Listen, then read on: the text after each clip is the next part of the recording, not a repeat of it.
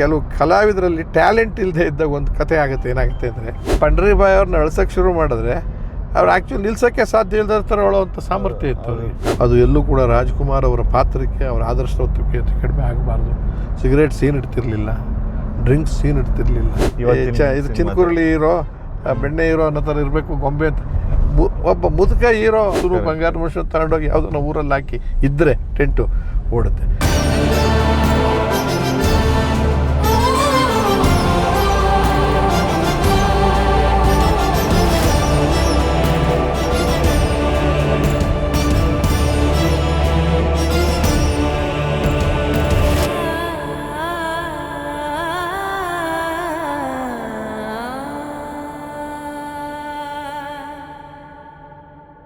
ಅವತ್ತಿನ ಬರಹಗಾರಗಳ ಬಗ್ಗೆ ಹೇಳೋದಾದ್ರೆ, ಅವತ್ತು ಸಿನಿಮಾ ಜಗತ್ತು ಒಂದು ಮಾರಲ್ ನೀತಿಯನ್ನು ಕೊಡೋದು ಕೂಡ ಅದರಲ್ಲಿ ಕರ್ತವ್ಯ ಅಂದ್ಕೊಂಡಿದ್ದು. ಸಿನಿಮಾನ ಬರೀ ಮನೋರಂಜನೆಗೋಸ್ಕರ ಸಿನಿಮಾ ತೆಗಿತಾ ಇರಲಿಲ್ಲ. ಮನೋರಂಜನೆಯ ಜೊತೆಯಲ್ಲಿ ಅರಿವನ್ನು ಮೂಡಿಸ್ತಕ್ಕಂಥದ್ದು, ಜಾಗೃತಿಯನ್ನು ಮೂಡಿಸ್ತಕ್ಕಂಥ ಕಥೆಗಳೇ ಇತ್ತು. ಅದೆಲ್ಲಕ್ಕಿಂತ ಯಾರೂ ಒಬ್ಬ ಸುಮಾರು ತಿಂಗಳು ವರ್ಷಗಳ ಕಟ್ಟಲೆ ಭಾಳ ಚಿಂತನೆ ಮಾಡಿ, ಅಧ್ಯಯನ ಮಾಡಿ, ಓಡಾಟ ಮಾಡಿಕೊಂಡು, ಪ್ರವಾಸ ಮಾಡಿ ಕಥೆಯನ್ನು ಎಣಿತಾ ಇದ್ರು. ವಸ್ತುಗಳು ಕಾದಂಬರಿ, ಒಂದು ಕಾದಂಬರಿ ಬರೀಬೇಕಾದ್ರೆ ಬರೀ ಕಲ್ಪನೆನೇ ಇರ್ತಿರ್ಲಿಲ್ಲ. ಅವ್ರು ನಡೆದ ಘಟನೆಗಳನ್ನೆಲ್ಲ ಇಟ್ಕೊಂಡು ಅದ್ರ ಸುತ್ತಮುತ್ತ ಅದನ್ನು ವೈಭವೀಕರಿಸಿ ಅದಕ್ಕೊಂದು ರೂಪ ಕೊಡ್ತಿದ್ರು. ಕೆಟ್ಟದ್ದು ಯಾವುದು, ಒಳ್ಳೇದು ಯಾವುದು, ಆಮೇಲೆ ಹೇಗೆ ಬದುಕಬೇಕು ಮನುಷ್ಯ ಅಂತಂದವನು. ನೀವು ಅದಕ್ಕೆ ಅವತ್ತಿನ ಕಾಲದಲ್ಲಿ ಪ್ರೊಡ್ಯೂಸರ್ಸ್ಗೂ ಕೂಡ ಸಾಹಿತ್ಯದ ಅಭಿಮಾನ, ರುಚಿ ಇದ್ದವರೇ ಬರ್ತಿದ್ರು. ಅದಿಲ್ಲದೆ ಇದ್ದವ್ರು ಯಾರೂ ಒಳಗೆ ನುಗ್ತಾನೆ ಇರಲಿಲ್ಲ. ಅಥವಾ ಇಲ್ಲದೇ ಇದ್ದರೂ ಅವ್ರು ತೊಗೊತಿದ್ದವ್ರು ಮಾತ್ರ ಸಾಹಿತ್ಯ ಗೊತ್ತಿರಲೇಬೇಕು ಅಂತಕ್ಕಂಥದ್ದು. ಅವ್ರು ಯಾರು ಪ್ರೊಡ್ಯೂಸರ್ಸು ಅವರೇ ಕತೆ ಬರೆಯೋದು, ಅವರೇನೇ ಹಾಡು ಬರೆಯೋದು ಇಂಥದ್ದೆಲ್ಲ ಮಾಡ್ತಾನೆ ಇರಲಿಲ್ಲ. ಅವ್ರು ದುಡ್ಡು ಆಗ್ತಾಯಿದ್ದಿಲ್ಲ. ಅವ್ರು ಕೊನೆಗೆ ಏನು ಹೇಳೋದು, ನನ್ನ ದುಡ್ಡು ಬಂದುಬಿಟ್ರು ಸಾಕು, ಒಳ್ಳೆ ಪಿಕ್ಚರ್ ಮಾಡಿ ಆಮೇಲೆ ಎಲ್ಲರೂ ನೋಡೋವಂಥ ಸಿನಿಮಾಗಳು ಮಾಡಬೇಕು ಅನ್ನೋ ಭಾವನೆಯಲ್ಲಿತ್ತು ಅವತ್ತಿನ ನಿರ್ಮಾಪಕರು, ನಿರ್ದೇಶಕರು ಮತ್ತು ವಿತರಕರಿಗೂ ಕೂಡ ಒಂದು ರೀತಿಯಾದ ಕನ್ಸರ್ನ್ ಇತ್ತು ಅವತ್ತಿನ ದಿವಸ. ನೀವು ಹೇಳಿದಾಗೆ ನೀವು ನೋಡಿ, ನನಗೆ ತಿಳಿದ ಮಟ್ಟಿಗೆ ನಾನು 1980ರ 2-3 ವರ್ಷ ಮುಂಚೆ ಎಂಟ್ರಾಗಿರೋನು. ಅದಕ್ಕೆ ಮುಂದೆ ಇತಿಹಾಸ ದೊಡ್ಡದಿದೆ. ನಾವು ಆದರೆ ಇದನ್ನೆಲ್ಲ ಮಾತಾಡೋದು ಯಾವಾಗ ಅಂದರೆ, ರಾಜ್ಕುಮಾರ್ ಅವರು ಯಾರ ಪೀಕ್ಗೆ ಹೋಯ್ತಲ್ಲ, ದೊಡ್ಡ ಹೆಸರು ಮಾಡಿದ್ರಲ್ಲ, ಅವತ್ತಿನಿಂದ ಆಚೆಗೆ ಅದಕ್ಕೊಂದು ಬೇರೆ ಅರ್ಥ ಬಂತು. ಆಮೇಲೆ ನಿಮ್ಮ ಅವರ ಅಷ್ಟು ಪಿಕ್ಚರ್ಗಳನ್ನ ನೀವು ಗಮನಿಸಿದಾಗ, ಅಧ್ಯಯನ ಮಾಡಬೇಕು ಅಂತಲೇ ಗಮನಿಸಿದಾಗ, ಭಾಷೆಯ ಶುದ್ಧವನ್ನು ಹೇಳ್ಕೊಟ್ಟವ್ರು ಅವರು. ಹೌದು, ಶುದ್ಧವಾದ ಭಾಷೆ ಕನ್ನಡ ಹೇಗೆ ಮಾತಾಡಬೇಕು ಅಂತ. ಯಾರು ಒಬ್ಬ ಅಕ್ಷರಸ್ಥ ಅಲ್ಲ, ಕೇವಲ ಕಡಿಮೆ 3ನೇ ಕ್ಲಾಸ್. ಆಮೇಲೆ ಶರೀರ ಹೇಗೆ ಇಟ್ಕೋಬೇಕು, ಶಾರೀರ ಹೇಗೆ ಇಟ್ಕೋಬೇಕು. ಮತ್ತು ನಾನು ಏನು ಹೇಳ್ತೀನೋ ಅದನ್ನು ಜನ ಕೇಳ್ತಿದ್ದಾರೆ, ನಂಬುತ್ತಿದ್ದಾರೆ ಅಂದಾಗ ಪ್ರತಿ ಒಂದೊಂದು ಸಿನಿಮಾದಲ್ಲೂ ಕೂಡ ಒಂದು ಏನಾದರೂ ಕತೆ, ಅದು ಹೆಣ್ಣುಮಕ್ಕಳ ವಿಚಾರ ಇರ್ಬೋದು, ಯುವಕರ ವಿಚಾರ ಇರ್ಬೋದು, ರೈತರ ವಿಚಾರ ಇರ್ಬೋದು. ಅವ್ರದ್ದೊಂದು ಬಂಗಾರದ ಮನುಷ್ಯನೇ ತಗೊಳ್ಳಿ, ಅದರಲ್ಲಿ ಎಂಥ ಒಂದು ಗಟ್ಟಿಯ ನಿಲುವಿದೆ. ಕೂಡು ಕುಟುಂಬ ಅಂದರೆ ಹೆಂಗಿರುತ್ತೆ. ಏನಾಯ್ತು ಅಂದರೆ, ಬಂಗಾರದ ಮನುಷ್ಯ ತೆಗೆದಾಗ ಅದೊಂದು ಸಿನಿಮಾ. ಆದರೆ ಬರೆದ ಕಥೆಗಾರರು ಪಾಪ್ಯುಲರ್ ಇರಲಿಲ್ಲ, ಅವ್ರ ಬಗ್ಗೆನೂ ಹೆಚ್ಚಿನ ಜನಪ್ರಿಯತೆ ಏನಿರಲಿಲ್ಲ. ಅವತ್ತಿದ್ದು ರಾಜ್ಕುಮಾರ್ ಇರೋದ್ರಲ್ಲಿ ಪಿಕ್ಚರ್ ಮಾಡಿದ್ದಾರೆ.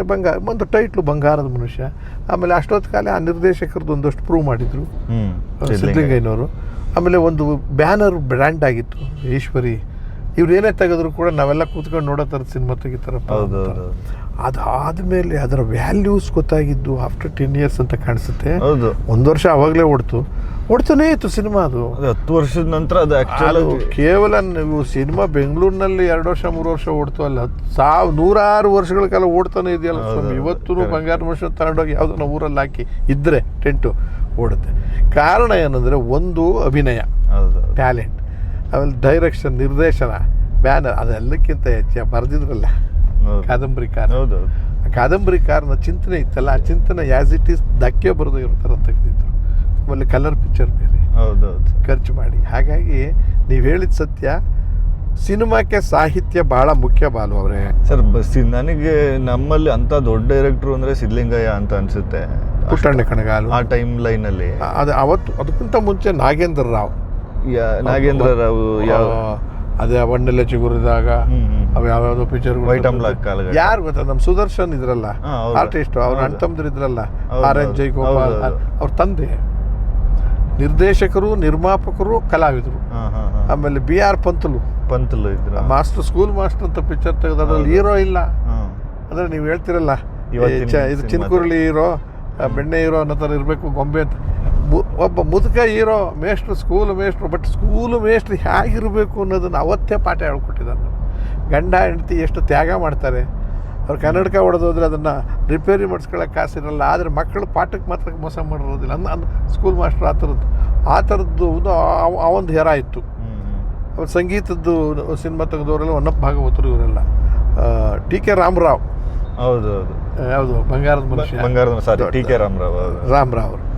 ಆವಾಗ ಆಮೇಲೆ ಕಾಂಪಿಟೇಷನ್ ಮೇಲೆ ತೆಗಿತಿದ್ದು ಕಾದಂಬರಿನೇ. ಹೌದು, ಪುಟ್ಟಣ್ಣ ಅವರು ಒಂದು ಕಾದಂಬರಿ ಬೆಳ್ಳಿ ಮೋಡ ತೆಗಿತಾರೆ, ಅಥವಾ ಗೆಜ್ಜೆ ಪೂಜೆ ತೆಗಿತಾರೆ, ಭೂತಾಯನ ಮಗ ಇನ್ನೊಬ್ರು ತೆಗಿತಾರೆ, ಇನ್ನೊಂದು. ಅಂಥ ಟೈಮ್ನಲ್ಲಿ ಬಂದಂಥವ್ರು ಹೊಸ ಪೀಳಿಗೆ, ಸ್ವಲ್ಪ ಹೊಸ ಪೀಳಿಗೆ ಅಂದರೆ ಸೋಮಶೇಖರ್ ಅಂಡ್ ಯಾರ ಬಂದಾಗ ಸೋಮಶೇಖರ್ ತುಂಬ ಸಿನಿಮಾನ ಕಾದಂಬರಿ ತೆಗಿಯೋದು ಒಳ್ಳೆಯದೇ. ಬರೀ ಕಾದಂಬರಿಗಿಂತಲೂ ನಾವು ಕೂಡ 2 ಗಂಟೆಲಿ ಹೇಳ್ಬೇಕಾದ್ರೆ ಇಡೀ ಕಾದಂಬರಿಯನ್ನು 2 ಗಂಟೆಲಿ ಅಚ್ಚುಕಟ್ಟಾಗಿ ಪೂರ್ತಿ ಹೇಳೋಕ್ಕಾಗದೇ ಇರ್ಬೋದು, ಬಿಡಲೇಬೇಕಾಗುತ್ತೆ. ಕಾದಂಬರಿ ಕಾರಣ ವಿಚಾರಗಳನ್ನು ಬಿಡಲೇಬೇಕಾಗುತ್ತೆ.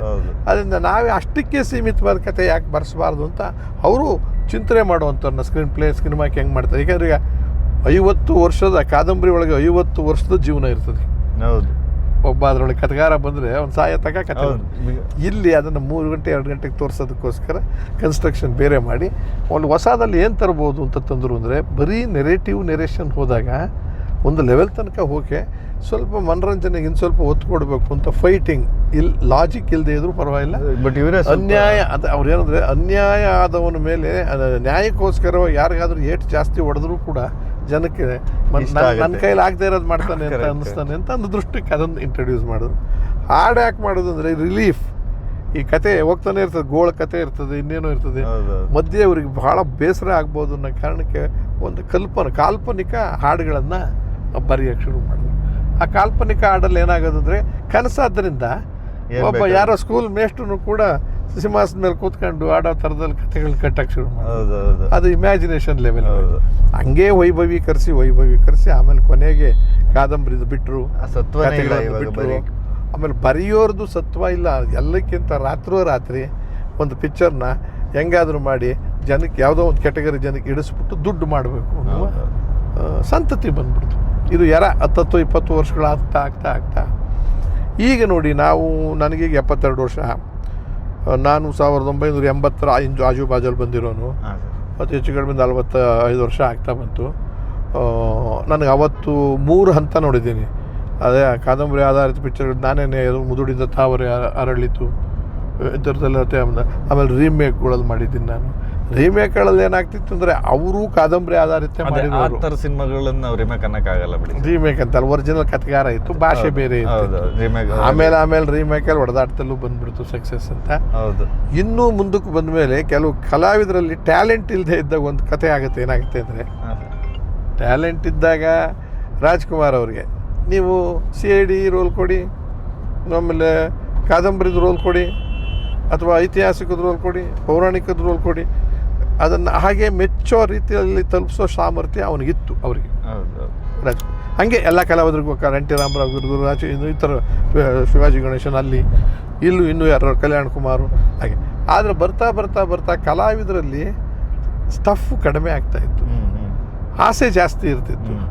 ಒಂದು ಸೌಂದರ್ಯ ಇದ್ದರೆ ಸಾಕು, ಚಿನ್ಕುಳ್ಳಿ ಹಂಗೆ ಓಡಾಡ್ಬಿಟ್ರೆ ಸಾಕು, ಫೈಟಿಂಗು ಡ್ಯಾನ್ಸ್ನಲ್ಲೂ ಗೆದ್ಕೊಂಡ್ಬಿಡ್ಬೋದು ಅನ್ನೋ ಒಂದು ಮನೋಕಲ್ಪನೆಯಿಂದ ಕೆಲವು ಪ್ರೊಡ್ಯೂಸರು ಡೈರೆಕ್ಟ್ರು ತರಾತುರಿಯಲ್ಲಿ ಮಾಡಿದ್ರು. ಅಲ್ಲೇನಾಗುತ್ತೆ, ಸತ್ವ ಯಾಕೆ ಕಳ್ಕೊಂತಂದ್ರೆ ಎಂಥದ್ದೇ ಕಾದಂಬರಿ ತುಂಬಿದ್ರು ಅಭಿನಯ ಇಲ್ಲದೆ ಇದ್ದಾಗ. ಹೌದು, ಈಗ ಪಂಡ್ರಿಬಾಯಿ ಅವ್ರನ್ನ ಅಳ್ಸೋಕ್ಕೆ ಶುರು ಮಾಡಿದ್ರೆ ಅವ್ರು ಆ್ಯಕ್ಚುಲಿ ನಿಲ್ಸೋಕ್ಕೆ ಸಾಧ್ಯ ಇಲ್ಲದ ಥರ ಹೇಳೋವಂಥ ಸಾಮರ್ಥ್ಯ ಇತ್ತು.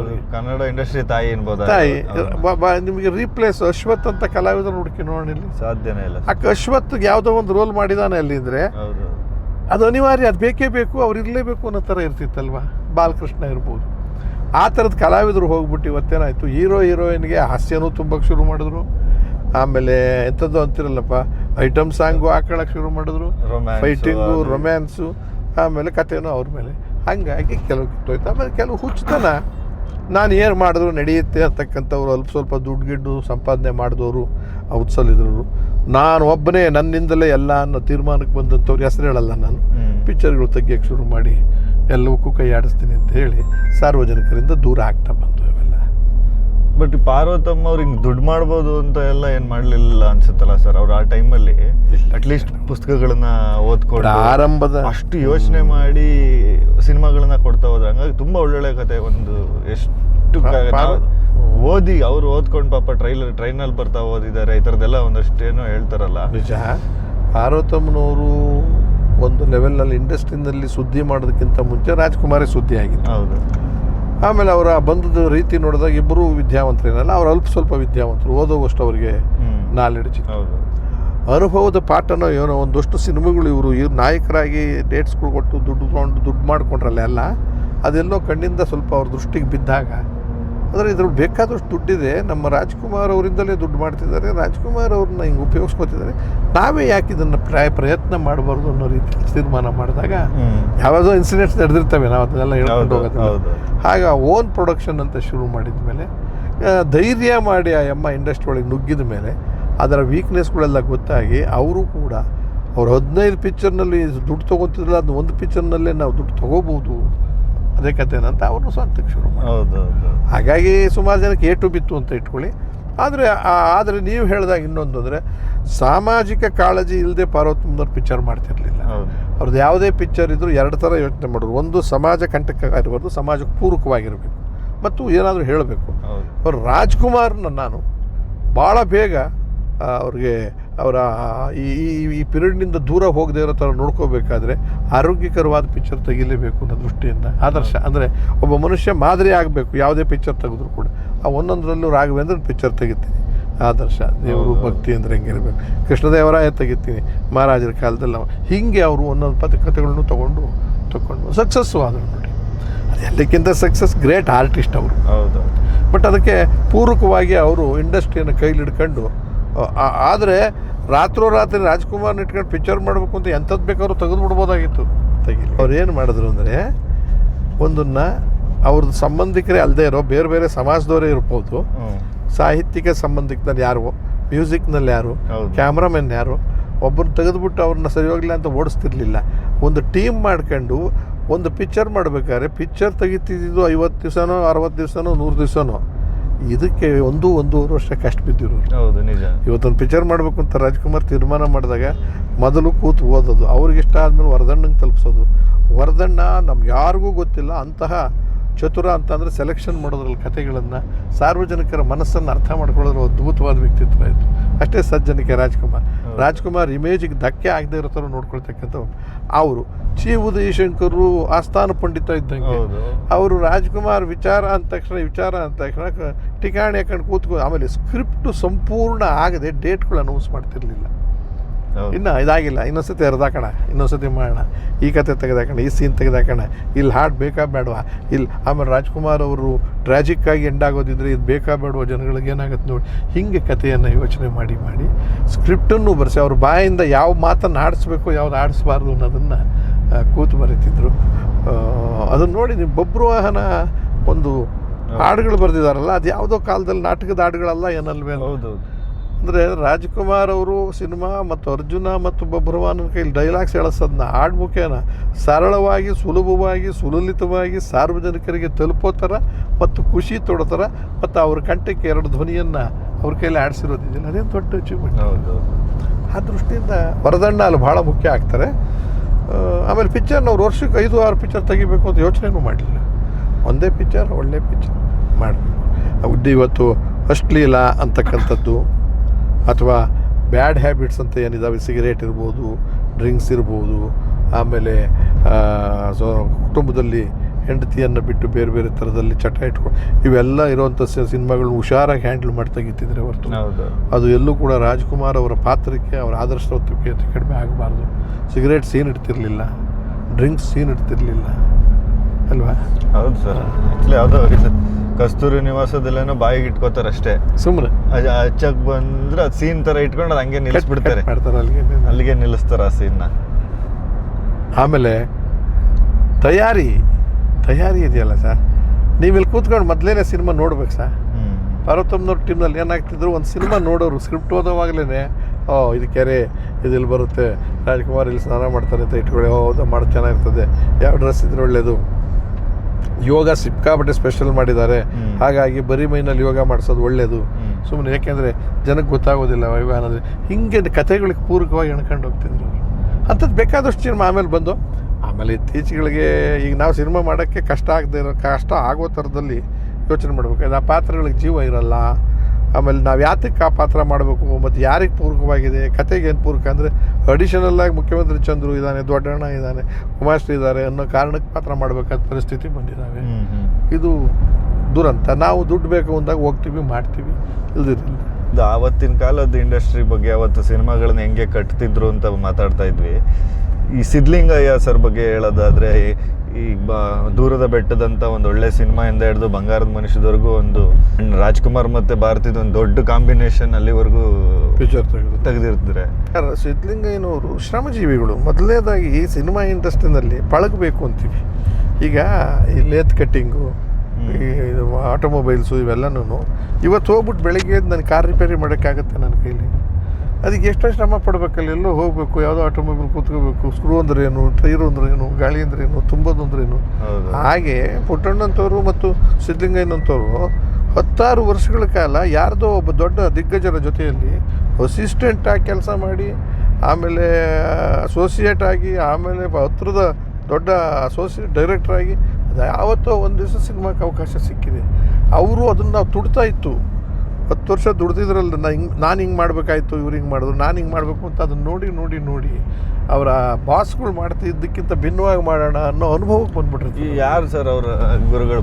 ಸಿದ್ಧಲಿಂಗಯ್ಯ ಡೀಟೇಲ್ಸ್ ನನಗೆ ಗೊತ್ತಿಲ್ಲ, ಅವ್ರು ಯಾರ್ಯಾರ ಹತ್ರ ಇದ್ರು. ಬಹುತೇಕ ಈ ಪಂತಲು ಗಿಂತಲು ನಾಗೇಂದ್ರ ರಾವ್ ಇವ್ರಿಗಿನ್ನೂ ಯಾರು ಇದ್ದರು ಅಂತ ಕಾಣಿಸುತ್ತೆ ಅವಾಗ. ಆ ಥರದ್ದು ರಾಜೇಂದ್ರ ಬಾಬು ಅವ್ರ ತಂದೆ ಇವರೆಲ್ಲ ಇದ್ದರು. ಅವ್ರು ಯಾರ್ಯಾರು ಪಳಗಿದ್ದಾರೆ ನಂಗೆ ಗೊತ್ತಿಲ್ಲ. ಸಿದ್ಧಲಿಂಗಯ್ಯನವ್ರು ನೋಡೋ ಹೊತ್ತಿಗೆ ಅವ್ರು ಅಲ್ಲೇ ದೊಡ್ಡ ಹೆಸರು ಮಾಡಿಬಿಟ್ಟಿದ್ರು ನಾನು ನೋಡೋ ಹೊತ್ತಿಗೆ.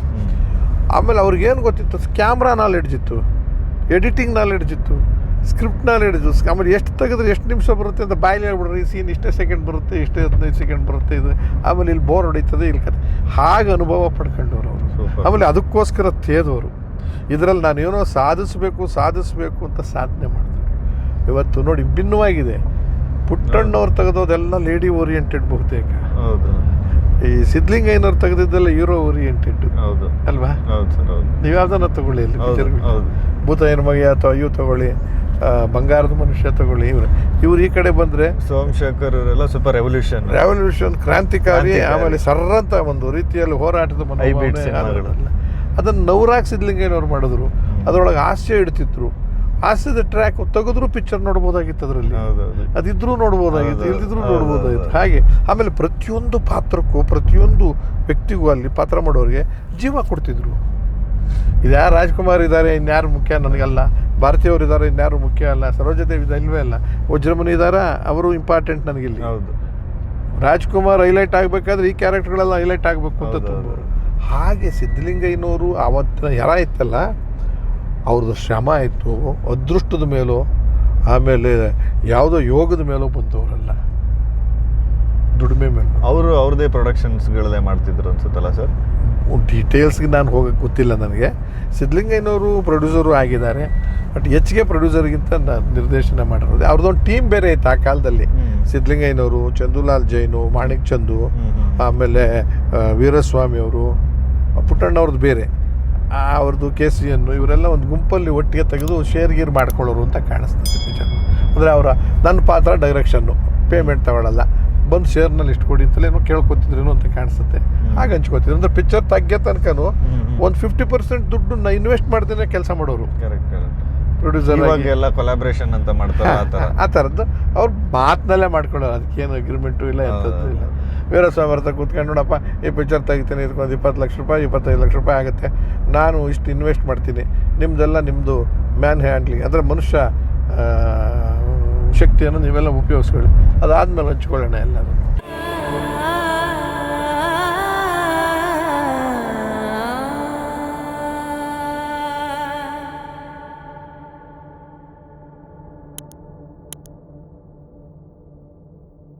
ಡೈರೆಕ್ಟ್ರು ಏನು ಸರ್ ಇಷ್ಟು ಚಿಕ್ಕ ಎಳೆ ವಯಸ್ಸಿದು, ಆ ರೋಲು ಅಂಬರೀಷ್ಗಿಂತ ಇಂಪಾರ್ಟೆಂಟ್ ನಮಗೆ ಆ ರೋಲು. ಈಗ ಕೇಳಿದವನಿಗೆ 8,000 ಸರ್, ಅದಾದಮೇಲೆ ಕೇಳಿದವನಿಗೆ 12,000 ಸರ್, ಅದಾದಮೇಲೆ 16,000, ಅದಾದಮೇಲೆ 20,000. ಇದ್ರ ಕಡಿಮೆ ಮಾಡೋಕ್ಕೆ ಹೋಗ್ಬೇಡ, ಹೋಗಿ ನೀನು. ಇವನ್ ಮರಿ ಪ್ರೊಡ್ಯೂಸರು ಯಾರು ರವಿಚಂದ್ರ, ಚಿಕ್ಕ ಹುಡುಗ, ಅವರೇ ಹ್ಯಾಂಡ್ಲ್ ಮಾಡ್ತಾರೆ, ಅವನೇ ರೋಪ್ ಆಗ್ತಿದ್ರು. ಇವ್ರಿಗೆಲ್ಲ ಯಾಕೆ ಅಷ್ಟೊಂದು ದುಡ್ಡು ಕೊಡ್ಬೇಕು, ಇನ್ನು ಒಂದು ಸಿನಿಮಾನು ಮಾಡಿಲ್ಲ. ಹಾಗೆ ಅಂಬಾಸಿಡರ್ ಕಾರ್ ಇತ್ತು, ಬ್ಲೂ ಕಲರ್ ಕಾರ್, ಅದು ತಗೊಳ, ಇದು ನೀನು ಇಟ್ಕೊಳ, ಈ ಪಿಕ್ಚರು ನಿನ್ನಿಂದ ದುಡ್ಡು ಮಾಡ್ತಾ ಇದೆ ತಗೋ. ದರಿದ್ರ ಏನಂತ ಅಂದರೆ ಆ್ಯಕ್ಚುಲಿ ಬ್ರೇಕ್ ಫೇಲ್ ಆಗ್ಬಿಡ್ತದೆ ಆ ಘಟ್ಟದ ಭಾಗದಲ್ಲಿ. ನಿಜವಾಗ್ಲೂ ಆಗುತ್ತೆ. ಅವ್ರು ಬಂದು ಹೇಳಿದ್ರು ರೋಹಿತಾಶ್ವರ್, ನೀನೇ ಹೀರೋ, ಹುಡುಗಾಟ ಆಡ್ತೀರ, ಸಿನಿಮಾ ಓಡಬೇಡ, ಹೋಗ್ರೆ, ನನಗೆ ಅದೇನೋ ಕಾಂಪೌಂಡ್ ರೋಲ್ ಇದೆ ಕೊಡಿ ಅಂತ. ನಾನು ಮುಖ್ಯಮಂತ್ರಿ ರೋಲ್ ಕೊಟ್ಟರೆ ಮಾಡ್ತೀನಿ, ಇದ್ರೆ ಮಾಡಲ್ಲ ಅಂತ. ಅಷ್ಟೊಂದು ಮುಖ್ಯಮಂತ್ರಿ ಪಾತ್ರ ಮಾಡಿಬಿಟ್ಟಿದ್ದೆ ನಾಟಕ 80ರಲ್ಲಿ.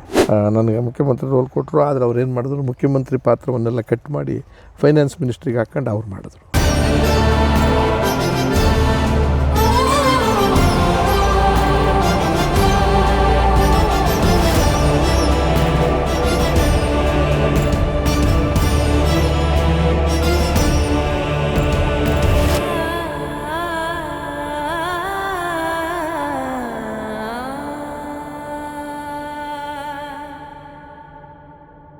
ಐನೂರು ಸಿನಿಮಾ ಮೇಲೆ ನೀವು ವರ್ಕ್ ಮಾಡಿದ್ದೀರಾ. 500 ಸಿನಿಮಾಗಳು ಅಂದರೆ ನೀವು ವರ್ಷಕ್ಕೆ ಲೆಕ್ಕ ಹಾಕೊಂಡು 40 ವರ್ಷ ಇಲ್ಲಿವರೆಗೂ ನಿಮ್ಮ ಜರ್ನಿ ಶುರುವಾಗಿ ಆಗಿರೋದು. 45 ವರ್ಷ ಸಿನಿಮಾ 80. 500 ಸಿನಿಮಾ ಅಲ್ಲಿಗೆ ಲೆಕ್ಕ ಹಾಕೊಂಡ್ರು ವರ್ಷಕ್ಕೆ ತುಂಬ ಸಿನಿಮಾಗಳಾಗ್ತವಲ್ಲ ಸರ್. ಅಷ್ಟು ಆ್ಯಕ್ಟಿವಾಗಿ ಹೆಂಗಿರೋಕ್ಕೆ ಸಾಧ್ಯ ಆಯಿತು? ಅದಲ್ದಲೇ ರಾಜಕೀಯ ಮಾಡಿದ್ದೀರಾ, ನಾಟಕ ಮಾಡಿದ್ದೀರಾ. ಜಾಸ್ತಿ ಅಂತ ನಿಮಗೆ ಅನ್ನಿಸ್ತಾ ಇದೆ.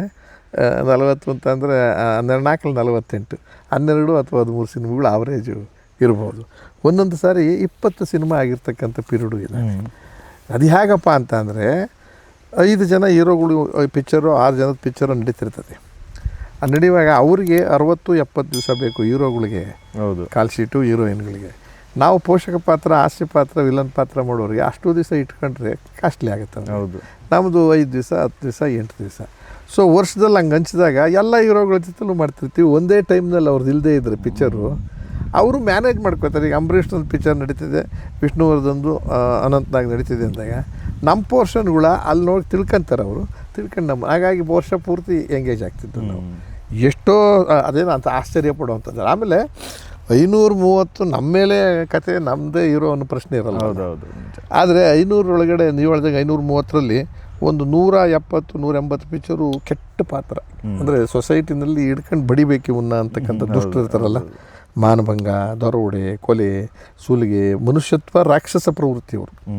ಅದು ಬೇಸರ ಆಯಿತು. ಆಮೇಲೆ ಬದಲಾವಣೆ ಮಾಡ್ಕೊಂಡಾಗ ಸುಮಾರು ಒಂದು 100 ಪಿಕ್ಚರ್ ತನಕ ಪೋಷಕ ಪಾತ್ರಗಳು ಮಾಡಿ. ಅದೆಲ್ಲಕ್ಕಿಂತ ನಾನು ಮೂಲತಃ ಹಾಸ್ಯ ಪ್ರವೃತ್ತಿಯವರು. ಕೂತಲ್ಲಿ ನಿಂತಲ್ಲಿ ಯಾವುದೋ ಒಂದು ವಿಚಾರದಲ್ಲಿ ತಿಳಿ ಹಾಸ್ಯ ಇರ್ಬೋದು, ಅಪಹಾಸ್ಯ ಇರ್ಬೋದು, ಹರಟೆ ಇರ್ಬೋದು ಮಾಡಿದೆ. ಅದನ್ನು ಹೆಂಗಾದರೂ ಮಾಡಿ ಸಿನಿಮಾಗೆ ತಂದರೆ ಜನಕ್ಕಿನ್ನೂ ಹಿಡಿಸುತ್ತೆ ಅಂತ. ನನಗೆ ಫೈಟಿಂಗ್ ಇಷ್ಟ, ಅಲರ್ಜಿ, ಡ್ಯಾನ್ಸ್ ಅಲರ್ಜಿ, ಮಾಡೋಕ್ಕೆ ಬರ್ತಿರಲಿಲ್ಲ ಮೂಲಭೂತವಾಗಿ. ಆ್ಯಂಡ್ ಅಗತ್ಯ ಇಲ್ಲ ನಾನು ಡ್ಯಾನ್ಸ್ ಮಾಡೋದು, ಹೀರೋಯಿನ್ ಮಾಡ್ಕೋಬೇಕಂತ. ಅಂಥದ್ದನ್ನೆಲ್ಲ ಅವಾಯ್ಡ್ ಮಾಡೋವಾಗ ಇಲ್ಲಿ ತುರ್ಕಕ್ಕೆ ಸರ್ ಮಾಡಿದೆ. ನನ್ನನ್ನು ಜನ ನೋಡ್ಬೇಕಲ್ಲ ಹೆಂಗಾದರೂ ಮಾಡಿ. ಸೊ ವಿಲನ್, ಟ್ರ್ಯಾಜಿಡಿ ರೋಲ್, ಪೋಷಕ ರೋಲ್ ಮತ್ತು ಹಾಸ್ಯ ರೋಲ್ದಲ್ಲೂ ಹಾಸ್ಯವನ್ನು ನವಿರಾಗಿ ತಂದಾಗ ಸಕ್ಸಸ್ ಕಾಣಿಸ್ತು. ಹಾಗಾಗಿ ನನಗೆ ನಿಮಗೆ ಸುಮಾರು ಕಲಾವಿದರ ಜೊತೆಯಲ್ಲಿ ನನಗೆ ನಿರಂತರವಾಗಿ ಇಲ್ಲಿ ತನಕನೂ ಕೂಡ ಪಾತ್ರಗಳು ಸಿಕ್ಕಿದ ಪಾತ್ರಗಳಿಗೆ ಸಿನಿಮಾ ಹೇಗೋಯ್ತೋ ಗೊತ್ತಿಲ್ಲ, ನನ್ನ ಪಾತ್ರಕ್ಕೆ ಜೀವ ಬಂದಿದೆ ಅಂತ ನನಗೆ ಅನ್ನಿಸ್ತು. ಸರ್ ನಿಮ್ಮದು ಮೊದಲನೇ ಸಿನಿಮಾ ಮುಯ್ಯಿನೇನಾ ಸರ್? ಅದರೊಳಗೆ ಕನ್ಫ್ಯೂಷನ್ ಇದೆ. ಮಾಡಿದ್ದು ಮುಯ್ಯಿ ಅಲ್ಲ, ಮುಯ್ಯಿನೇ. ಸ್ವಲ್ಪ ರಿಲೀಸ್ ಆಗಿರೋದು ಲೇಟ್ ಇರ್ಬೋದು. ಆಮೇಲೆ ಹೇಳ್ತೀನಿ, ಬೆಂಕಿ ಅಂತ ಬರಗೂರು ರಾಮಚಂದ್ರಪ್ಪನವ್ರದ್ದು ಒಂದು ಪಿಕ್ಚರ್ ಮಾಡಿದ್ದೆ. ಅವ್ರದ್ದೇ ಇನ್ನೊಂದು ಕರಡಿಪುರನ ಅಂಥದ್ದು, ಅದೇನೋ ಇನ್ನೊಂದು ಪಿಕ್ಚರ್ ಮಾಡಿದ್ದೆ. ಆಮೇಲೆ ಮುಯ್ಯಿ ಏನಾದ್ರು ನೆನಪಿದೆಯಾ ಸರ್? ಇದೆ ಮುಯ್ಯಿ ಪಿಕ್ಚರು. ಲಕ್ಷ್ಮೀನಾರಾಯಣ ಅವರು ದೊಡ್ಡ ಉಯ್ಯಾಲೆ ಅಂತ ಪಿಕ್ಚರ್ ತೆಗೆದಿದ್ರು. ಅದು ಯಾವುದೋ ಒಬ್ಬರು ಸಣ್ಣ ಕಥೆನ ಸಿನಿಮಾ ಮಾಡಿರೋದು. ಸಣ್ಣ ಕಥೆಯನ್ನು ಸುಮಾರು ಒಂದು 10-12 ಪುಟದ್ದು ಕತೆ. ಆ ಕಥೆಯನ್ನು ಲಕ್ಷ್ಮೀನಾರಾಯಣ ಅವರು ಈ ಆರ್ಟ್ ಆ್ಯಂಡ್ ಕಮರ್ಷಿಯಲ್ನ ಒಟ್ಟು ಸೇರಿಸಿ ಮಾಡ್ತಕ್ಕಂಥ ಸಾಮರ್ಥ್ಯ ಇದ್ದರು. ಆಮೇಲೆ ಆರೋಗ್ಯಕರವಾದ ಪಿಕ್ಚರ್ ತೆಗಿಬೇಕು ಅಂತ. ಅವ್ರಿಗೆ ಫೈಟು ಡ್ಯಾನ್ಸು ಅಲ್ಲ, ಏನೋ ಹೇಳಬೇಕು ಇದರಲ್ಲಿ ಅಂತ. ಅದರೊಳಗಡೆ ಮುಯ್ಯಿನಲ್ಲಿ ಅಂದರೆ ಮುಯ್ಯಿ ಇಟ್ ಸೆಲ್ಫ್ ಇದೆ, ಮುಯ್ಯಿ ತೀರಿಸ್ಕೊಳ್ಳೋದು ಅಂತ. ಒಂದು ಕುಟುಂಬ, ಬಡತನದ ಕುಟುಂಬದಲ್ಲಿ ಜೀವನ ಮಾಡ್ತಿರ್ತಕ್ಕಂಥವ್ರ ಮನೆಯಲ್ಲಿ ಒಬ್ಬ ಡ್ರೈವರಾಗಿ ಒಬ್ಬ ಮಾಲೀಕ ಬಸ್ ಮಾಲೀಕನ ಜೊತೆಲಿ ಕೆಲಸಕ್ಕೆ ಸೇರ್ಕೊತಾನೆ. ಆ ಬಸ್ ಮಾಲೀಕನಿಗೆ ಅವರ ತಾಯಿ ಮೇಲೆ ಕಣ್ಣು ಬಿದ್ದು ಅದು ಮಾನಭಂಗ, ಇದು ಗೊತ್ತಲ್ಲ ಇದ್ರದ್ದು. ಆ ಅರೇಂಜ್ಮೆಂಟ್ ಆಗುತ್ತೆ. ಆ ಕತೆ ಹಂಗೆ ಪ್ರಾರಂಭ ಚೆನ್ನಾಗಿದೆ ಸಿನಿಮಾ. ಫೈನಲ್ ಆಗಿ ಇವನು ಸೇಡು ಹೆಂಗೆ ತೀರಿಸ್ಕೋಬೇಕು ಅಂದಾಗ, ನಾನು ಒಬ್ಬನಿಗೆ ನನ್ನ ಅಮ್ಮನಿಗಾಗಿದೆ ಇಂಥದ್ದಾಗಬಾರ್ದು, ಇವ್ರು ಇಡೀ ಕುಟುಂಬ ಸರ್ವನಾಶ ಮಾಡಬೇಕು ಅಂತ ಕಾಯ್ತಿರ್ತಾನೆ. ಒಂದು ಅವಕಾಶ, ಮದುವೆ ದಿಬ್ಬಣ, ನಮ್ಮ ಮನೆಯ ಮದುವೆ ವಿಚಾರ ಬರುತ್ತೆ. ಆ ಮದುವೆ ಮಾಡಿದಾಗ ಶ್ರೀಮಂತ. ಹೌದು. ಅಷ್ಟೊತ್ತಿಗೆ ಅದೆಲ್ಲ ಮಟ್ಟೋಗಿದೆ, ಅದೊಂದು ಕೇಸ್ ನಡೆದೋಗಿರುತ್ತೆ ಅಷ್ಟೇನೆ. ಹೌದು. ನಾವು ಒಂದು ಇಡೀ ಮದುವೆ ದಿಬ್ಬಣ ಒಂದು ಊರಿಗೆ ಮದುವೆ ಮಾಡ್ಕೊಂಬರೋಕ್ಕೆ ಅಂತ ಹೋಗ್ಬೇಕಲ್ಲ ಊರಿಗೆ, ಚಿಕ್ಕಮಂಗ್ಳೂರು ಅಂತ ಘಟ್ಟದ ಭಾಗದಿರ್ತಾರೆ. ಈ ಊರ ಹತ್ರನೇ ಟ್ರಾನ್ಸ್ಪೋರ್ಟೇಷನಲ್ಲಿ ಇದೆಲ್ಲ ಗೊತ್ತಿರೋದಿಲ್ಲ ಇವರಿಗೆ. ಬುಕ್ ಮಾಡೋಕ್ಕೆ ಬಂದಾಗ ಆ ಮಾಲೀಕ ನನ್ನ ಹತ್ರನೇ ಆ ಸ್ನೇಹಿತ, ಆ ಮಾಲೀಕ ಈ ಮಾಲೀಕ ಹೊಡ್ತೀನಿ, ಒಳ್ಳೆ ಡ್ರೈವರ್ ಬೇಕು ನನಗೆ ಅಂತಾನೆ. ಯಾರ್ಯಾರ್ದು ಹೇಳ್ತಾನೆ. ಇವನ್ನೇ ಕರ್ಸ್ಕೋಬೇಕು ಅಂತಲೇ ಅವನು ಕಾಯ್ತಾ ಇರ್ತಾನೆ. ಅದು ಸಿಕ್ಕಿದ ತಕ್ಷಣ ಅವನು ರಜಾ ಇದ್ದವನು ವಿಷಯ ಗೊತ್ತಾಗ ನಾನು ಬರ್ತೀನಿ ನಿಮ್ಗೆ ಅನುಕೂಲ ಆಗೋದಾದ್ರೆ ನಾನೇ ಅಂದರೆ ಒಪ್ಕೋತಾನೆ. ಅಂದರೆ ಬೇಸಿಕ್ಕಾಗಿ ಅವ್ನು ಮನಸ್ಸಿಟ್ಕೊಂಬರೋದು ಇಡೀ ಕುಟುಂಬ 50 ಜನ ಇರ್ತಾರೆ, ಮುಗಿಸೋಣ ಅಂತ. ಇದು ಕತೆ ಪ್ರಾರಂಭ. ಸೊ ಬಸ್ ಟ್ರಾವೆಲ್ ಶುರುವಾಗದಾಗಿಂದ ಕತೆ ಒಳಗಡೆ ಕ್ಯಾರೆಕ್ಟರ್ಗಳು, ಅತ್ತೆ ಸೊಸೆ ಮಕ್ಕಳು, ಅದು ಅವ್ರದ್ದೊಂದು ಚೊಟ್ಟ ಇದೊಂದು ಎಲ್ಲ ತಗೊಂಡು ಹೋಗ್ತಿರ್ತಾರೆ. ಮಾಲೀಕ ಆದವನು ನಾನು ಮದುವೆ ಗಂಡು ಡ್ರೈವರ್ದು ಈ ಕಡೆ ಸೀಟಲ್ಲಿ 2 ಸೀಟಲ್ಲಿ ಅಣ್ಣ ತಿಂದ್ರು ಕೂತ್ಕೋತೀವಿ. ಅವನಿಗೆ ಅದು ಇಂಪಾರ್ಟೆಂಟ್. ಅದು ಹೋಗ್ತಾ ಹೋಗ್ತಾ ಹೋಗ್ತಾ ಡಿಸ್ಟಿನಿ ತಲುಪೋದ್ರೊಳಗಾಗಿ ಅವನ ಮನಸ್ಸು ಪರಿವರ್ತನೆ ಆಗೋದು. ಮತ್ತು ನಾನು ಅವತ್ತು ಯಾವುದೋ ಕಾರಣಕ್ಕೆ ಅದು ಆಗೋಗಿದೆ ಅನಾಹುತ, ಅದಕ್ಕೆ ಈ ಅಮಾಯಕರನ್ನೆಲ್ಲ ಯಾಕೆ ನಾನು ಸಾಯಿಸಬೇಕು ಅಂತ ಹೇಳಿ ನಿಜವಾಗ್ಲೂ ಸಾಯಿಸಬಾರ್ದು ಅಂತ ಡಿಸಿಷನ್ ತೊಗೊತಾನೆ. ಯಾಕೆಂದ್ರೆ ಮಧ್ಯೆ ಯಾರೋ ಮುದುಕಿ ಬರ್ತಾರೆ, ಅಜ್ಜಿ ಬತ್ಕೊಳಕ್ಕೆ ಬರ್ತಾರೆ. ಅಜ್ಜಿಗೆ ಇರೋ ಯಾರೋ ಬೇಡ ಅದೆಲ್ಲ ಆಗಲ್ಲ, ಯಾರ್ದೋ ಮದುವೆ ಮನೆ ಅಂದಾಗ ಈ ಗೌಡ ಯಾರು ಇವನು ದ್ವೇಷ ಮಾಡ್ತಾನೆ ಆ ಗೌಡ, ಪಾಪ ಅಣ್ಣನ ಮದುವೆ ಆಗುತ್ತೆ ಕುಂಡ್ರಿಸ್ಕೊಳ್ರ ಬಿಟ್ಟೋಗೋಣ, ಅದೇನಂತೆ ಬೇಕಾದ್ರೆ ಮದುವೆ ಮನೆಗೂ ಕರ್ಕೊಳ್ಳಿ ಊಟ ಮಾಡ್ಕೊಂಡು ಹೋಗಿ. ಬಟ್ ನಿಮ್ಗೆ ಫುಲ್ ಇಡೀ ಕತೆ ನೆನಪಿದೆಯಲ್ಲ ಸರ್ ಅದು ಅಷ್ಟು. ಬಟ್ ಅದು ಇಷ್ಟವಾದ ಕತೆ ಬೇರೆ ಆಗಿತ್ತು. ಆಮೇಲೆ ಅವಾಗ ಸಿನಿಮಾ ಮಾಡೋವಾಗ ಕೂತ್ಕೊಂಡು ಪೂರ್ತಿ ಕತೆ ಹೇಳೋರು, ಕತೆ ಹೇಳಿ ಆಮೇಲೆ ನನ್ನ role main role parallel Gowda ನಾನೇ. ನೀವೇ ಇಬ್ರು. ಹಂಗಾಗಿ ಇನ್ನೊಬ್ರು ಯಾರೋ ಹೊಸಬ್ರು ಅವ್ರು ಇನ್ನೊಬ್ಬ ಬೋರೇಗೌಡ ಅಂತ ಯಾವುದೋ ಫ್ಯಾಕ್ಟ್ರಿ ಮತ್ತೆ ಮುಂದಕ್ಕೆ ಮುಂದುವರಿಸಿಲ್ಲ, ಅವರೆಲ್ಲ ಮುಂದುವರಿಸಲಿಲ್ಲ. ಅವಾಗ ಆ ಒಂದು ತಲುಪೋದ್ರೊಳಗಾಗಿ ಆ ಇಡೀ ಡ್ರೈವರಿಗೆ ಮನಸ್ಸು. ಆದರೆ ದರಿದ್ರ ಏನಂತ ಅಂದರೆ ಆ್ಯಕ್ಚುಲಿ ಬ್ರೇಕ್ ಫೇಲ್ ಆಗ್ಬಿಡ್ತದೆ ಆ ಘಟ್ಟದ ಭಾಗದಲ್ಲಿ. ನಿಜವಾಗ್ಲೂ ಆಗುತ್ತೆ. ಕತೆ ಹೆಂಗೆ ಹೋಗುತ್ತದೆ ಅಲ್ಲ, ಕತೆ ಎಲ್ಲ ಆಗುತ್ತೆ ಅಲ್ಲ, ಅಲ್ಲಾಗಲಿಲ್ಲ ಸರ್. ಕತೆ ಹೆಂಗೆ ಬರ್ದವ್ರು ಇವರು ಅಂದರೆ ಇವನು ಪರಿವರ್ತನೆ ಆದಮೇಲೆ ಅಷ್ಟೊತ್ತಿಗಾಗಲೇ 3-4 ಸತಿ ಬೆವರು ಇಳಿಸ್ಬಿಟ್ಟಿರ್ತಾನೆ, ಹಿಂಗೆ ತಿರುಗಿಸಿ ಟೈರ್ ಪಂಚರ್ ಏನಾಗುತ್ತೆ ಹೋಗಲ್ಲಿ ಗೊತ್ತಾರೆ. ಅದು ಏನು ಅಂದರೆ ಇವನು ಮನಸ್ಸಿನಿಂದ ಮಾಡಬೇಕು ಅನ್ನೋದು ಬಿಟ್ಬಿಡ್ತಾನೆ, ಉಳಿಸೋಕ್ಕೆ ಪ್ರಯತ್ನ ಮಾಡ್ತಾನೆ. ನ್ಯಾಚುರಲ್ ಪ್ರೋಸೆಸ್ಸಲ್ಲಿ ಆಗೋಗುತ್ತೆ. ಬಟ್ ಅವಾಗ ಅವನು ಸತ್ರು ಚಿಂತಿಲ್ಲ ಅಂತ ಅವಾಯ್ಡ್ ಮಾಡಿ ಅವನು ಏಟ್ ತಿಂತಾನೆ. ದಟ್ ಈಸ್ ದಿ ಕತೆ. ಅದು ಪ್ರಾರಂಭದಲ್ಲೇ ಸಿಕ್ಕಿತ್ತು ನನಗೆ ರೋಲು. ಅವ ನನಗೆ 27-28 ವರ್ಷದ ಹುಡುಗ. ಅದು ಸಕ್ಸಸ್ ಆಗಿತ್ತ sir picture commercially success. Award ತರ. ಲೋಕೇಶ್ ಅವಾಗ ಅದಕ್ಕೆ ಹೀರೋ. ಲೋಕೇಶ್ ಅಂದ್ರೆ ಕೂಡ ಮರ ಸುತ್ತ ಹೀರೋ ಆಗಿರಲಿಲ್ಲ ಅವಾಗ. ಅವ್ರದ್ದು ಒಂಥರ ರಗೆಡ್ನೆಸ್ ಇತ್ತಲ್ಲ, ಅದಕ್ಕೆ ಡ್ರೈವರು ಬುಡ ಎಲ್ಲ ಮಾಡಿಸ್ಕೊಂಡು ಆ ಥರದ ಅದು ಫಸ್ಟ್ ಪಿಕ್ಚರು. ಆಮೇಲೆ ಇನ್ನೊಂದು ಹೊಸ ಮೇಡಮ್ ಅಂತ ನಾನೇ ನಾಯಕ ಅಂತ ಒಂದು ಪಿಕ್ಚರ್, ನಾನೇ ನಾಯಕ. ಹೀಗೆ ನಿಮ್ಮಂಥ ಸ್ನೇಹಿತರೆಲ್ಲ ಸೇರ್ಕೊಂಡು ಒಂದು ಪಿಕ್ಚರ್ ತೆಗಿಸ್ಕೊಂಡು ಲೋಹಿತ್ ಅಶ್ವರ್ ಸ್ಕ್ರಿಪ್ಟ್ ಮಾಡಿದ್ರು. MS ಆನಂದ ಅಂತೆಲ್ಲ ಯಾರೋ ಒಬ್ರು ಡೈರೆಕ್ಟ್ ಮಾಡೋಕ್ಕೆ ಶುರು ಮಾಡಿದ್ರು. ನನಗೆ ಒಂದು ಕಾಂಪೌಂಡ್ರ್ ರೋಲ್ ಕೂಡ ಕರೆದಿದ್ರು. ಲೋಹಿತ್ ಅಶ್ವರ್ ಸ್ಕ್ರಿಪ್ಟ್ ಮಾಡಿದ್ರಿಂದ ಸ್ನೇಹಿತನಾದ್ದರಿಂದ ನಿಂಗೊಂದು ರೋಲ್ ಇದೆ. ಅವ್ನು ಮೇನ್ ರೋಲ್ ಟೈಲರ್ ರೋಲ್ ಮಾಡಿದ್ದ, ಅದರಲ್ಲಿ ಕ್ಯಾರೆಕ್ಟರ್ ವಿಲನ್ ರೋಲು. ಆಮೇಲೆ ಹೊಸ ಮೇಡಮ್ಗೆ ಯಾರು ಹೆಸರು ಹೇಳೋದು ಬೇಡ, ಒಬ್ಬರು ಇಬ್ಬರು ಒಪ್ಕೊಂಡು ಲಾಸ್ಟ್ ಶೂಟಿಂಗ್ ಹೋಗಬೇಕು ಬೇಲೂರು ಹಳೆಬೀಡಿಗೆ. ಅವ್ರ ಕೈ ಕೊಟ್ಬಿಟ್ರು, ದುಡ್ಡಿನ ವ್ಯವಹಾರದಲ್ಲೋ ಏನೋ. ಇವರೆಲ್ಲ ದುಡ್ಡು ಹಾಕೊಂಡು ಯಾರೋ ತೆಗಿತಾರೆ. ಮೇಡಮ್ ಯಾರು ಅಂದರೆ ಇದು ಭಾರತಿ ಮೇಡಮ್, ಶ್ರೀಮತಿ ಭಾರತಿ ಅವ್ರು ಟಾಪ್ ಹೀರೋಯಿನ್ ಓರಿಯೆಂಟೆಡ್ ಹೊಸ ಮೇಡಮ್. ಅಮ್ಮನಿಗೆ ಅವ್ರೇನು ತಿಳ್ಕೊಂಡವ್ರಿ, ಏನಕ್ಕೂ ಮಾತಾಡ್ತಲ್ಲ ಏನೋ ಈ ಥರ ಆಗೋಗಿದೆ. ಶೂಟಿಂಗ್ ಹೋಗೋ ದಿವಸ ಪಾಪ ಹೋಗಿ ಹೇಳಿದ್ದಾರೆ, ಸರ್ ಸ್ವಲ್ಪ ಪೋಸ್ಟ್ಪೋನ್ ಮಾಡ್ಕೊಳ್ಳೋಣ ಮೇಡಮ್, ಹೀರೋ ಬರಬೇಕಾದ್ರೆ ಹಿಂಗೆ ತೊಂದರೆ ಕೊಟ್ಬಿಟ್ರು, ಯಾರು ಇಂಥವ್ರು ಅಂತಂದರೆ. ಮತ್ತು ಈಗ ಅದಕ್ಕೆ ಚಂದ್ರು ಅಂತ ಒಬ್ಬರನ್ನ ಹಾಕೊಳ್ಳೋಣ ಅಂತ ಇದ್ದೀವಿ. ಅವ್ರಿಗೆ ಏನು ತಿಳ್ಕೊಂಡ್ರು ಅಂದರೆ ಎಡಕಲ್ಲು ಗುಡ್ಡದ ಚಂದ್ರು ಇರಬೇಕು ಅಂದ್ಕೊಂಡು. ಅಷ್ಟೊತ್ತಿಗೆ ಅವ್ನು ಸುದ್ದಿಲಿದ್ದ. ಅವ್ರಿಗೆ ಬೇಜಾರು ಅನಿಸಿಲ್ಲ, ಎಡಕಲ್ಲು ಗುಡ್ಡು ಹೊಸ ಪೂರ್ತಿ ಹಾಕೊಂತಿದ್ರೆ ಬೇಜಾರಾಗೋದು ಏನೋ ಅವ್ರಿಗೆ. ಆಮೇಲೆ ಹೀರೋಯಿನ್ ಓರಿಯೆಂಟೆಡ್ ಅಲ್ವೇನ್ರಿ, ಹಾಕೋ ಹೋಗ್ರಿ ಅವ್ರು ಹೇಳಿಲ್ಲ, ಹಾಕೋ ಹೋಗಿ ಅಂದ್ಬಿಟ್ಟು.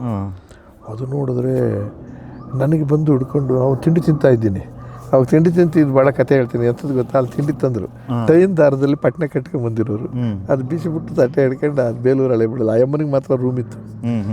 ಆಮೇಲೆ ಅವ್ರು ಬಂದು ಹೇಳಿದ್ರು ಲೋಹಿತಾಶ್ವರ್, ನೀನೇ ಹೀರೋ, ಹುಡುಗಾಟ ಆಡ್ತೀರ, ಸಿನಿಮಾ ಓಡಬೇಡ ಹೋಗ್ರೆ, ನನಗೆ ಅದೇನೋ ಕಾಂಪೌಂಡ್ರಲ್ಲಿ ಇದೆ ಕೊಡಿ, ನಮಗೆ ಅದು ಹಾಡು ಹೇಳೋದು ಡ್ಯಾನ್ಸ್ ಮಾಡೋದು ಹುಡುಗಿನ ತಬ್ಬುಗಳೋದು ಅವೆಲ್ಲ ಆಗೋದಿಲ್ಲ. ಹೀರೋಯಿನ್ನ ಕನಸಿಗೆ ಹಾಡುಗಿಡೆಲ್ಲ ಇರ್ತದೆ ಅಲ್ಲ, ಬಿಲ್ಕುಲ್ ಆಗಲ್ಲ, ಅದು ಆಟ ಆಡಿದೆ. ಆಮೇಲೆ ಮೇಡಮ್ನವ್ರು ಹೋಗಿ ಹೇಳಿದ್ದಾರೆ, ಅವರು ಚಂದ್ರು ಅಂದರೆ ಎಡಕಲ್ಲ, ಇಲ್ಲ ನಮ್ಮ ಯೂನಿವರ್ಸಿಟಿಲಿ ಕೆಲಸದಲ್ಲಿದ್ದಾರೆ, ಅವರೊಬ್ಬರು ಮೈಮ್ ಆರ್ಟಿಸ್ಟ್, ದೊಡ್ಡ ಆರ್ಟಿಸ್ಟು. ಅಷ್ಟೊತ್ತಿಗೆ ಅಲ್ಲೇ ಹಂತಕನ ಸಂಚು ಅಂತ ಒಂದು ಪಿಕ್ಚರು ವಿಷ್ಣುವರ್ಧನ್ರಲ್ಲಿ ನಾನೊಂದು ವಿಲನ್ ರೋಲ್ ಮಾಡಿದ್ದೆ.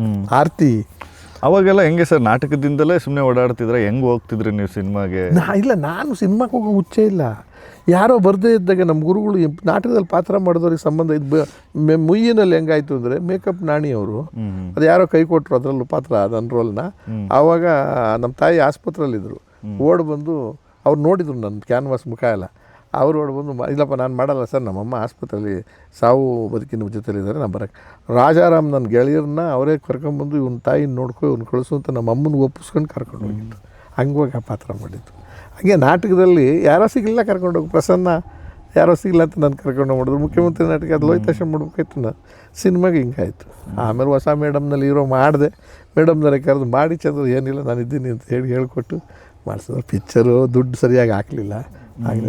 ರಿಲೀಸ್ ಆಯಿತು, ಜಾಸ್ತಿ ದಿವಸ ಕೊಡಲಿಲ್ಲ. ಅದಾದಮೇಲೆ ಪಣಿಯಮ್ಮ ವೆರಿ ಇಂಪಾರ್ಟೆಂಟ್ ರೋಲ್. ಅದರಲ್ಲಿ ರನ್ನರ್ ರೋಲು, ಪೋಸ್ಟ್ ಮ್ಯಾನ್. ಘಟ್ಟದ ಭಾಗದಲ್ಲಿ ಆ ಕಾಲದಲ್ಲಿ ಗೆಜ್ಜೆ ಸೈಕಲ್ಲು ಇಟ್ಕೊಂಡು ಸೈಕಲ್ನಲ್ಲಿ ಹೋಗಿ ಪೋಸ್ಟ್ ಕೊಟ್ಟು, ಅಂದರೆ ಇವೆಲ್ಲ ಚಕ್ರವ್ಯೂಹಕ್ಕಿಂತ ಹಳೇದು ಹಿಂದಕ್ಕೆ, ಅದಕ್ಕಿಂತ ಹಿಂದೆ 4-5 ವರ್ಷ ಹಿಂದೆ. ಅದು ಹೇಳ್ತದೆ 80 ಟೈಮ್ 70s ಇದು. ಬೆಂಕಿ, ಕರಡಿಪುರನ ಏನೋ, ಆಮೇಲೆ ಹೊಸ ಮೇಡಮು, ಆಮೇಲೆ ಈಗ ಇದು ಮುಯ್ಯಿ, ಆಮೇಲೆ ಇದು ಸಿಂಹಾಸನ, ಅದು ಮುಖ್ಯಮಂತ್ರಿ ರೋಲು. ಅದು ಮುಖ್ಯಮಂತ್ರಿ ರೋಲ್ ಮಾಡಬೇಕು ಅಂತ ನಾನು ಮುಖ್ಯಮಂತ್ರಿ ರೋಲ್ ಕೊಟ್ಟರೆ ಮಾಡ್ತೀನಿ, ಇದ್ರೆ ಮಾಡಲ್ಲ ಅಂತ ಅಷ್ಟೊತ್ತಿಗೆ ಮುಖ್ಯಮಂತ್ರಿ ಪಾತ್ರ ಮಾಡಿಬಿಟ್ಟಿದ್ದೆ ನಾಟಕ 80ರಲ್ಲಿ. ಹಂಗಾಗಿ ಸಿಂಹನೂ ಆಮೇಲೆ ಒಪ್ಕೊಂಡ್ರು, ನನಗೆ ಮುಖ್ಯಮಂತ್ರಿ ರೋಲ್ ಕೊಟ್ಟರು. ಆದರೆ ಅವ್ರು ಏನು ಮಾಡಿದ್ರು, ಮುಖ್ಯಮಂತ್ರಿ ಪಾತ್ರವನ್ನೆಲ್ಲ ಕಟ್ ಮಾಡಿ ಫೈನಾನ್ಸ್ ಮಿನಿಸ್ಟ್ರಿಗೆ ಹಾಕ್ಕೊಂಡು ಅವ್ರು ಮಾಡಿದ್ರು. ಅದು ಹಿಂಗೆ ತೊಂದರೆಗಳಾಗ್ಯದ ಅನ್ನೋದು. ಏನು ತಲೆ ಕೆಡ್ಸ್ಕೊಂತಿಲ್ಲ, ಹೋಗ್ತಿದ್ದೆ ನಾಟಕ. ಆವಾಗ ಅಷ್ಟೊತ್ತಿಗೆ ಉತ್ತ ಹೋಗ್ಬಿಡಿದ್ರೆ ನಾಟಕ. ಆಮೇಲೆ ಕತ್ತಲೆ ದಾರಿ ದೂರ, ಭರತಪ್ಪನ ಸಂಟಿಗೆ ಗಂಟೆ, ಅಚಲ ಆಯ್ತು, ಹಿಂಗೆ ನಾಟಕ ಮಾಡ್ತೀನಿ.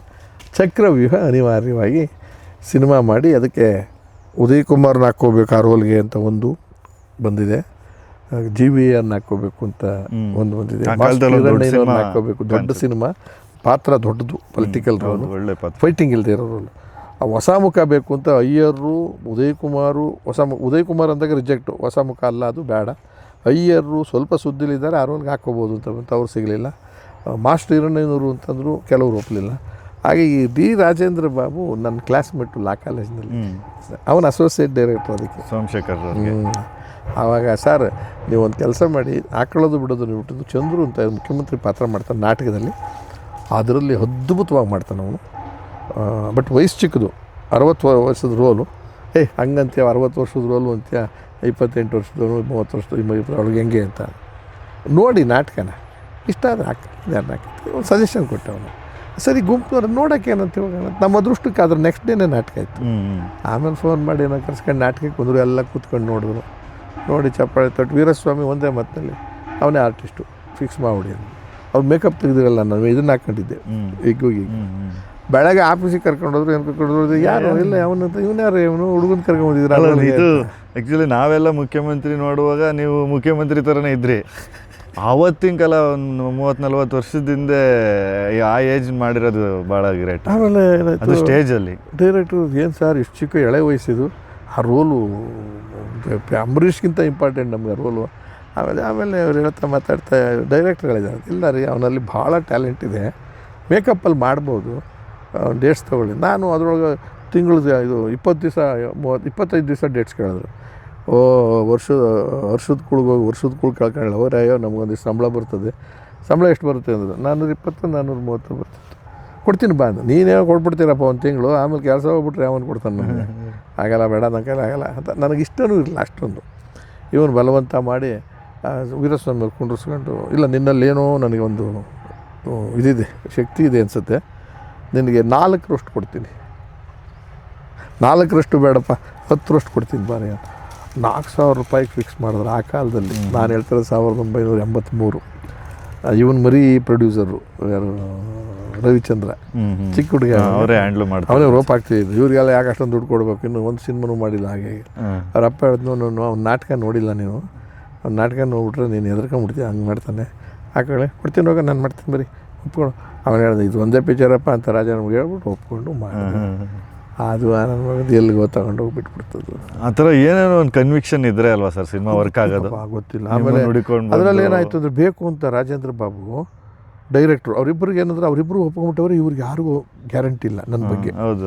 ಆದರೆ ಡೈರೆಕ್ಟ್ರ್ ಒಪ್ಕೊಂಡ್ಮೇಲೆ ಏನು ಮಾಡಬೇಕು, ನಾನು ಕರೆದು ಕುಂಡಿಸ್ಕೊಂಡು ನೋಡಪ್ಪ ನಿನಗೆ ಕೊಡಬೇಕು ತೀರ್ಮಾನ ಮಾಡಿಸಿದ್ದೀವಿ, ಅಲ್ಲಿ ಮಾಡ್ದಂಗೆ ಮಾಡಬೇಕು ಇಲ್ಲಿ ರೋಲ್ನ.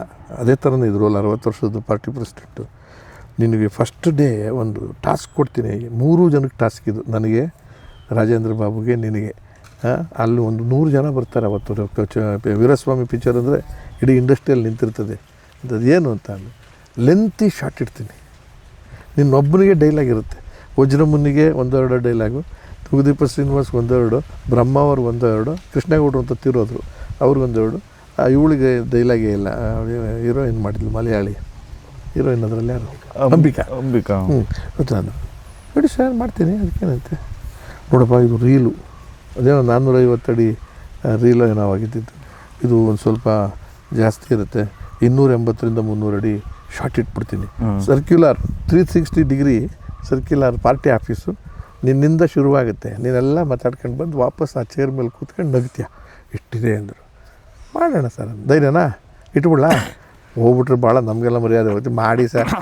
ಇನ್ನೊಂದು ಟ್ರಿಕ್ಸ್ ಹೇಳಿದ್ರು. ನಾನು ಡೈರೆಕ್ಟ್ರು, ಕನ್ನಡ ಎಲ್ರಿಗೂ ಅಷ್ಟು ಚೆನ್ನಾಗಿ ಗೊತ್ತಿಲ್ಲ. ರಾಜೇಂದ್ರ ಬಾಬು ಡಬ್ಬಿಂಗ್ ಮಾಡ್ತಾನೆ, ನೀನು ತಪ್ಪು ಹೋದ್ರೆ ಮರ್ತೋದಾಗ ಸೇರಿಸ್ಕೊಂಡು ಹೇಳ್ಕೊಂಡು ಹೊಟ್ಟೋಗು. ನೀನು ನಾಟಕದಲ್ಲಿ ಹೆಂಗೆ ಹೇಳ್ತೀವಿ ಹಂಗೆ ಹೇಳ್ಕೊಂಡು ಹೋಗು, ನಿಲ್ಲಿಸ್ಬೇಡ ಎಲ್ಲೂ. ಮರ್ತುಬಿಟ್ಟೆ ಇದ್ದೆ, ಮರ್ತಿದ್ದು ಗೊತ್ತೇ ಆಗ್ಬಾರ್ದು ಮಾಡಿ ನೀನು ಮಿಕ್ಕಿದ್ದು ಮಾಡ್ಕೊತೀನಿ ಅಂತ. ಆ ಇಂಜಿನಿಯರ್ಗೆ ಹೇಳಿದ್ರು, 1-2 ತಪ್ಪಾದರೆ ಇನ್ನೊಂದು ಟೇಕ್ ಅಂತ ಹೇಳಬೇಡಿ ನೀವು. ಮಾತಾಡ್ಕೊಂಡು ಹೊತ್ತು ನೋಡ್ತೀನಿ ಎಲ್ಲ ಸುತ್ತಲೂ ದಿಗ್ಗಜರು, ದೊಡ್ಡ ಪ್ರೊಡ್ಯೂಸರ್. ನನಗೆ ನಾನೇ ರಾಜ್ಕುಮಾರ್ ಅಂತ ನಾನು ಅಂದ್ಕೊಂಡು ನಾಟಕ ಅನುಭವ ಇತ್ತು ನಿಮಗೆ. ಸರಿ ಮಾಡ್ತೀನಿ. ನೋಡಿದೆ 2 ಸತಿ ನೋಡಿದೆ, 3 ಸತಿ. ಆಮೇಲೆ ಅಲ್ಲೇನು ಮಾಡಿದ್ರು, ಎಲ್ಲರೂ ಆಚೆಗೆ ಕಳಿಸ್ಬಿಟ್ಟು ಸೌಂಡ್ ಇಂಜಿನಿಯರು, ಕ್ಯಾಮ್ರಾಮೆನ್ನು, ಡೈರೆಕ್ಟ್ರು, ರಾಜೇಂದ್ರ ಬಾಬು ನನ್ನೇ ನಿಲ್ಸ್ಕೊಂಡು ಒಂದು ರಿಹರ್ಸಲ್ ಮಾಡ್ಕೊಂಡು. ಯಾವ ಆರ್ಟಿಸ್ಟ್ ವಜ್ರಮುನಿವ್ರು ಯಾರನ್ನೂ ಕೂರಿಸ್ಲಿಲ್ಲ. ಹಿಂಗೆ ತೆಗಿತೀನಿ, ಹಿಂಗೆ ಮಾಡ್ತಿದ್ದೆ ನೋಡಿ. ನಾನು ಇದೇನು ದೊಡ್ಡ ಕತೆ ಸರ್, ಹೇಳ್ಕೊಂಡು ಹೋಗ್ತೀನಿ ಬಿಡಿ ಸರ್. ಅಂದರೆ ನಿಮ್ಮ ಕ್ಯಾಮ್ರಾ ಎಲ್ಲಿರುತ್ತೋ ಆ ಕಡೆಗೆ ತಿರ್ಕೊಂಡು ಹೇಳ್ಕೊಂಡು ಹೋಗ್ತೀನಿ ನಡ್ರಿ ಸರ್ ಇದು ಅಂತ ಹೇಳಿದೆ. ನನಗೂ ಒಳಗಡೆ ಸ್ವಲ್ಪ ಅಲ್ಕು ಇಷ್ಟೆಲ್ಲ ಚಾಲೆಂಜು ಬೇರೆ ತಗೊಂಡ್ಬಿಟ್ಟು ಟೇಕ್ ಶುರುವಾಯಿತು. ಅದರಲ್ಲಿ ಇನ್ನೂ ಒಂದು ಶಾರ್ಟ್ ಇದೆ, 280 ಅಡಿ ಶುರುವಾಯಿತು. ಎಲ್ಲಿ ಮರೆತನೋ ಅಲ್ಲಿ ನಗ ತಗೊತಿದ್ದೆ, ಹೆಂಗೆ ತಗೊತಿದ್ದೆ. ಸರಿ ನೀವು ಹೇಳೋದು ಅಂತ ಜ್ಞಾಪಿಸ್ಕೊತಿದ್ದೆ. ಹೇಳ್ಕೊಂಡು ಪಟ ಮಾಡ್ಕೊಂಡು ಬಂದು ನಿಲ್ಲಿಸ್ಕೊಂಡು ಚಪ್ಪಾಳೆ ಹೊಡೆದ್ಬಿಟ್ರು.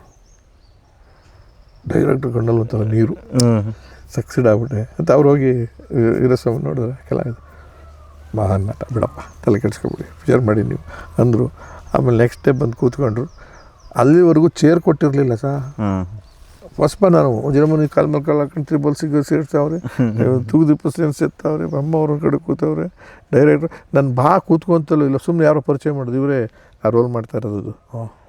ಅವ್ರಿಗೆಲ್ಲ ಸಂಕಟ, ಎಲ್ಲರಿಗಿಂತಲೂ ಮುಖ್ಯವಾದ ರೋಲ್ ಅದು. ನಮಗಿಂತ ಅಂಥ ರೋಲ್ ಕೊಟ್ಬಿಟ್ಟು ಅವ್ರು ಇವನಿಗೆ ಅಂತ ಅವ್ರಿಗೊಂದು ಇರಿಸು ಬೇರೆ ಇತ್ತು. ನಾನು ತಲೆ ಕಡೆ ಸುಮ್ಮನೆ ಕೂತಿದ್ದೆ, ಮೇಕಪ್ ಬೇರೆ ಹಾಕಿ ಹೋಗ್ತಿದ್ದೆ. ಈ ಶಾರ್ಟ್ ಆಗಿ ಆಚೆ ಹೋಗ್ತೀನಿ, ವೀರಸ್ವಾಮಿ ಅವ್ರ ಪಕ್ಕದಲ್ಲಿ ಚೇರು, ಇವರೆಲ್ಲ ಕೂತವ್ರೆ. ಬರೋ ಇವನಿಗೊಂದು ಸಿಗರೇಟ್ ಕೊಡ್ರೋ ಸೆತ್ತಾನ ಅವನ್ನೆಲ್ಲ. ಇದಕ್ಕಿದ್ದಂಗೆ ಪ್ಲೇಟೇ ಚೇಂಜ್. ಅದಾಯಿತು. ನೆಕ್ಸ್ಟ್ ಡೇ ಸಿಕ್ಕಿದ್ರು. ಸುಮಾರು ಜನ ನನ್ನ ಹತ್ರ ಬರ್ತಾರೆ, ಇವತ್ತು ನೋಡಿದಾರಲ್ಲ ಶಾರ್ಟು, ಅವರು ಪಿಕ್ಚರ್ ಬುಕ್ ಮಾಡೋಕ್ಕೆ. ಒಬ್ಬರಿಗೂ ಡೇಟ್ ಕೊಡ್ಬೇಡ, ವೀರಸ್ವಾಮಿ ಅವ್ರ ಹತ್ರ ಇದೆ ಅಂತ ಹೇಳು. ಅಂದರೆ ನನ್ನ ಮೇಲೆ ಭಾಳ ಪ್ರೀತಿ ಬಂದ್ಬಿಡ್ತು ಅವ್ರಿಗೆ. ಹೇಳೋದು, ಯಾಕೆ ಸರ್, ಏನು ಸರ್ ನೀನು ಕೊಟ್ಟರೆ ಜಜ್ಬಿ ದುಡ್ಡು ಒಪ್ಕೊಂತೀಯ, ನಾನು ಅದಕ್ಕೆ ಬೇರೆ ಥರ ಏರ್ಪಾಡು ಮಾಡ್ತೀನಿ ಹೋಗು. ಒಂದು 6 ದಿವಸ ಶೂಟಿಂಗ್ ಆದಮೇಲೆ ಬಂದರು ಸರ್ ಹೇಳಿದೆ ಎಲ್ರಿಗೂ. ವೀರಸ್ವಾಮಿ ಅವ್ರನ್ನ ಕೇಳಿ, ವೀರಸ್ವಾಮಿ ಅವ್ರಿಗೆ ಹೋದೆ. ಅವ್ರು 4,000 ಕೊಟ್ಟಿದ್ದರು. ನೆಕ್ಸ್ಟ್ 8, 12, 16, 20 ಸಾವಿರ. ಈಗ ಕೇಳಿದವನಿಗೆ 8,000 ಸರ್, ಅದಾದಮೇಲೆ ಕೇಳಿದವನಿಗೆ 12,000 ಸರ್, ಅದಾದಮೇಲೆ 16,000, ಅದಾದಮೇಲೆ 20,000. ಇದ್ರ ಕಡಿಮೆ ಮಾಡೋಕ್ಕೆ ಹೋಗ್ಬೇಡ, ಹೋಗಿ ನೀನು. ಅವ್ರಿಗೆಲ್ಲ ಅಡ್ವಾನ್ಸು ಕೊಡಿಸೋದು. ಸೂಪರ್. ಆಮೇಲೆ 100 ಡೇಸ್ ಹೋಯ್ತು ಪಿಕ್ಚರು. 100 ಡೇಸ್ ಖುಷಿ ಆಯಿತು. ದೊಡ್ಡ ಹಿಟ್ ಅನ್ಸುತ್ತಲ್ಲ ಸರ್ ಚಕ್ರ. ಏನು sir, parallel role, Ambareesh hero, ನಾನು ಇದು ಕಪಾಲಿನಲ್ಲಿ ಪಿಕ್ಚರ್ ರಿಲೀಸು. ಏನು ಕಟ್ಔಟ್ಸ್ ನಂದು ಹಾಕ್ಬಿಟ್ಟವ್ರೆ. ಅಲ್ಲ ಇವತ್ತಿಗೂ ಅದ್ರಲ್ಲಿ ನೋಡಿ, ಅದು ರಾಜಕೀಯ ಅಂದರೆ ಮೋಸ್ಟ್ಲಿ ಅದು ಒಂದೇ ಪದ ಅನಿಸುತ್ತೆ, ಹಣದ ಮೋಹ, ಅಧಿಕಾರದ ದಾಹ. ಅದಿಲ್ಲ ಅಂದರೆ ರಾಜಕೀಯನೇ ಇಲ್ಲ ಅಂತ ಹೋಗ್ಬಿಡ್ತು. ಅದು ಇವತ್ತಿಗೂ ಅಪ್ಲೈ ಆಗ್ತದೆ ನೋಡಿ. ಹೌದು. ಅದೇ ಮನುಷ್ಯ ಎಂಥ ಹ್ಯೂಮನ್ ಬೀಯಿಂಗ್ ಅಂದರೆ 100 ಡೇಸ್ ಫಂಕ್ಷನ್ನಿಗೆ ಕರೆದು, ನನ್ನ ಹೆಂಡ್ತಿನ ಕರೆದು ಬುದ್ಧವಾದ ಮಾಡಿ, ಸಿಗರೇಟ್ ಜಾಸ್ತಿ ಸೇರ್ತಾನೆ ಹುಷಾರಮ್ಮ, ಉಳಿಂಡ್ಬಿಟ್ರು. ಆಮೇಲೆ ಗುಂಡಾಗ್ತಾನೆ ಹುಷಾರು, ದೊಡ್ಡ ಪ್ರಾಪರ್ಟಿ ಇದು ಇಂಡಸ್ಟ್ರಿಗೆ, ನೀನು ಎಚ್ಚರಿಕೆ, ನಿನಗೂ ಅಷ್ಟೇ ನೆನ್ನೆ ಅಂತ ನನಗೂ ಬೈದು ಒಂದಷ್ಟು ಎಲ್ಲ ಆಯಿತು. ಮನೆಗೆ ಬನ್ನಿ ನಾಳೆ ಊಟ ಮಾಡಬೇಕು ಅಂದರು. ಮನೆಗೆ ಕರೆದು ಊಟ ಹಾಕಿ ಅವ್ರು ಓಡಿಸ್ತಿದ್ದಿದ್ದು ಕಾರ್ ಕೀ ತೆಗೆದುಕೊಟ್ಬಿಟ್ರು ಸರ್. ವೀರಸ್ವಾಮಿ ಸರ್ 4,000 ದುಡ್ಡು ಬೇರೆ. ಅವರು ಅಂಬಾಸಿಡರ್ ಕಾರ್ ಇತ್ತು, ಬ್ಲೂ ಕಲರ್ ಕಾರ್. ಅದು ತಗೊಳ ಇದು ನೀನು ಇಟ್ಕೊಳ, ವಾವ್. ಈ ಪಿಕ್ಚರು ನಿನ್ನಿಂದ ದುಡ್ಡು ಮಾಡ್ತಾ ಇದೆ ತಗೋ. ನಂಗೆ ಸಾರ್ ಕಾರ್ ಓಡ್ಸೋಕ್ಕೆ ಬರೋಲ್ಲ, ಯಾಕೆ ಕೊಡ್ತೀರಾ? ಅದು ಡ್ರೈವರ್ ತಗೊಂಬಂದು ಮನೆಗೆ ಬಿಡ್ತಾನೆ, ಅದನ್ನ ಇಟ್ಕೊ. Ambassador second hand. ಚಕ್ರವ್ಯೂಹನ ಅಮಿತಾಬ್ ಬಚ್ಚನ್ ನೋಡಿದ ಮೇಲೆ ತುಂಬ ಎಡಿಸ್ಬಿಟ್ಟು ಇಂಕಿಲಾಬ್ ಅಂತಲ್ಲೋ ಏನೋ ಹೌದು ಸರ್. ಹಿಂದಿಲಿ ಮಾಡೋಕ್ಕೆ ಪ್ರಯತ್ನ ಪಟ್ಟರು. ನನಗೆ ಆ ಕ್ಯಾರೆಕ್ಟರ್ ಬಂತು. ನಾನು ಅಷ್ಟು ಆಸಕ್ತಿ ತೋರಿಸಲಿ, ಯಾಕೆಂದ್ರೆ ತೆಲುಗು ಇದು ಹಿಂದಿ ಬರೋದಿಲ್ಲ ನನಗೆ, ಚೆನ್ನಾಗಿ ಮಾಡೋಕ್ಕಾಗಲ್ಲ, ಅಮಿತಾಬ್ ಬಚ್ಚನ್ ಬೇರೆ ಅನ್ನೋ ಥರದಲ್ಲಿ ಹೆದರ್ಕೊಂಡೆ. ಆಮೇಲೆ ಅವರೇ ಕರೆಯೋರು, ನಿನ್ನ ಸೀನ್ ಇದೆಯೋ ಇಲ್ವೋ ನಿಂದು, ಅವ್ರು ಯಾರು ಇವಂದು ಚಂದ್ರದ್ದು ಇದೆಯಾ ಬರ್ರ ಒಂದು ಆಟ ಇಸ್ಬಿಟ್ಟಾಡ ಅಂತ. ಅವ್ರ ಪ್ರೊಡಕ್ಷನ್ ಮ್ಯಾನೇಜರೇ ಬಂದು ಅವ್ರದ್ದು ಪಿಕ್ಚರ್, ಸರ್ ಸೀನ್ ರೆಡಿ ಇದೆ, ಶಾರ್ಟ್ ತೆಗಿ ಬಂದ್ಬಿಟ್ಟು ಮುಗಿಸ್ಬಿಡಿ ಅಯ್ಯೋ ಅಂತ ಕಾಸು ಕೊಟ್ಬಿಟ್ಟು ನಮಗೆ ಕರ್ಕೊಂಡೋಗಿ. ರಾಜ್ಕುಮಾರ್ ಕಂಪ್ನಿ ದೊಡ್ಡ ಕಂಪ್ನಿ ಅಂಥ ಪಿಕ್ಚರ್ ಮಾಡಿಸ್ಬೇಕಾದ್ರೆ ಆ ಡೈರೆಕ್ಟ್ರುಗಳು ನಮ್ಮ ಮಾತು ಕೇಳದೇ ಇರೋರನ್ನ ಹಾಕ್ಕೊಂಡ್ರೆ, ತುಂಬ ಬುದ್ಧಿವಂತರನ್ನ ಹಾಕ್ಕೊಂಡ್ರೆ ಅವ್ರಿಗೆ ಅನ್ಸ್ದಂಗೆ ತೆಗಿತಾರೆ. ಕರೆಕ್ಟ್. ಮಾತೇ ಕೇಳೋದು ದುಡ್ಡು ಹಾಕೋರಿಗೆ. ಅದ್ಯಾಕೋ ಅವರು ಆ ಥರದ ಹೆಸರು ಮಾಡಿಬಿಟ್ಟಿದ್ರು, ಅವ್ರನ್ನ ಇಟ್ಕೊಳ್ಳೋರು. ಆಮೇಲೆ ಅದನ್ನು ಅವ್ರಿಗೆ ಇನ್ನೊಂದು ಫ್ಲೆಕ್ಸಿಬಿಲಿಟಿ ಅಂತ ಮಾಡಿಕೊಟ್ಬಿಡೋರು, ನೀವೇನು ಬೇಕಾದ್ರು ಚೇಂಜ್ ಮಾಡ್ಕೊಳ್ಳಿ.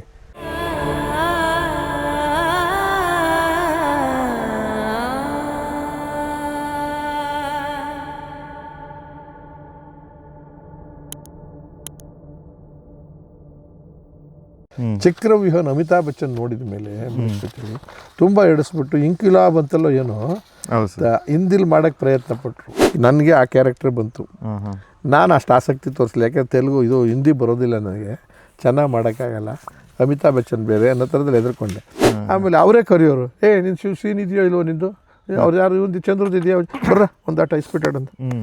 ಅವ್ರ ಪ್ರೊಡಕ್ಷನ್ ಮ್ಯಾನೇಜರೇ ಬಂದು ಅವ್ರದ್ದು ಪಿಕ್ಚರ್, ಸರ್ ಸೀನ್ ರೆಡಿ ಇದೆ, ಶಾರ್ಟ್ ತೆಗಿ ಬಂದ್ಬಿಟ್ಟು ಮುಗಿಸ್ಬಿಡಿ ಅಯ್ಯೋ ಅಂತ ಕಾಸು ಕೊಟ್ಬಿಟ್ಟು ನಮಗೆ ಕರ್ಕೊಂಡೋಗಿ. ರಾಜ್ಕುಮಾರ್ ಕಂಪ್ನಿ ದೊಡ್ಡ ಕಂಪ್ನಿ ಅಂಥ ಪಿಕ್ಚರ್ ಮಾಡಿಸ್ಬೇಕಾದ್ರೆ ಆ ಡೈರೆಕ್ಟ್ರುಗಳು ನಮ್ಮ ಮಾತು ಕೇಳದೇ ಇರೋರನ್ನ ಹಾಕ್ಕೊಂಡ್ರೆ, ತುಂಬ ಬುದ್ಧಿವಂತರನ್ನ ಹಾಕ್ಕೊಂಡ್ರೆ ಅವ್ರಿಗೆ ಅನ್ಸ್ದಂಗೆ ತೆಗಿತಾರೆ. ಕರೆಕ್ಟ್. ಮಾತೇ ಕೇಳೋದು ದುಡ್ಡು ಹಾಕೋರಿಗೆ. ಅದ್ಯಾಕೋ ಅವರು ಆ ಥರದ ಹೆಸರು ಮಾಡಿಬಿಟ್ಟಿದ್ರು, ಅವ್ರನ್ನ ಇಟ್ಕೊಳ್ಳೋರು. ಆಮೇಲೆ ಅದನ್ನು ಅವ್ರಿಗೆ ಇನ್ನೊಂದು ಫ್ಲೆಕ್ಸಿಬಿಲಿಟಿ ಅಂತ ಮಾಡಿಕೊಟ್ಬಿಡೋರು, ನೀವೇನು ಬೇಕಾದ್ರು ಚೇಂಜ್ ಮಾಡ್ಕೊಳ್ಳಿ.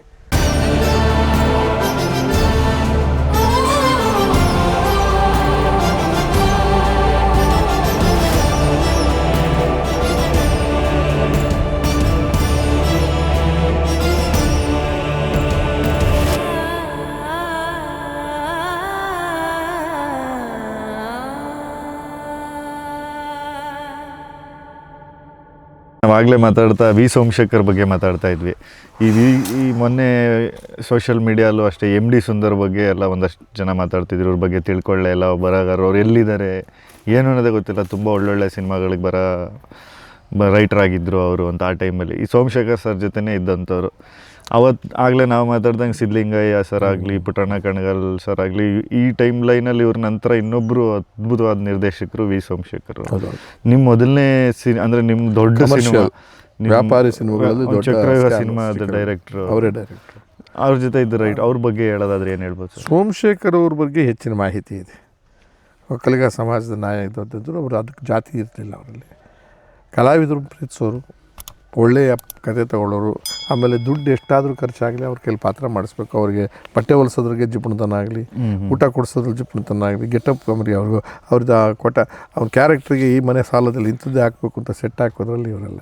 ಅವರಿಗೆ ಈ ಕಮರ್ಷಿಯಲ್ ಚಿತ್ರ ಮಾಡೋಕ್ಕೋಸ್ಕರವಾಗಿ ಈ ಕಾದಂಬರಿ ಚಿತ್ರಗಳ ಬಗ್ಗೆ ಅಷ್ಟು ಆಸಕ್ತಿ ಇರಲಿಲ್ಲ. ಆದರೆ ಕಾದಂಬರಿ ಆಧಾರಿತವಲ್ಲದೇ ಇರತಕ್ಕಂಥದ್ದು 2 ಗಂಟೆಯಲ್ಲಿ ಏನೇನೋ ತೋರ್ಸೋಕ್ಕೆ ಸಾಧ್ಯ ಇರೋಂಥದ್ದನ್ನು ಇವತ್ತಿನ ಕತೆಗಾರರ ನಾಲೆಡ್ಜ್ ಇರ್ತಕ್ಕಂಥವ್ರು ಹಿಡಿದು ಮಾಡಿಸ್ಬೇಕು ಅಂತ ತಮಿಳ್ನಾಡಲ್ಲಿ ಭಾಳ ಫೇಮಸ್ ಆಗಿದ್ರು ಇವರು. MD ಸುಂದರ್ ಮೂಲತಃ ಎಲ್ಲರೂ ಗೊತ್ತಿಲ್ಲ, ಯಾಕಂದರೆ ಈ ಟೆಕ್ನಿಕಲ್ ಕ್ರೂ ನಮಗೆ ಗೊತ್ತೇ ಆಗೋದಿಲ್ಲ. MD ಸುಂದರ್ ಅಂತ ಅವಾಗೆಲ್ಲ ತಮಿಳ್ನವರೇ ಹೆಚ್ಚಿಗೆ ಇದ್ದಿದ್ದು. ಚಿನ್ನಿ ಪ್ರಕಾಶ್, ಆಮೇಲೆ ನಮ್ಮ ಉಡುಪಿನವರೇ ಒಬ್ಬರು ಡ್ಯಾನ್ಸ್ ಮಾಸ್ಟರ್ ಇದ್ದರು, ಜಯರಾಮು. ಇವರೆಲ್ಲ ಅಲ್ಲೂ ಹುಟ್ಟಿ ಬೆಳೆದಂಥವ್ರೇ, ಅಲ್ಲಿಂದಲೇ ಪ್ರಾಡಕ್ಟು. ಸೊ ಆ ಸೋಮಶೇಖರ್ ಮದ್ರಾಸ್ನಲ್ಲೇ ಇದ್ದಿದ್ದರಿಂದ ಅವರ ಜೀವನ ಪೂರ್ತಿ ಅಲ್ಲೇ ಅವ್ರನ್ನ ಹಾಕೊಂಡು MD ಸುಂದರು ಸ್ಕ್ರೀನ್ ಪ್ಲೇ ಅವೆಲ್ಲ ಮಾಡ್ತಾರೆ ಅಂತ ಕತೆ ಅವ್ರಿಗೆ ಕೊಡೋದು. ಇನ್ನು ಕತೆ ಯಾರ ಕೈಲಿ ಬರ್ಸಿದ್ರು ಅದೆಲ್ಲ ಗೊತ್ತಿಲ್ಲ, ಅದು ಡೈಲಾಗ್ಸ್ ಯಾರ ಕೈಲೋ. MD ಸುಂದರ್ ಅವತ್ತೇ ದೊಡ್ಡ ಹೆಸರು, ಬ್ಯುಸಿಯೆಸ್ಟ್ ಮ್ಯಾನ್. ಫ್ಲೈಟಲ್ಲಿ ಬಂದು ಬೇರೆ ಬೇರೆ ಲ್ಯಾಂಗ್ವೇಜು, ಮಲಯಾಳಮು, ಕನ್ನಡ, ತೆಲುಗು, ತಮಿಳು, ಹಿಂದಿಗೂ ಕೆಲವು ಕಡೆ ಮಾಡಿದ್ದಾರೆ. ಅದ್ಯಾಕೋ ಅವರು ಆ ಥರದ ಹೆಸರು ಮಾಡಿಬಿಟ್ಟಿದ್ರು, ಅವ್ರನ್ನ ಇಟ್ಕೊಳ್ಳೋರು. ಆಮೇಲೆ ಅದನ್ನು ಅವ್ರಿಗೆ ಇನ್ನೊಂದು ಫ್ಲೆಕ್ಸಿಬಿಲಿಟಿ ಅಂತ ಮಾಡಿಕೊಟ್ಬಿಡೋರು, ನೀವೇನು ಬೇಕಾದ್ರು ಚೇಂಜ್ ಮಾಡ್ಕೊಳ್ಳಿ. ಅದು ಚೇಂಜೇ ಮಾಡ್ಕೊಂಡ್ರೆ ಅವರೇ ಬೇಜಾರು, ಬಟ್ ಹೆಸರು ಅವ್ರನ್ನೇ ಹಾಕ್ಬೇಕಾಗಿತ್ತಲ್ಲ. ಬಟ್ ಈ ವಿ ಸೋಮಶೇಖರ್ ಅವಾಗಲೇ ಬಾಂಬೆಗೆ ಹೋಗಿ ಸಿನಿಮಾ ಎಲ್ಲ ಮಾಡ್ತಿದ್ರಲ್ಲ ಸರ್, ನೀವು ಅವ್ರ ಜೊತೆ ಹೋಗಿ? ಅಲ್ಲೆಲ್ಲ ಹೋಗಲಿಲ್ಲ ನಾನು. ನಾನು ಅದಕ್ಕೆ ಹೋಗಿಲ್ಲ. ಬಟ್ ಅವ್ರ ಕನ್ನಡ ಪಿಕ್ಚರ್ಗಳು ಬಹುತೇಕ ಅವರ ಮೇಜರ್ ಸಿನಿಮಾಗಳಲ್ಲೆಲ್ಲ ಎಲ್ಲ ಇದ್ದೀರಾ ಪಾತ್ರ ಇದೇ ಇರೋದು. ಅವ್ರಿಗೆ ತೀರ್ಮಾನ ಏನು ಗೊತ್ತು, ಒಂದು ಪಿಕ್ಚರ್ಗೆ ಹೋದಾಗಲೇ ನೋಡ ಅಕ್ಟೋಬರ್ ಆದಮೇಲೆ ಇನ್ನೊಂದು ತೊಗೊತಾ ಇದ್ದೀನಿ, ಅದು ಯಾರ್ದು ಒಂದು ಪ್ರೊಡ್ಯೂಸರು ಅವ್ನಿಗೆ ಹೇಳಿದ್ದೀನಿ ಸರಿಯಾಗಿ ದುಡ್ಡು ಮಾತಾಡಿ ಅಂತ ಹೇಳಿದ್ದೀನಿ, ನೀವು ಡೇಟ್ಸ್ ಕೊಟ್ಬಿಡಪ್ಪ, ಕೈ ಕೊಡ್ಬೇಡ ನೀನು.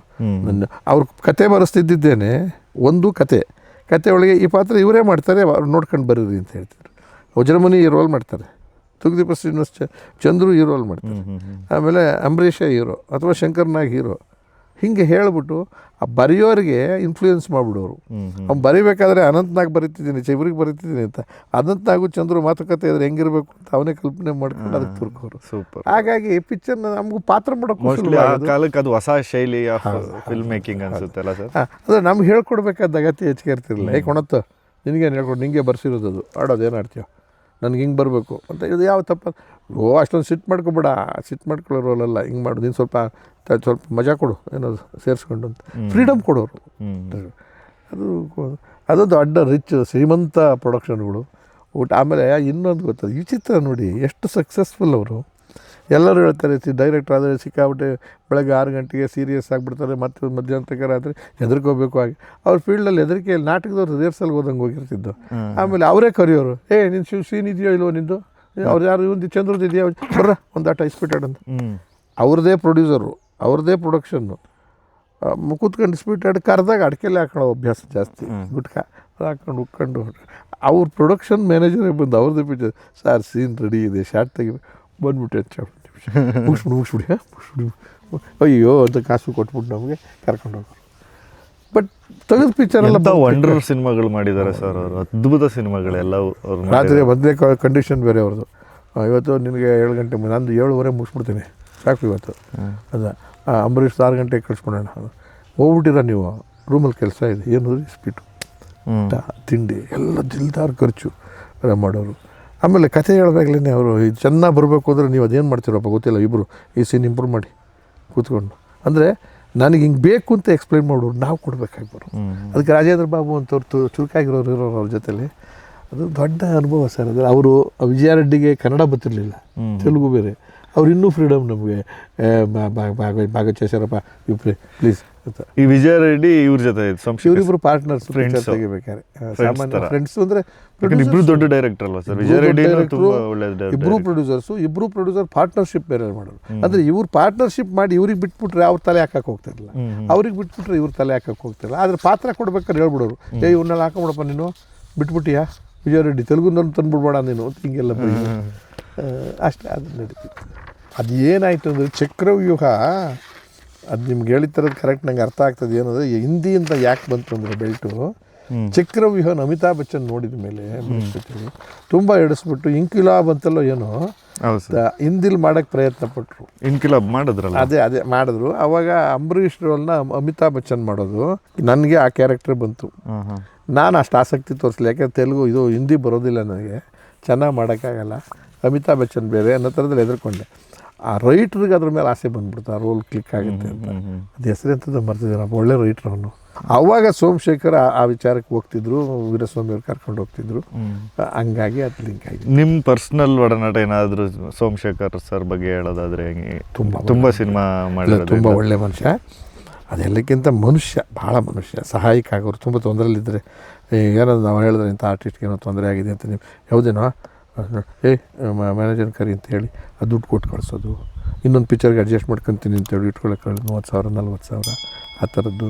ಆಮೇಲೆ ಸಿಟ್ಟು ಬರೋದು ಅಷ್ಟೇ, ಏನಪ್ಪ ಹಿಂಗೆ ಮಾಡ್ಬಿಟ್ರೆ ನೀವು, ಒಳ್ಳೆ ಕಥೆ ಆಯಿತು. ಪ್ರೀತಿ ಮಾತ್ರ ಹೋಗ್ತಿರ್ಲಿಲ್ಲ. ಆಮೇಲೆ ನಾನ್ ವೆಜ್ ಪ್ರಿಯ, ಇಸ್ಪೀಟ್ ಪ್ರಿಯ, ಸಿಗರೇಟ್ ಚೈನ್ ಸ್ಮೋಕರು, ಸ್ವಲ್ಪ ಇನ್ನೂ ಒಂದು 10 ವರ್ಷ ಇರ್ತಿದ್ರು. ಇವೆಲ್ಲ ಆಮೇಲೆ ಕೊಟ್ಟ ಕೌಟುಂಬಿಕದಲ್ಲಿ ಇವ್ರು ಅಂದ್ಕೊಂಡಂಗೆ ಆಗಿದೆಯೋ ಇಲ್ವೋ ಗೊತ್ತಿಲ್ಲ ನನಗೆ. ನಿಮಗೆ ಕಡೆಯವರೆಗೂ ಅವರೇನು ಇಲ್ಲ ಅವ್ರ ಮಗಳೊಬ್ಬಳು ಡಾಕ್ಟ್ರು, ಮದ್ರಾಸಿಂದ ಶಿಫ್ಟ್ ಆದ್ರೆ ಆಮೇಲೆ ಇಲ್ಲಿಗೆ ಮದ್ರಾಸ್ನಲ್ಲೇ ಅವರೆಲ್ಲ ಇಲ್ಲೊಂದು ರೂಮ್ ಮಾಡ್ಕೊಂಡಿದ್ರು, ನಮ್ಗೆ ಅದು ಮಾತ್ರ ಗೊತ್ತಿತ್ತು. ಓಕೆ, ಇಲ್ಲಿ ಏನು ಅವ್ರ ಸಂಸಾರ ಇಲ್ಲಿ ಇರಲೇ ಇಲ್ಲ, ಬಟ್ ಇಲ್ಲಿ ಅವರೇ ತಾನೆ ಅವರು ಬೇರೆ ಕರ್ನಾಟಕದವ್ರು, ಪಕ್ಕ ಕರ್ನಾಟಕ. ಅಲ್ಲೇ ಅವರು ಸೆಟಲ್ಮೆಂಟ್ ಅದಕ್ಕೆ ಹೋಗಿದ್ದಿದ್ರು ವ್ಯವಹಾರ. ಅವಾಗ ಇಂಡಸ್ಟ್ರಿ ಅಲ್ಲೇ ಇತ್ತು, ಹಂಗಾಗಿ ಅಲ್ಲೇ ಇದ್ರು. ಸರ್ ಅದೇ ವಿಜಯ್ ರೆಡ್ಡಿ ಬಗ್ಗೆ ಹೇಳ್ತಿದ್ರಿ, ಅದು ಅಷ್ಟೇ. ಹೆಚ್ಚು ನನಗೇನು ಪರ್ಸನಲ್ ವಿಚಾರಗಳು ಗೊತ್ತಿಲ್ಲ. ತೆಲುಗುನಲ್ಲೂ ದೊಡ್ಡ ಡೈರೆಕ್ಟರ್ ಆಗಿದ್ದರು, ತಮಿಳು ಮಾಡಿದ್ರು, ಕನ್ನಡದಲ್ಲಿ ಭಾಳಷ್ಟು ಮಾಡಿದ್ರು. ಕನ್ನಡವನ್ನು ಕಲಿದೇನೆ ಕನ್ನಡವನ್ನು ಡೈರೆಕ್ಟ್ ಮಾಡ್ತಿದ್ದವ್ರು ಅವರೇ. ಬರ್ತಿರ್ಲಿಲ್ಲ ಅವ್ರಿಗೆ ಸುಮಾರಾಗಿ ತಪ್ಪು ಕನ್ನಡ ಏಕವಚನ ಬಹುವಚನ ಏನೂ ಗೊತ್ತಾಗ್ತಿರಲಿಲ್ಲ, ಗ್ರಾಮರ್ ಸರಿ ಇರ್ತಿರಲಿಲ್ಲ. ಬಟ್ ತೆಲುಗುನಲ್ಲಿ ಹೇಳ್ಬಿಡೋರು ನಮ್ಗೆ ಅರ್ಥ ಬಟ್ ಆಗುತ್ತೆ. ನಮ್ಮಲ್ಲೆಲ್ಲ ಒಂದು ಹಿಸ್ಟಾರಿಕ್ ಸಿನಿಮಾಗಳೆಲ್ಲ ಅವರೇ ಮಾಡಿರೋದು. ಅದೇನಾಗ್ತಿತ್ತು ಅಂದರೆ ಆ ಡೈರೆಕ್ಟ್ರದೊಂದು ರಾಜ್ಕುಮಾರ್ ಕಂಪ್ನಿ ದೊಡ್ಡ ಕಂಪ್ನಿ ಅಂತ ಪಿಕ್ಚರ್ ಮಾಡಿಸ್ಬೇಕಾದ್ರೆ ಆ ಡೈರೆಕ್ಟ್ರುಗಳು ನಮ್ಮ ಮಾತು ಕೇಳದೇ ಇರೋರನ್ನ ಹಾಕ್ಕೊಂಡ್ರೆ, ತುಂಬ ಬುದ್ಧಿವಂತರನ್ನ ಹಾಕ್ಕೊಂಡ್ರೆ ಅವ್ರಿಗೆ ಅನ್ಸ್ದಂಗೆ ತೆಗಿತಾರೆ. ಕರೆಕ್ಟ್. ಮಾತೇ ಕೇಳೋದು ದುಡ್ಡು ಹಾಕೋರಿಗೆ. ಹೀಗೆ ಹೇಳಿದ್ರೆ ಇವರು ಸಿಕ್ಕಾಬಿಟ್ಟು ದುಡ್ಡು ಖರ್ಚು ಮಾಡ್ತಾ ಇದ್ದಾನಪ್ಪ, ನಮ್ಮ ಮಾತು ಕೇಳೋದ್ರ ಕಷ್ಟ ಅಂದಾಗ ಇವರು ಎಲ್ಲ ತೆಗಿಬೇಕಾದ್ರೆಲ್ಲ ಕೇಳಕ್ಕೆ ಕೂತ್ಕೊಳ್ಳೋರು. ಅಂದರೆ ಈಗ ಹಿಂಗೆ ತೆಗಿಯೋಣ ಅಂತಿದ್ದೀನಿ, ಬೇಡ ಈಗ ಹಂಗೆ ತೆಗಿಬೇಡಪ್ಪ, ಅದು ಬೇಡ ಸರಿ ಇಲ್ಲ, ಅದು ಹೆಂಗಾಗುತ್ತೆ, ಹೌದಾ ಹಂಗೆ ತೆಗಿಯೋಣ, ಓಕೆ ಒದ್ದಾಡ ಚಚಾರ ಅಂದರೆ ರಾಜಿ ಆಗೋರು. ರಾಜಿ ಆಗಿ ತಿರ್ಗಾ ಕ್ವಾಲಿಟಿ ಕೊಡೋಕ್ಕೆ ಟ್ರೈ ಮಾಡೋರು. ಆ ಕಾರಣಕ್ಕೆ ಅವ್ರನ್ನ ದೊಡ್ಡ ಪಿಕ್ಚರ್ ಏನಾಗುತ್ತೆ ಅಂದರೆ ಪ್ರೊಡ್ಯೂಸರ್ಗೆ ಒಂದು ಪ್ರೆಸ್ಟೀಜ್, ನನಗೆ ಗೊತ್ತಿದೆ ಇರಲ್ಲ ಅಂತ. ಆ ಕ್ಯಾಮ್ರಾಮನ್ ಅವ್ನು ನನಗೆ ಇದಂಗೆಲ್ಲ ಮಾಡೋಕ್ಕಾಗಲ್ಲ ಅನ್ನೋರು ಅವ್ರು ಯಾರೂ ಇರಬಾರ್ದು. ಆ ಪ್ರೊಡ್ಯೂಸರ್ ಮಾತು ಕೇಳೋರು ಇರಬೇಕು. ಸೋಮಶೇಖರ್ ಕೇಳ್ತಿರಲಿಲ್ಲ ಹಂಗೆಲ್ಲ. ಅದರಿಂದ ವಿಜಯ ರೆಡ್ಡಿ ರಜೆ ಬಿಡೋದು. ಅವ್ರಿಗೆ ಕನ್ನಡ ಬೇರೆ ಗೊತ್ತಾಗದೇ ಇರೋದ್ರಿಂದ ಇನ್ನೊಬ್ರು ಏನು ಹೇಳಿದ್ರು ಕೇಳ್ಕೊಂಡು ಅದನ್ನು ಮಾಡೋಕ್ಕೆ ಶುರು ಮಾಡಿಬಿಟ್ರು. ಬಟ್ ವಿ ಸೋಮಶೇಖರ್ ಅವ್ರ ಮೊದಲನೇ ಸಿನಿಮಾನೇ ಶಂಕರ್ ಗುರು ಅನಿಸುತ್ತೆ. ನನಗೆ ಗೊತ್ತಿಲ್ಲಪ್ಪ, ಮರ್ತಿದ್ದೀನಿ. ನಾನು ಮಾಡೋ ಹೊತ್ತಿಗೆ ದೊಡ್ಡ ಡೈರೆಕ್ಟರ್ ನನಗೆ ಸಿಕ್ಕಿದವರೆಲ್ಲ ಚಕ್ರವ್ಯೂಹ ಆದಮೇಲೆ ಸಿಕ್ಕಿದ್ದು ಎಲ್ಲ ಡೈರೆಕ್ಟ್ರುಗಳ ಸಕ್ಸಸ್ಫುಲ್ ಡೈರೆಕ್ಟ್ರು. ಭಾರ್ಗವಜಿ, ಸೋಮಶೇಖರು, ಆಮೇಲೆ ಸಂಗೀತಂ ಶ್ರೀನಿವಾಸು, ಅದು ರಾಜೇಂದ್ರ ಸಿಂಗ್ ಬಾಬು. ಸಂಗೀತಂ ಶ್ರೀನಿವಾಸ್ ಬಗ್ಗೆ ಹೇಳೋದಾದ್ರೆ ಒಂದೇ ಪಿಕ್ಚರ್ ನಾನು ಮಾಡಿದ್ದು, ಭಾರಿ ಒಳ್ಳೆ ಅದ್ಭುತ ಸಿನಿಮಾಗಳು ಕನ್ನಡಕ್ಕೆ ಮಾಡಿದ್ದಾರೆ ಡೈರೆಕ್ಟ್ರು. ಇನ್ನೂ ಬದುಕಿ ಅವ್ರಿಗೆ ಅಷ್ಟು ಚೆನ್ನಾಗಿ ತಮಿಳ್ನಾಡಲ್ಲಿ ಅವ್ರನ್ನ ಇವತ್ತು ಟ್ರೀಟ್ ಮಾಡ್ತಾರೆ. ಮೊನ್ನೆ ಎಲ್ಲ ಸೇರೋರ್ಗೊಂದು ಮಾಡಿದ್ರು. ರಾಜ್ಕುಮಾರ್ನ ಭಾಳಷ್ಟು ಗುಣಗಳು ಅವರಲ್ಲಿದ್ದು. ಸಜ್ಜನ ಸೌಜನ್ಯ ದೂರಾಗಿ ಹೇಳ್ತಿರ್ಲಿಲ್ಲ. ಆಮೇಲೆ ಬಂದು ಹೇಳ್ಬೇಕಾದ್ರೆ ಕಿವಿನಲ್ಲಿ ಹೀಗೆ ಮಾಡಿದ್ರೆ ಹೇಗಿರುತ್ತೆ ನೋಡಿ ಚೂಸು ಅಂತ, ಆ ಥರ ಅವ್ರ ಕೆಲಸ ಮಾಡೋಕ್ಕೆ ಒಂದು ಆನಂದ ಆಗುತ್ತೆ. ಯಾವ ಸಿನಿಮಾ ಸರ್ ನೀವು ಅವ್ರ ಜೊತೆ ಮಾಡಿ? ರಾಜ್ಕುಮಾರ್ದು ಯಾವುದೋ ಒಂದು ಪಿಕ್ಚರಪ್ಪ, ಅಥವಾ ರಾಜ್ಕುಮಾರ್ದಲ್ಲಿ ಬೇರೆಯವ್ರ ಪಿಕ್ಚರ್, ಅನಂತ್ನಾಗ್ದಿರ್ಬೇಕು. ಅನಂತ್ನಾಗ್ ಅವ್ರದ್ದು ಇಲ್ಲ ಶಿವಣ್ಣಂದಿರ್ಬೋದು, ಯಾವುದೋ ಆ ಥರದ್ದು ಮಾಡಿದ್ದೀನಿ, ಮರ್ತ್ಬಿಟ್ಟಿದ್ದೀನಿ. ಶಿವಣ್ಣವ್ರದ್ದು ಫಸ್ಟ್ 2 ಸಿನಿಮಾ ಏನೋ ಅವರೇ ಮಾಡಿರೋದು. ಆನಂದ್ ಶಿವಣ್ಣಂದ್ರು ಒಂದು 7-8 ಪಿಕ್ಚರ್ ಮಾಡಿದ್ದೀನಿ ನಾನು. ಆಮೇಲೆ ರಾಘುದು ಒಂದೇ ಒಂದು ಪಿಕ್ಚರು 9 ಅಂತ ಒಂದು ಆಡಿತ್ತಲ್ಲ, ಹಳ್ಳಕ್ಕೆ ಬಿತ್ತು ಆ ಪಿಕ್ಚರು. ಇವಂದು 2-3 ಪಿಕ್ಚರ್ ಮಾಡಿದೆ. ಪುನೀತ್ದು, ಅವ್ರ ಮಕ್ಕಳದು ತಂದೆಯವ್ರದ್ದು ಎಲ್ಲ ಅವ್ರದ್ದು 5 ಪಿಕ್ಚರ್ ಮಾಡಿದೆ ಇವ್ರದ್ದು, ರಾಜ್ಕುಮಾರ್ ಅವರು. ಸೊ ಮಾಡ್ತಿದ್ದೆ. ಸಂಗೀತಮ್ ಜೊತೆ ಮಾಡಿದ ಕೆಲಸ ಅಷ್ಟೇ ಜ್ಞಾಪಕ ಇರುತ್ತೆ. ಹುಣಸೂರು ಕೃಷ್ಣಮೂರ್ತಿ ಅವರು ಏನಾದ್ರು ನಿಮಗೆ ಟಚ್ ಇತ್ತು ಸರ್? ಅವರ ಭಾರ್ಗವ ಅವ್ರು ಚೆನ್ನಾಗಿ ಗೊತ್ತು, ದ್ವಾರಕೇಶ್ ಚೆನ್ನಾಗಿ ಗೊತ್ತು. ಅವರ ಪೀರಿಯಡ್ನೊತ್ತಿಗೆ ನಮ್ಮ ಪೀರಿಯಡ್ನೊತ್ತಿಗೆ ಅವರು ಎಂಡ್ ಮುಗಿತು, ಯಾವುದೋ 1-2 ಸಾಂಗ್ಗಳು ಬರೀತಿದ್ರು ಆ ಕಾಲದಲ್ಲಿ ಅಷ್ಟೇ. ಇವ್ರು ಯಾರು ಸರ್? ಎ.ವಿ. ಶೇಷಗಿರಿ ರಾವ್ ಅಂತ ಅವ್ರ ಪಿಕ್ಚರ್ ಮಾಡಿದ್ದೀನಿ. ತೆಲುಗು ಅವರು ಅವರ ತೆಲುಗುನವರೇ, ಆದರೆ ಪಕ್ಕ ನಮ್ಮ ಸೋಮಶೇಖರ್ ಸ್ಟೈಲ್ನಲ್ಲೇ ಕಮರ್ಷಿಯಲ್. ಅವ್ರಿಗಿಂತ ಇನ್ನೊಬ್ರು ಇದ್ರು ನಿಮಗೆ ಗೊತ್ತು, ಕೆ.ಸಿ.ಎಸ್. ದಾಸ್. ಅವ್ರು 100 ಸಿನಿಮಾ ಮಾಡಿದ್ದಾರೆ ಡೈರೆಕ್ಷನ್ನೇ. ಅವ್ರ ಪಿಕ್ಚರ್ನಲ್ಲಿ ಅದ್ಭುತವಾಗಿ ಮಾಡಿದ್ವಿ ಎಲ್ಲ. ಅವ್ರದ್ದು ಹೆಂಗೆ ಅಂತಂದರೆ 5 ದಿವಸ ಡೇಟ್ ಇದೆಯಾ ಬಾ, 10 ದಿವಸ ಡೇಟ್ ಬಾ, ನಾನು ಆ ಇಡೀ ಪಿಕ್ಚರ್ದು ಶೂಟಿಂಗ್ ಮಾಡಿ ಕಳಿಸ್ಬಿಡೋರು. ಅಂದರೆ ಅವ್ರಿಗೆ ಎಡಿಟಿಂಗ್ ನಾಳೆ ಹಿಡಿದಿತ್ತು, ಇಲ್ಲಿ ತೆಗೆದ್ರೆ ಇಲ್ಲೇ ಹಾಕಂತೀನಿ, ಇಲ್ಲೇ ತಗೊಂಡು. ತೆಲುಗುನೇ ಅವರು. ಇವರೆಲ್ಲ ಜಾಲಿ ಗೋಯರ್ಸು. ಸಿನಿಮಾನ ಭಾಳ ಗಂಭೀರವಾಗಿ ತೊಗೊಂಡು ಕ್ವಾಲಿಟಿ ಅವಾರ್ಡ್ಗೆ ಅಂತಲ್ಲ, ಮಜಾ ಕೊಡ್ಬೇಕು ಜನಗಳಿಗೆ, ತಗೊಳ್ಳಿ ಮಾಡ್ತಿರೋದು ನೋಡ್ತಾರೆ. ಇಲ್ಲೇ ಖುಷಿಯಾಗಿ ಮಾಡಿದ್ರೆ ತಾನೇ ಜನ ಖುಷಿಯಾಗಿ ನೋಡೋದು. ಆಮೇಲೆ ಎ ಟಿ ರಘು ಅವರು ರೈಟರ್ ಆಗೇ ಇದ್ದಿದ್ದಲ್ಲ ಸರ್, ಅವರು ಡೈರೆಕ್ಷನ್ ಮಾಡಿದ್ರು. ರಘುನಲ್ಲಿ ಇಬ್ಬರಿದ್ರು, ತಿಪ್ಟೂರ್ ರಘು ಅಂತ ಒಬ್ಬರು, ಎ ಟಿ ರಘು ಗಡ್ಡ. ಗೊತ್ತಾಯ್ತು. ಡೈರೆಕ್ಷನ್ ಅಂಬರೀಷ್ ಅವ್ರು ಆಕ್ಟಿಂಗು ಮಾಡಿದಾರಲ್ಲ, ಆಕ್ಟಿಂಗ್ ಗಡ್ಡ ಬಿಟ್ಕೊಂಡು ಅಂಬರೀಷ್ ಸಿನಿಮಾಗಳು ಜಾಸ್ತಿ ಮಾಡಿದ್ದಾರೆ. ಆಮೇಲೆ ಕೂಡ್ಲು ರಾಮಕೃಷ್ಣ, ಹೌದೌದು, ನಾಗತಿಹಳ್ಳಿ ಚಂದ್ರಶೇಖರ್, ನಾಗಾಭರಣ, ಹೌದು, ನಾನು ಬಹುತೇಕ ಚಿ ದತ್ತರಾಜು ದೇವನ್ ಪಿಕ್ಚರ್ ಮಾಡಿದ್ದೀನಿ. ಅವ್ರು ಯಾರು ಸರ್? ಉದಯ್ ಶಂಕರ್ ಇವ್ರ ತಮ್ಮ, ಆರತಿ ಅವ್ರ ತಮ್ಮ, ಆರತಿ ನಟಿ, ಅವರು ಡೈರೆಕ್ಟರ್ ಆಗಿದ್ರು. Sai Prakash HK picture. ನಾವು ಫಣಿರಾಮಚಂದ್ರ ನಿಮ್ದು ಕಾಂಬಿನೇಷನ್ ಎಲ್ಲ ಸಕ್ಸಸ್ಫುಲ್, ಅದ್ಭುತವಾದ ಕಾಂಬಿನೇಷನ್. ಮಾಲಾಶ್ರೀ ಪಿಕ್ಚರ್ಗಳು ಬಹುತೇಕ ಪ್ಯಾರಲ್ ಹೀರೋಗಿಂತ ಇಂಪಾರ್ಟೆಂಟ್ ರೋಲ್ಗಳು. ಕಿತ್ತೂರಿನ ಹುಲಿ, ಪೊಲೀಸನ ಹೆಂಡತಿ, ಯಾವ್ಯಾವ ಪಿಕ್ಚರ್, ಗೌರಿ ಗಣೇಶ, ಒಂದು ಸಿನಿಮಾ ಕತೆ, ಗಣೇಶನ ಮದುವೆ ಎಲ್ಲ ಇವತ್ತಿಗೂ ಸೂಪರ್ ಸಿನಿಮಾಗಳು. ಒಂದು ಸಿನಿಮಾ ಕತೆ ನಿಮ್ದೇ ಒಳ್ಳೆ ಕ್ಯಾರೆಕ್ಟರ್, ಅದು ತುಂಬಾ ಚೆನ್ನಾಗಿದೆ ಆ್ಯಕ್ಚುಲಿ. ಅದು ಬೇಕಾದಷ್ಟು ಜನ ಡೈರೆಕ್ಟ್ರು ಸರ್ ತೆಲುಗುನವರು. ತೆಲುಗುದು ಇನ್ನೊಂದು ಮುತ್ಯಾಲ ಸುಬ್ಬಯ್ಯಗಾರು ಅಂತ ಒಬ್ಬರು ಅವಾರ್ಡ್ ಡೈರೆಕ್ಟ್ರು, ಒಂದು ತೆಲುಗು ಪಿಕ್ಚರು ಬೇರೆ ಮಾಡಿದ್ದೆ. ಹೌದಾ? ಇದಾ ಪ್ರಪಂಚಂ ಅಂತ. ಸರಿತಾ, ಜೀವಿತ, ಡಾಕ್ಟರ್ ರಾಜಶೇಖರ್, ಸುತ್ತಿವೇಲು ಇವರೆಲ್ಲ ಮಾಡಿದ್ದು. ನಾನು ಅವಾಗ MLA ಆಗಿದ್ದೆ. ನೀವು 85 ಸರ್? 80 ಒಂದು ಇದು 75 ನಾಟಕ, 78 of bit movie, 82 commercial picture, ಆಮೇಲೆ 83 ಮದುವೆ, 85 MLA. ಅಲ್ಲೇ ಆಗ ಎಷ್ಟು ಸರ್ ಏಜ್ ನಿಮಗೆ? 85ನಲ್ಲಿ 31. Great achievement. 31 ಅಂದರೆ ಸ್ಪ್ಯಾನ್ ಆಫ್ 7 ಇಯರ್ಸ್ ಅಷ್ಟೇ. ನಿನ್ನೆ 28ಇಂದ 33, 34 ಹೊತ್ತಿಗೆ ಏನೇನೋ ಆಗೋಯ್ತು ಲೈಫ್ ಸ್ಟೈಲು. MLAನೂ ಆಗೋದೆ, ಪಿಕ್ಚರು ಪಾಪ್ಯುಲರು, ಸೀರಿಯಲ್ಲು ಪಾಪ್ಯುಲರು, ನಾಟಕ ಮುಖ್ಯಮಂತ್ರಿ ಬಹಳ ಜೋರಾಗಿ ಓಡ್ತಾಯಿತ್ತು, ಎಲೆಕ್ಟೆಡ್ MLA ಬೇರೆ. ಹಾಗಾಗಿದೆ. ಅಲ್ಲಿಂದ ಈಚೆಗೆ ಸಿನಿಮಾ, ರಾಜಕಾರಣ, ಹೋರಾಟ ಎಲ್ಲವೂ ಒಟ್ಟೊಟ್ಟಿಗೆ. ಡಾಕ್ಟರ್ ರಾಜ್ಕುಮಾರ್ ಹೇಗಿದ್ರು ಅಂದರೆ ಅಷ್ಟೊತ್ತಿಗೆ ಪೀಕ್ ಅಲ್ವೇ ಅವರು. ಹೌದು. ಸೆಟ್ಟಿಗೆ ಬಂದಾಗ ಒಂದೇ ಒಂದು ಅಕ್ಷರ, ಇದು ಸರಿ ಇಲ್ಲ ಶಂಕರ್, ಇದು ಮಾಡೋಕ್ಕಾಗಲ್ಲ, ಕಷ್ಟ ಆಗುತ್ತೆ, ಇದು ಬೇಕು, ಇದಕ್ಕಿಂತ ಹಿಂಗೆ ಮಾಡೋಣ ಅಂತ ಒಂದು ದಿವಸ ಹೇಳಿಲ್ಲ. ಅಲ್ಲ, ಒಂದು ಕೆಲಸ ಮಾಡಿ, ನಾನು ಬಿದ್ದು ತೋರಿಸ್ತೀನಿ, ಏನೂ ಆಗಲ್ಲ ಅಂತ ಅಂದ್ರೆ ಹೋಗೋಣ ಅಂತ ಅವ್ನು ಬಿದ್ದು ಬಿಟ್ಟ ಸರ್. ಇದು ನೋಡಿದ ತಕ್ಷಣ ಇವ್ರು ಎಕ್ಸೈಟ್ ಆಗ್ಬಿಟ್ರು ಸರ್. ಯಾರು? ರಾಜ್ಕುಮಾರ್. ಇವ್ರು ಬೇಡ ಅಂತ, ಕ್ಯಾಮ್ರಾಮನ್ ಬೇಡ ಅಂತ, ನಾವೇನು ಮಾತಾಡೋಂಗಿಲ್ಲ, ನಾವೇನು ನೀರು ಬೀಳೋದಿಲ್ಲ, ನಮ್ಮನ್ನೆಲ್ಲ ಭಯ ನಮಗೆ. ಅವರು ಶಂಕರ್ನ ಮಾಡಿದ ತಕ್ಷಣ ಅಣ್ಣವ್ರ ಹತ್ರ ಹೋಗಿ, ನೀವೇನು ತಪ್ಪು ತಿಳ್ಕೊಬೇಡಿ ಅಣ್ಣವ್ರೆ, ನನಗೆ ಅನಿಸಿರೋದು ಈ ಥರ ಇದೆ, ಬದಲಾಯಿಸ್ಬೇಕು ಅಂದ್ರೆ ಮಾಡೋಣ, ಯಾವ ಥರ ಬೇಕಾದ್ರೂ ಮಾಡೋಣ, ನಾನು ಬರೀ ಆ್ಯಕ್ಟ್ರು, ಆ್ಯಕ್ಟಿಂಗ್ನಲ್ಲಿ ಏನಾದರೂ ಇದ್ರೆ ಹೇಳಿ, ಈ ವಿಚಾರನ ಭಾರತದಲ್ಲಿ ಕೇಳ್ಕೊಂಡು. ಇಬ್ಬರಿಗೂ ಅಹಂಕಾರಿಗಳಲ್ಲ, ಇಬ್ಬರಿಗೂ ಕೂಡ ಈ ಡಿಸ್ಕ್ರಿಮಿನೇಷನ್ ಇಲ್ಲ. ಶಂಕರ್ನಾಗ ಲೈಟ್ ಹಿಡಿಯಕ್ಕೆ ಹೋಗ್ಬಿಡ್ತಾನೆ, ಏನಾದರೂ ಹುಡುಗರು ಸಿಗಲಿಲ್ಲ ಅಂದರೆ ಅಂತ ರಾಜ್ಕುಮಾರ್ ಹೋಗ್ಬಿಡೋರು ಲೈಟ್ ಹಿಡಿಯೋಕ್ಕೆ.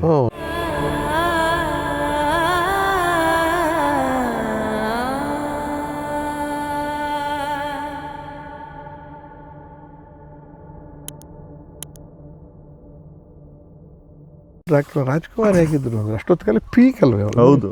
ಸೆಟ್ಟಿಗೆ ಬಂದಾಗ ಒಂದೇ ಒಂದು ಅಕ್ಷರ, ಇದು ಸರಿ ಇಲ್ಲ ಶಂಕರ್, ಇದು ಮಾಡೋಕ್ಕಾಗಲ್ಲ, ಕಷ್ಟ ಆಗುತ್ತೆ, ಇದು ಬೇಕು, ಇದಕ್ಕಿಂತ ಹಿಂಗೆ ಮಾಡೋಣ ಅಂತ ಒಂದು ದಿವಸ ಹೇಳಿಲ್ಲ. ಅಲ್ಲ, ಒಂದು ಕೆಲಸ ಮಾಡಿ, ನಾನು ಬಿದ್ದು ತೋರಿಸ್ತೀನಿ, ಏನೂ ಆಗಲ್ಲ ಅಂತ ಅಂದ್ರೆ ಹೋಗೋಣ ಅಂತ ಅವ್ನು ಬಿದ್ದು ಬಿಟ್ಟ ಸರ್. ಇದು ನೋಡಿದ ತಕ್ಷಣ ಇವ್ರು ಎಕ್ಸೈಟ್ ಆಗ್ಬಿಟ್ರು ಸರ್. ಯಾರು? ರಾಜ್ಕುಮಾರ್. ಇವ್ರು ಬೇಡ ಅಂತ, ಕ್ಯಾಮ್ರಾಮನ್ ಬೇಡ ಅಂತ, ನಾವೇನು ಮಾತಾಡೋಂಗಿಲ್ಲ, ನಾವೇನು ನೀರು ಬೀಳೋದಿಲ್ಲ, ನಮ್ಮನ್ನೆಲ್ಲ ಭಯ ನಮಗೆ. ಅವರು ಶಂಕರ್ನ ಮಾಡಿದ ತಕ್ಷಣ ಅಣ್ಣವ್ರ ಹತ್ರ ಹೋಗಿ, ನೀವೇನು ತಪ್ಪು ತಿಳ್ಕೊಬೇಡಿ ಅಣ್ಣವ್ರೆ, ನನಗೆ ಅನಿಸಿರೋದು ಈ ಥರ ಇದೆ, ಬದಲಾಯಿಸ್ಬೇಕು ಅಂದ್ರೆ ಮಾಡೋಣ, ಯಾವ ಥರ ಬೇಕಾದ್ರೂ ಮಾಡೋಣ, ನಾನು ಬರೀ ಆ್ಯಕ್ಟ್ರು, ಆ್ಯಕ್ಟಿಂಗ್ನಲ್ಲಿ ಏನಾದರೂ ಇದ್ರೆ ಹೇಳಿ, ಈ ವಿಚಾರನ ಭಾರತದಲ್ಲಿ ಕೇಳ್ಕೊಂಡು. ಇಬ್ಬರಿಗೂ ಅಹಂಕಾರಿಗಳಲ್ಲ, ಇಬ್ಬರಿಗೂ ಕೂಡ ಈ ಡಿಸ್ಕ್ರಿಮಿನೇಷನ್ ಇಲ್ಲ. ಶಂಕರ್ನಾಗ ಲೈಟ್ ಹಿಡಿಯಕ್ಕೆ ಹೋಗ್ಬಿಡ್ತಾನೆ, ಏನಾದರೂ ಹುಡುಗರು ಸಿಗಲಿಲ್ಲ ಅಂದರೆ ಅಂತ ರಾಜ್ಕುಮಾರ್ ಹೋಗ್ಬಿಡೋರು ಲೈಟ್ ಹಿಡಿಯೋಕ್ಕೆ.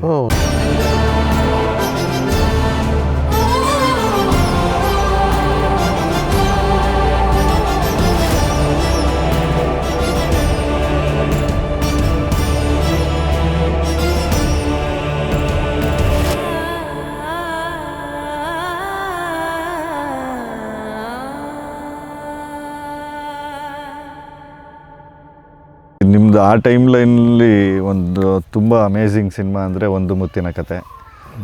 ಅದರಲ್ಲಿ ಇಬ್ಬರು ಲೆಜೆಂಡ್, ಶಂಕರ್ ನಾಗ್ ಸರ್ ಜೊತೆ ಮತ್ತು ರಾಜ್ಕುಮಾರ್ ಸರ್, ನೀವು ಸುಮಾರು ಅದರದ್ದು ಘಟನೆಗಳನ್ನ ಎಲ್ಲ ಕಡೆ ಹೇಳ್ತಾ ಇದ್ರು. ಆ ಕಾಳಿಂಗ ಸರ್ಪ, ಹುಲಿ ಬಂದಿದ್ದು ಮತ್ತು ಇನ್ಯಾವುದೋ ಮನೇಲಿ ಊಟಕ್ಕೆ ಹೋಗಿದ್ದು ಏನೇನು ಹೇಳ್ಬಿಟ್ಟಿದ್ದೆ. ಮೆನ್ಷನ್ ಮಾಡ್ಬೇಕಾಗಿರೋದು ಇಬ್ಬರು ಲೆಜೆಂಡ್ಸ್.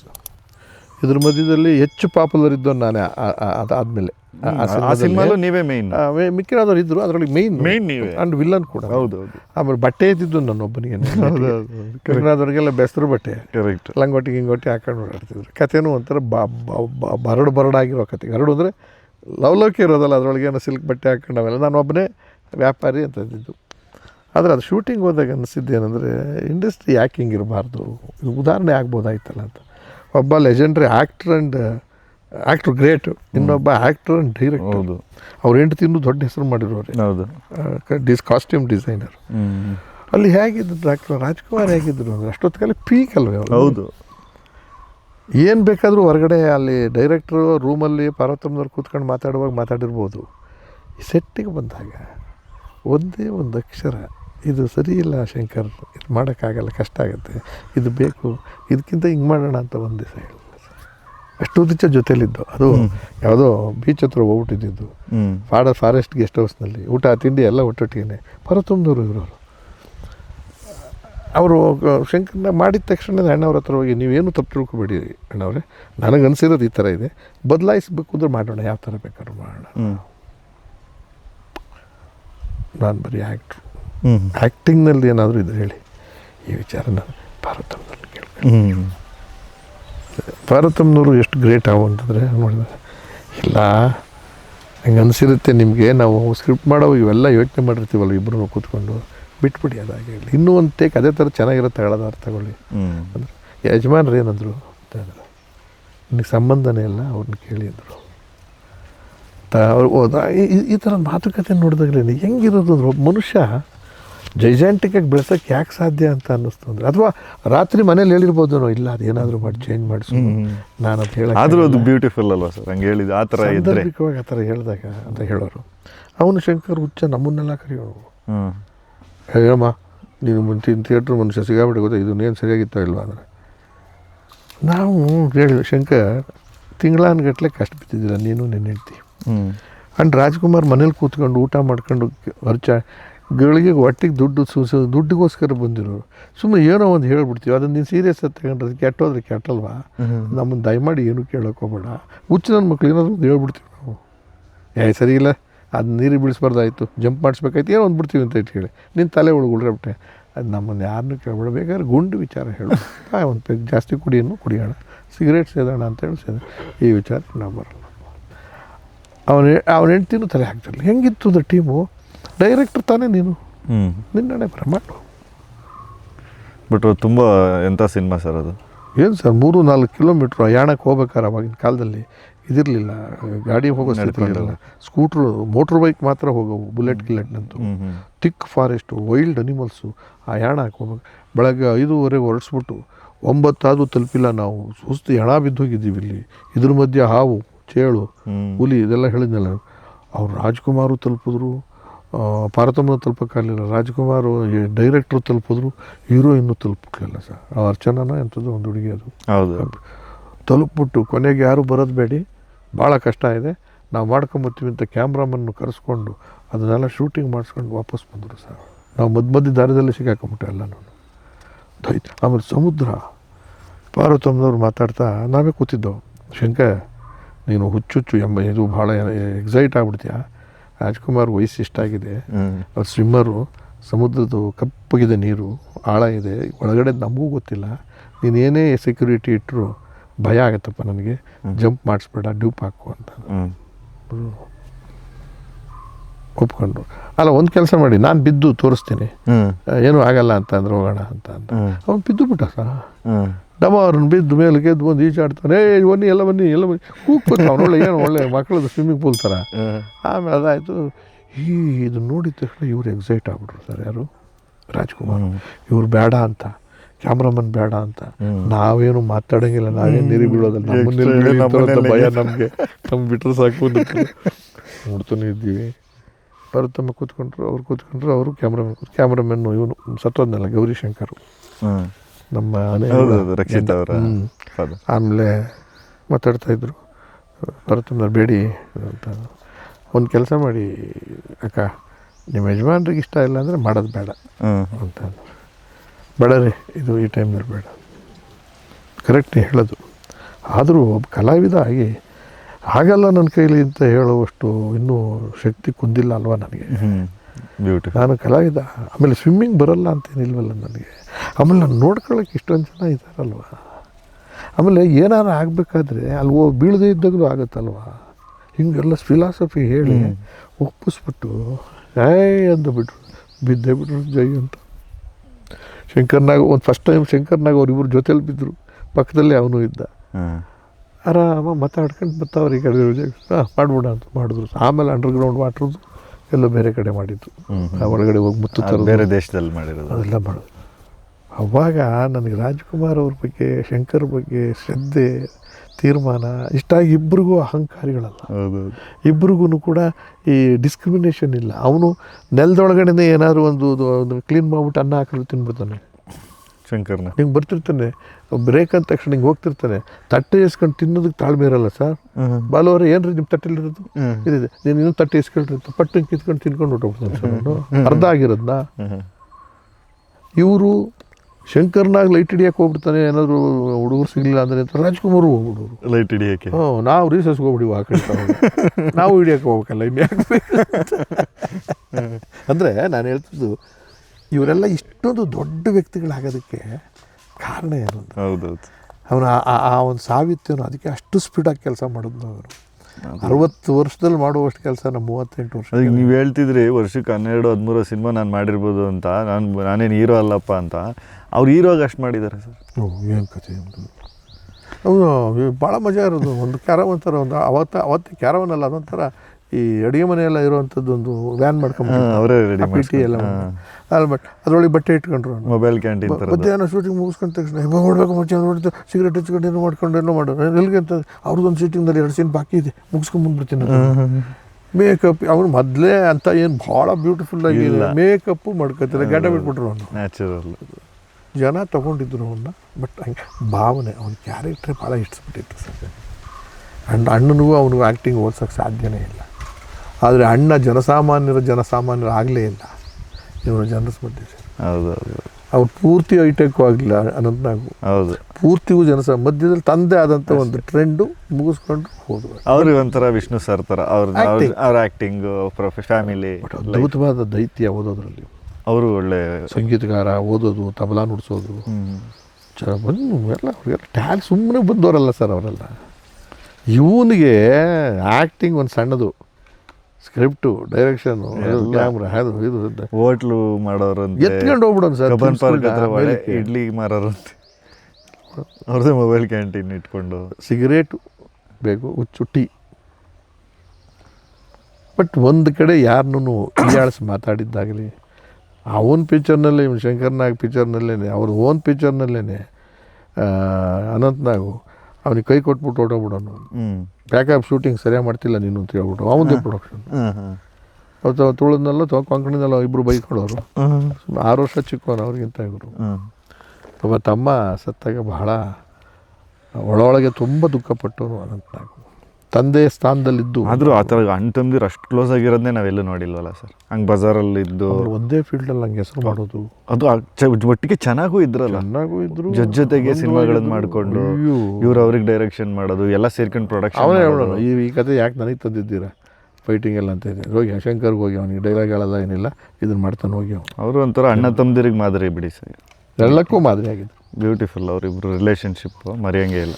ಅನಂತನಾಗನ ಜೊತೆ ಪಾತ್ರ ಮಾಡೋದು ಅಂದರೆ ಬೆಟ್ಟದ ಜೊತೆ, ಪರ್ವತದ ಜೊತೆ ಪಾತ್ರ ಮಾಡಿದಂಗೆ. ರಾಜ್ಕುಮಾರ್, ಅನಂತನಾಗ್, ಇನ್ಕ್ಲೂಡಿಂಗ್ ವಿಷ್ಣುವರ್ಧನ್, ಜಯಂತಿ, ಇವರೆಲ್ಲ ಲೆಜೆಂಡ್ರಿ ಸರ್. ಅದೇ ನಿಮಗೆ ಅಣ್ಣವ್ರ ನಂತರ ಒಂದಷ್ಟು ಜನ ಒಳ್ಳೆ ಡೈರೆಕ್ಟ್ರು ಅನಂತನಾಗ್ ಸರ್ ಜೊತೆ ಕ್ಯಾರಿ ಮಾಡಿದ್ರು ಅಲ್ಲಿವರೆಗೂ ಚೆನ್ನಾಗಿತ್ತು ಅನಿಸುತ್ತೆ. ಮೋಸ್ಟ್ಲಿ ಹಂಗೇನೇ ಆಗಿತ್ತು. ನಾವು ಏನೋ ಪಾತ್ರಗಳು ಚೆನ್ನಾಗಿ ಮಾಡ್ಬಿಡ್ತಿದ್ದೆ ಸರ್, ಪಿಕ್ಚರ್ ಚೆನ್ನಾಗಿರ್ತಿರ್ಲಿಲ್ಲ. ನಾನು ಬಾಲಣ್ಣನ ನೆನೆಸ್ಕೊತೀನಿ, ಅವರು ಒಂದು 500 ಪಿಕ್ಚರ್ ಮಾಡಿರ್ಬೇಕು. ಹೌದು. ಕೆಟ್ಟ ಪಿಕ್ಚರ್ನಲ್ಲೂ ಅವ್ನ ಪಾತ್ರ ಚೆನ್ನಾಗಿರೋದು, ಸಾಕಾಗಿ ಮಾಡಿದ್ದಾರೆ. ಒಳ್ಳೆ ಪಿಕ್ಚರ್ನಲ್ಲಂತೂ ಅವ್ರ ಕ್ರೆಡಿಟ್ಟು. ಬಂಗಾರದ ಮನುಷ್ಯ ಎಷ್ಟು ರಾಜ್ಕುಮಾರ್ ಚೆನ್ನಾಗಿ ಮಾಡಿದ್ದಾರೆ, ಎಲ್ಲ ಮಾಡಿದ್ದಾರೆ. ಆದರೆ ಅವ್ನ ಬಾಲಣ್ಣನ ಪಾತ್ರ ಹೌದೌದು, ಅವರೇ ಅದರಲ್ಲಿ ಆ ಕನ್ನಡಿ ಮುಂದೆ ಬಂದು ಒಂದು ಮಾತು ಹೇಳ್ತಾನಲ್ಲ, ಈ ಬರಡು ಭೂಮಿ ಅಂತ ಅದು ಯಾವ ಕೆಲಸ ಮಾಡೋಕ್ಕೆ ಬಂದಿದ್ಯಪ್ಪ. ಹೌದು, ಅದೊಂದು ಅವೆಲ್ಲ ಪಾತ್ರಗಳು ನೋಡಿದಾಗ ಪಾತ್ರಕ್ಕೆ ಜೀವ ಕೊಡೋದು ನಮ್ಮ ಕೈಲಿರುತ್ತೆ, ಕತೆಗೆ ಜೀವ ಕೊಡೋದು ನಮ್ಮ ಕೈಲಿರುತ್ತೆ. ಅದು ಹೀರೋಯಿನ್ನು ಮತ್ತು ನಿರ್ದೇಶಕರು ಮತ್ತು ಕತೆಗಾರರು. ನಾವು ಅಷ್ಟಕ್ಕೆ ಸೀಮಿತವಾಗಿ ಎಲ್ಲಿಗೆ ಬೇಕೋ ಅಷ್ಟಕ್ಕೆ ತುಂಬೋದು ಅಷ್ಟೇ. ಅಶ್ವತ್ತು ಇವ್ರ ಜೊತೆ ಪಾತ್ರ ಮಾಡ್ಬೇಕಾದ್ರೆ ಆಸಕ್ತಿ ಬರೋದು ನಮಗೆ. ಕಲಿಬೋದು ಅಂತ. ಅಯ್ಯೋ, ನಮಗೆಲ್ಲ ಖುಷಿ ಏನಂದ ಉದಯ್ ಕುಮಾರ್, ಕಲ್ಯಾಣ್ ಕುಮಾರ್, ರಾಜ್ಕುಮಾರ್, ಈ ತ್ರಿವಿಳಿ ಜೊತೆಯಲ್ಲೂ ಪಾತ್ರ ಮಾಡೋದು ಅವಕಾಶ ಸಿಕ್ತು. ಬಾಲಣ್ಣ, ಅಶ್ವತ್ತು ಇವ್ರ ಜೊತೆಲೂ ಅವಕಾಶ ಸಿಕ್ತು. ಈ ಪೀಳಿಗೆಗೂ ಅವಕಾಶ ಸಿಕ್ಕಿದೆ ಅಂದರೆ ಎಂಥ ಅದೃಷ್ಟ. Great sir. ಸರ್ಕಾರ ನೋಗಳೋದು, ಸಾಹಿತ್ಯ ಪರಿಷತ್ನ ನೋಗಳೋದು, ಆಮೇಲೆ ಅವ್ರು ನೋಗಳೋದು. ಅವ್ರು ಇದಕ್ಕೋಸ್ಕರ 3-4 ಕೋಟಿ, ಎಷ್ಟೋ ಕೋಟಿ, 30 ಕೋಟಿನೋ ಎಷ್ಟೋ ಖರ್ಚು ಮಾಡ್ತಕ್ಕಂಥದ್ದು ಅಗತ್ಯ ಏನಿದೆ? 60,000 ಶಾಲೆಗಳಿಗೆ ಇವರು ಟೀಚರ್ಸು ಇಲ್ಲ. 60,000 ಟೀಚರ್ಸ್ ಇಲ್ಲ, ದುರಸ್ತಿ ಇಲ್ಲ. ಆಮೇಲೆ ಈಗ ನನಗೆ ದುಡ್ಡಿಲ್ಲ, ನಾವು ಕಟ್ಟೋದಕ್ಕೆ ನಾವು ಕಟ್ಟಲ್ಲ. ಖಾಸಗಿಯವರು MLAಗಳದ್ದು ಶಾಲೆಗಳಿದ್ದಾವೆ, MP ಗಳದ್ದು ಶಾಲೆಗಳಿದ್ದಾವೆ. ಅವಕ್ಕೆ ದುಡ್ಡಾಗಬೇಕು, ಅವಕ್ಕೆ ಡೊನೇಷನ್ ಕೊಟ್ಟು ಜನ ಹೋಗಬೇಕು, ಇವನು ಮುಚ್ಚಬೇಕು. ಇಂಥದಕ್ಕೆ ಸಾಹಿತ್ಯ ಪರಿಷತ್ ಯಾಕೆ ಮಾಡಬೇಕಾಗಿತ್ತು? ಇಷ್ಟು ದುಡ್ಡು ಖರ್ಚು ಮಾಡೋ ಬದಲು ಶಾಲೆಗಳನ್ನ ದುರಸ್ತಿ ಮಾಡಿದ್ದಾರೆ, ಕನ್ನಡ ಶಾಲೆಗಳನ್ನ. ಇಲ್ಲಿ ಹುಡುಗರು ಫೇಲ್ ಆಗಿಲ್ಲ. ಮೇಸ್ಟ್ರುಗಳು ಫೇಲ್ ಆಗಿಲ್ಲ, ಫೇಲ್ ಆಗಿರೋದು ವ್ಯವಸ್ಥೆ. ನಾವು ಬೀಡಿ ತೊಗೊಂಡ್ರೆ ಟ್ಯಾಕ್ಸು, ಬಟ್ಟೆ ತಗೊಂಡ್ರೆ ಟ್ಯಾಕ್ಸು, ಚಡ್ಡಿ ತಗೊಂಡ್ರೆ ಟ್ಯಾಕ್ಸು. ನಂದು ಅದಕ್ಕೆ 10 ಲಕ್ಷ ಕೋಟಿ ರೂಪಾಯಿನ ಸೆಂಟ್ರಲ್ ಗೌರ್ಮೆಂಟ್ನವರು ಈ ಅದಾನಿ ಅಂಬಾನಿ ಇಂಥವ್ರನ್ನ ಸಾಲ ಮನ್ನಾ ಮಾಡ್ತೀರಾ? ಇವ್ರಿಗೆ ಫೆಸಿಲಿಟೀಸ್ ಕೊಡೋಕ್ಕಾಗಲ್ಲ. ಅಂದರೆ ಇವ್ರು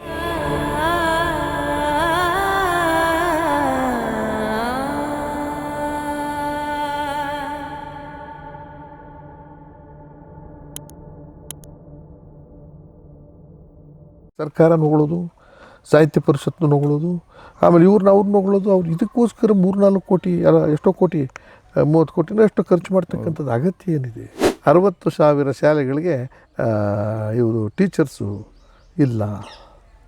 60,000 ಟೀಚರ್ಸ್ ಇಲ್ಲ, ದುರಸ್ತಿ ಇಲ್ಲ. ಆಮೇಲೆ ಈಗ ನನಗೆ ದುಡ್ಡಿಲ್ಲ, ನಾವು ಕಟ್ಟೋದಕ್ಕೆ ನಾವು ಕಟ್ಟಲ್ಲ.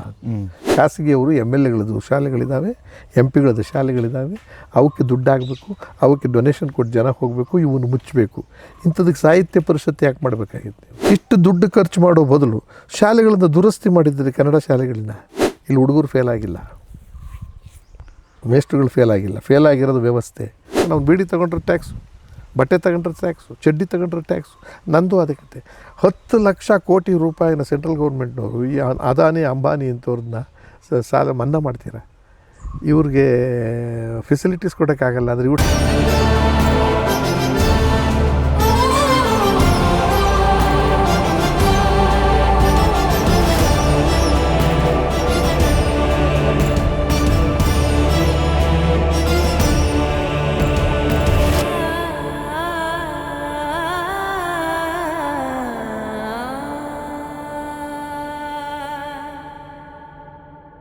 ಸರ್, ಅದು ಈಗ ಮೊನ್ನೆ ಈ ಸಾಹಿತ್ಯ ಸಮ್ಮೇಳನ ನಡೆದಾಗ ನಿಮ್ಮದು ಭಾಷಣ ನೋಡಿದೆ.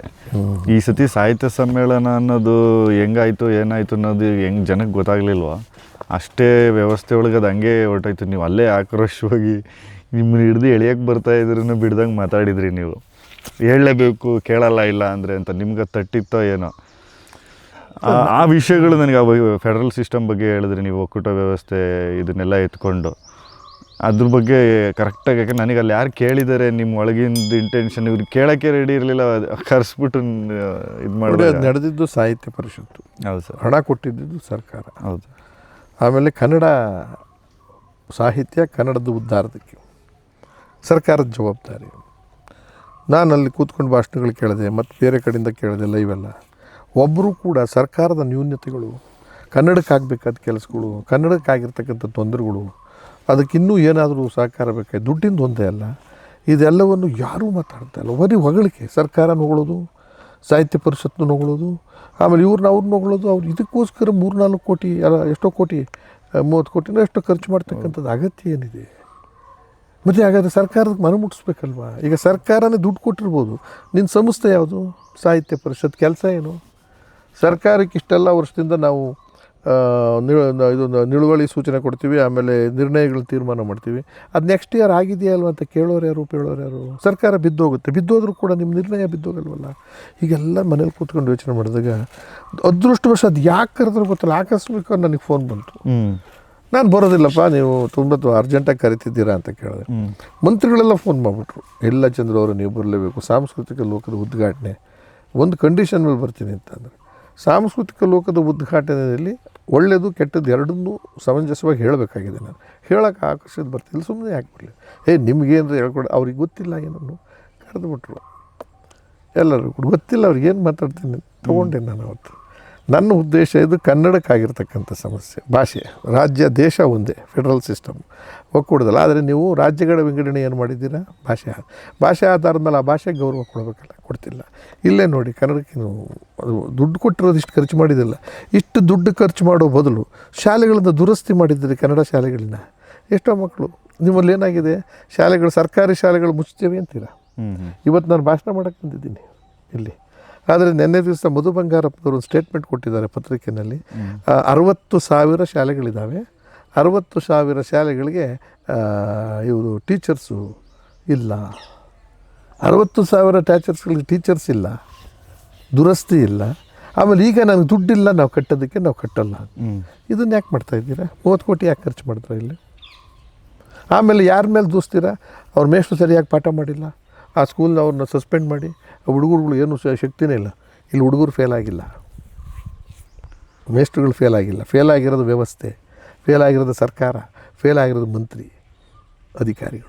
ನೀವು ಫೇಲ್ ಮಾಡ್ತಿದ್ದೀರ. ಯಾಕೆ ಅಂತಂದರೆ ಖಾಸಗಿಯವರು MLAಗಳದ್ದು ಶಾಲೆಗಳಿದ್ದಾವೆ, MP ಗಳದ್ದು ಶಾಲೆಗಳಿದ್ದಾವೆ. ಅವಕ್ಕೆ ದುಡ್ಡಾಗಬೇಕು, ಅವಕ್ಕೆ ಡೊನೇಷನ್ ಕೊಟ್ಟು ಜನ ಹೋಗಬೇಕು, ಇವನ್ನು ಮುಚ್ಚಬೇಕು. ಇಂಥದಕ್ಕೆ ಸಾಹಿತ್ಯ ಪರಿಷತ್ ಯಾಕೆ ಮಾಡಬೇಕಾಗಿತ್ತು ನೀವು? ಇದು ಜನ ಇದನ್ನು ಕೇಳಬೇಕು ಅಂತ ಇನ್ನೂ ಏನೇನೋ ಮಾತಾಡಿದೆ ಅಂತ ಇಟ್ಕೊಳ್ಳಿ, ಏನೇನೋ ಮಾತಾಡಿದೆ. ನನ್ನ ಕನ್ಸರ್ನ್ ಅದು. ಕರೆಕ್ಟ್. ನನಗೆ ತುಂಬ ಖುಷಿ ಅನ್ನಿಸ್ತು, ಯಾಕೆಂದರೆ ಏನು ತುಂಬ ಇಂಪಾರ್ಟೆಂಟ್ ವಿಷಯ. ಅದರೊಳಗೆ ಇನ್ನೊಂದು ಏನಂದರೆ ಸರ್, ಈಗೆಲ್ಲ ಗೌರ್ಮೆಂಟ್ ಸ್ಕೂಲ್ಗಳು ಮುಚ್ತಾ ಇದ್ದಾರೆ, ಮೇಸ್ಟ್ರುಗಳಿಲ್ಲ. ಸುಮ್ಮನೆ ಬಿಲ್ಡಿಂಗ್ ಕಟ್ಟಿ ಏನು ಪ್ರಯೋಜನ? ಸೇರಿಸಲ್ಲ ಜನಗಳು ಮಕ್ಕಳನ್ನ. ಏನೂ ಬೇಕಾಗಿಲ್ಲ ಸರ್, ಒಂದು ಸ್ಟ್ಯಾಂಡಿಂಗ್ ರೂಲ್ಸ್ ತನ್ನಿ ಸರ್. ಯಾರ ಮಂತ್ರಿಗಳದ್ದು ಮನೆ ಶಾಲೆಗಳು ಏನಾದರೂ ಇದ್ಕೊಂಡು ಹೋಗಲಿ, ಅಟ್ ಪಾರ್ ಅದಕ್ಕೆ ತಕ್ಕನಂಥ ಸೌಲಭ್ಯ ಇರೋ ಶಾಲೆಗಳು ಶುರು ಮಾಡಿಬಿಡಿ. ಸರ್ಕಾರಿ ಶಾಲೆಯಲ್ಲೂ ಕೂಡ ಸ್ವಿಮ್ಮಿಂಗ್ ಪೂಲ್ ಕಟ್ಬೋದು. ನಾವು ಮೇಂಟೆನೆನ್ಸ್ ನಾವು ಮಾಡೋದಿಲ್ಲ, ಊರಿನವ್ರಿಗೆ ಮತ್ತು ಅಲ್ಲಿನ ಅಧಿಕಾರಿಗಳು ಮತ್ತು ಇದೆಲ್ಲ ಸೇರಿಸಿ ನಾವು ಮಾಡ್ತೀವಿ. ಪೇರೆಂಟ್ಸು, ಹುಡುಗರು ಅಲ್ಲಿ CC ಕ್ಯಾಮ್ರಾ ಇಡಿ, TV ಇಡಿ, ಸೌಲಭ್ಯರಹಿತವಾದಂಥ ಒಂದು ಕಂಪ್ಲೀಟ್ ಇಟ್ಬಿಡಿ, ಕಾಂಪಿಟೇಷನ್ ಇಟ್ಬಿಡಿ. ಫೀಸನ್ನ ಯಾರೇ ಸರ್ಕಾರಿ ಶಾಲೆಗೆ ಹೋಗಿದೆ, ಆ ಪ್ರೈವೇಟ್ಗೆ ಹೋಗ್ತಾರಲ್ಲ, ಅವ್ರ ಹತ್ರ ಇಷ್ಟು ವಸೂಲು ಮಾಡಿದ್ರೆ, ಅದಕ್ಕಿಂತ ಜಾಸ್ತಿ ವಸೂಲು ಮಾಡಿದ್ರೆ ಅದನ್ನು ಪರ್ಮಿಷನ್ ರದ್ದು ಮಾಡ್ತೀನಿ ಅಂತ ಹೇಳಿ. ನೀವು ಶಾಲೆ ಕೊಡೋದಿಲ್ಲ, ಶಾಲೆ ಕಟ್ಟೋದಿಲ್ಲ, ಮೇಸ್ಟ್ರುಗಳ್ನ ಕೊಡೋದಿಲ್ಲ, ಹುಡುಗರು ಯಾಕೆ ಬರ್ತಾರೆ ಅಲ್ಲಿಗೆ? ಪಾಠ ಯಾಕೆ ಮಾಡ್ತಾರೆ? ನೀವು ಅದು ಯಾತಕ್ಕೆ ಮಾಡ್ತಾರೆ? ಆ ಊರಿನ MLA ಒಂದು ಕಾನ್ವೆಂಟ್ ಸ್ಕೂಲ್ ಇಟ್ಕೊಂಡಿರ್ತಾನೆ. ಅಲ್ಲ, ಇವ್ರು ಮೋಸ್ಟ್ಲಿ ಅವ್ರಿಗೆ ಊಟ ಆಗ್ತಾ ಇದ್ದಾರೆ ಅನಿಸುತ್ತೆ, ಮೋಸ್ಟ್ಲಿ ಮಕ್ಕಳಿಗೆ. ಅವ್ರಿಗೆ ಗೌರ್ಮೆಂಟ್ ಸ್ಕೂಲಲ್ಲಿ ಅಷ್ಟೇ ಅನ್ಸುತ್ತೆ ಮಾಡ್ತಾರೆ. ಅದು ಸರಿಯಾಗಿ ಕೊಡ್ತಿಲ್ಲ, ಗಲೀಜು ಹುಳ ಪಳ ಇರ್ತವೆ. ಅಂದರೆ ಎಲ್ಲೋ ಒಂದು ಕಡೆ ಇಚ್ಛಾಶಕ್ತಿಯ ಕೊರತೆ ಸರ್ಕಾರದ್ದು. ಮೇಲ್ನೋಟಕ್ಕೆ ಹೇಳ್ತಾರೆ ವರ್ಷಕ್ಕೆ ಇಷ್ಟಿಷ್ಟು ಆಮೇಲೆ ಪ್ರಿಯಾರಿಟಿ ಕೊಡಬೇಕು, ಆದ್ಯತೆ. ಮತ್ತು ಇವತ್ತು ಬೇಸಿಕ್ ನೀಡ್ಸ್ ಮನುಷ್ಯನಿಗೆ. ನಾನು ಓಟ್ ಹಾಕ್ತೀನಲ್ವ, ಅವ್ನು ಓಟ್ ಹಾಕ್ತಾನೆ, ಯಾರು ಅಲ್ಲಿ ಕೆಲಸಕ್ಕೆ ಬರೋನು ಓಟ್ ಹಾಕ್ತಾನೆ, ರೈತನ ಮಗನು ಓಟ್ ಹಾಕ್ತಾನೆ. ಅವ್ನು ಬೀಡಿ ತೊಗೊಂಡ್ರೆ ಟ್ಯಾಕ್ಸು, ಬಟ್ಟೆ ತಗೊಂಡ್ರೆ ಟ್ಯಾಕ್ಸು, ಚಡ್ಡಿ ತಗೊಂಡ್ರೆ ಟ್ಯಾಕ್ಸು. ನಂದು ಅದಕ್ಕೆ 10 ಲಕ್ಷ ಕೋಟಿ ರೂಪಾಯಿನ ಸೆಂಟ್ರಲ್ ಗೌರ್ಮೆಂಟ್ನವರು ಈ ಅದಾನಿ ಅಂಬಾನಿ ಇಂಥವ್ರನ್ನ ಸಾಲ ಮನ್ನಾ ಮಾಡ್ತೀರ. ಇವ್ರಿಗೆ ಫೆಸಿಲಿಟೀಸ್ ಕೊಡೋಕ್ಕಾಗಲ್ಲ ಅಂದರೆ ಇವ್ರು ಟ್ಯಾಕ್ಸ್ನಲ್ಲಿ ಅವ್ನು ಅನುಕೂಲ ಮಾಡಬೇಕು. ಯಾರ ಪರವಾಗಿದೆ ಸರ್ಕಾರ? ಆಮೇಲೆ ಗೌರ್ಮೆಂಟ್ ಇದು ಕಾನ್ಸ್ಟಿಟ್ಯೂಷನಲ್ಲಿ ಏನು ಹೇಳಿದೆ? ಬೇಸಿಕ್ ನೀಡ್ಸ್, ಅವಶ್ಯಕತೆ ಇರತಕ್ಕಂಥದ್ದು ಮನುಷ್ಯನಿಗೆ ನೀರು, ಕುಡಿಯೋದಕ್ಕೆ ನೀರು, ಉಡೋದಕ್ಕೆ ಬಟ್ಟೆ, ಇರೋದಕ್ಕೆ ಮನೆ, ಶಿಕ್ಷಣ ಮತ್ತು ಆರೋಗ್ಯ. ನೀವು ಆರೋಗ್ಯ ಚೆನ್ನಾಗಿ ಕೊಟ್ಬಿಟ್ರೆ ಎಲ್ಲೋ ಬದುಕಂತಾನವನು. ನೀವು ಶಿಕ್ಷಣ ಕೊಟ್ಬಿಟ್ರೆ ಎಲ್ಲೋ ಬದುಕೋತಾನೆ. ನೀನು ರೈತರಿಗೆ ನೀವು ಸಬ್ಸಿಡಿ ಕೊಡಬೇಡಿ, ಇನ್ನೇನು ಕೊಡಬೇಡಿ, 24 ಗಂಟೆ ಕರೆಂಟ್ ಕೊಡಿ. ಕರೆಂಟು ನೀರು ಕೊಟ್ಬಿಡಿ. ಆಮೇಲೆ ಬೆಂಬಲ ಕೆಲಾಮಿಟೀಸ್ ಆದಾಗ, ಅತಿವೃಷ್ಟಿ ಅನಾವೃಷ್ಟಿ ಆದಾಗ ಈ ತೊಗರಿ ಬೇಳೆ ಎಷ್ಟನ್ನ ಬೆಳೆದಿರೋ ನಿನಗೆ ಇಷ್ಟು ಡೇಟ್ ಕೊಡ್ತೀನಿ ನಾನು ಸಹಾಯಧನ. ನೀವು ಯಾರ್ಯಾರಿಗೂ ಕೊಡಲ್ಬೇಕಿದು? ರೈತರಿಗೆ ಪ್ರಮೋಷನ್ ಕೊಡ್ತೀರಾ? ಅವ್ನಿಗೇನಾದರೂ ಪೆನ್ಷನ್ ಇದೆಯಾ? ಅವನಿಗೇನಾದ್ರು ಪ್ರತಿ ವರ್ಷ ಇನ್ಕ್ರಿಮೆಂಟ್ ಇದೆಯಾ ರೈತನಿಗೆ? ಟೊಮೊಟೊ ಬೆಳೀತಾನೆ, ಬೀದಿಗೆ ಬಿಸಾಕ್ತಾನೆ.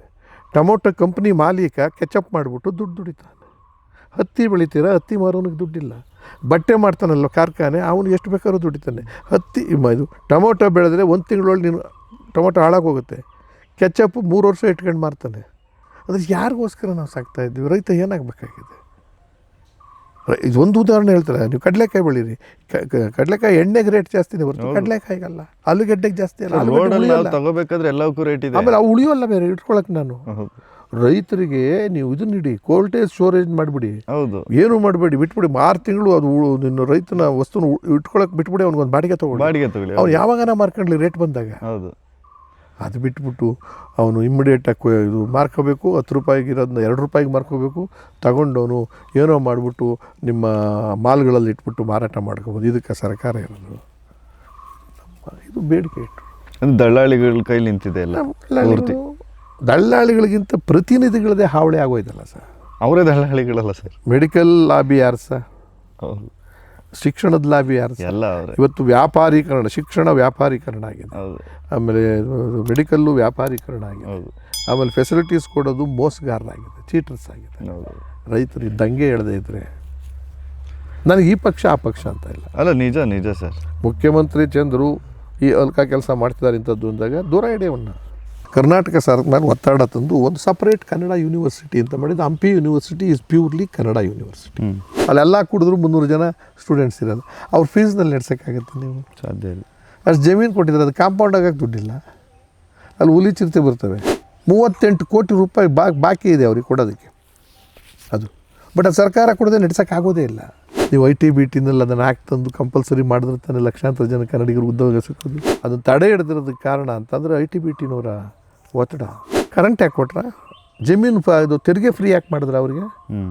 ಅವ್ರು ವ್ಯಾಪಾರ ಮಾಡೋಕ್ಕೆ ಬಂದಿರೋದು, ನಿಮ್ಮನ್ನು ಉದ್ಧಾರ ಮಾಡೋಕ್ಕೆಲ್ಲ ಬಂದಿರೋದು. ಆಮೇಲೆ ನೋಟ್ನಲ್ಲೆಲ್ಲ ಯಾಕೆ ಪ್ರಿಂಟ್ ಮಾಡಿದ್ದೀರಾ ಅಷ್ಟು ಭಾಷೆನ? ಅವು ಭಾಷೆ ಅಂತ ಗೌರವ ಇರೋದ್ರಿಂದ ತಾನೇ ಮಾಡಿರೋದು.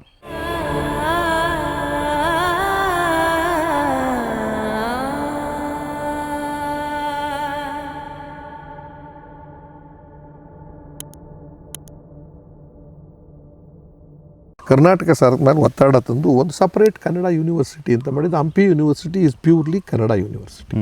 ಅಲ್ಲೆಲ್ಲ ಕುಡಿದ್ರು 300 ಜನ ಸ್ಟೂಡೆಂಟ್ಸ್ ಇರೋದು. ಅವ್ರ ಫೀಸ್ನಲ್ಲಿ ನಡೆಸೋಕ್ಕಾಗತ್ತೆ ನೀವು? ಸಾಧ್ಯ ಇಲ್ಲ. ಅಷ್ಟು ಜಮೀನು ಕೊಟ್ಟಿದ್ದಾರೆ, ಅದು ಕಾಂಪೌಂಡ್ ಆಗೋಕ್ಕೆ ದುಡ್ಡಿಲ್ಲ. ಅಲ್ಲಿ ಹುಲಿ ಚಿರತೆ ಬರ್ತವೆ. 38 ಕೋಟಿ ರೂಪಾಯಿ ಬಾಕಿ ಇದೆ ಅವ್ರಿಗೆ ಕೊಡೋದಕ್ಕೆ ಅದು. ಬಟ್ ಅದು ಸರ್ಕಾರ ಕೊಡದೆ ನಡೆಸೋಕ್ಕಾಗೋದೇ ಇಲ್ಲ. ನೀವು ಐ ಟಿ ಬಿ ಟಿನಲ್ಲಿ ಅದನ್ನು ಆ್ಯಕ್ಟ್ ತಂದು ಕಂಪಲ್ಸರಿ ಮಾಡಿದ್ರೆ ತಾನೇ ಲಕ್ಷಾಂತರ ಜನ ಕನ್ನಡಿಗರು ಉದ್ಯೋಗ ಸಿಕ್ಕೋದು. ಅದನ್ನು ತಡೆ ಹಿಡಿದಿರೋದಕ್ಕೆ ಕಾರಣ ಅಂತಂದರೆ ಐ ಟಿ ಬಿ ಟಿನವರ ಒತ್ತಡ. ಕರೆಂಟ್ ಯಾಕೆ ಕೊಟ್ರ, ಜಮೀನು ಇದು ತೆರಿಗೆ ಫ್ರೀ ಯಾಕೆ ಮಾಡಿದ್ರೆ ಅವರಿಗೆ? ಅವ್ರು ವ್ಯಾಪಾರ ಮಾಡೋಕ್ಕೆ ಬಂದಿರೋದು, ನಿಮ್ಮನ್ನು ಉದ್ಧಾರ ಮಾಡೋಕ್ಕೆಲ್ಲ ಬಂದಿರೋದು. ಆಮೇಲೆ ನೋಟ್ನಲ್ಲೆಲ್ಲ ಯಾಕೆ ಪ್ರಿಂಟ್ ಮಾಡಿದ್ದೀರಾ ಅಷ್ಟು ಭಾಷೆನ? ಅವು ಭಾಷೆ ಅಂತ ಗೌರವ ಇರೋದ್ರಿಂದ ತಾನೇ ಮಾಡಿರೋದು.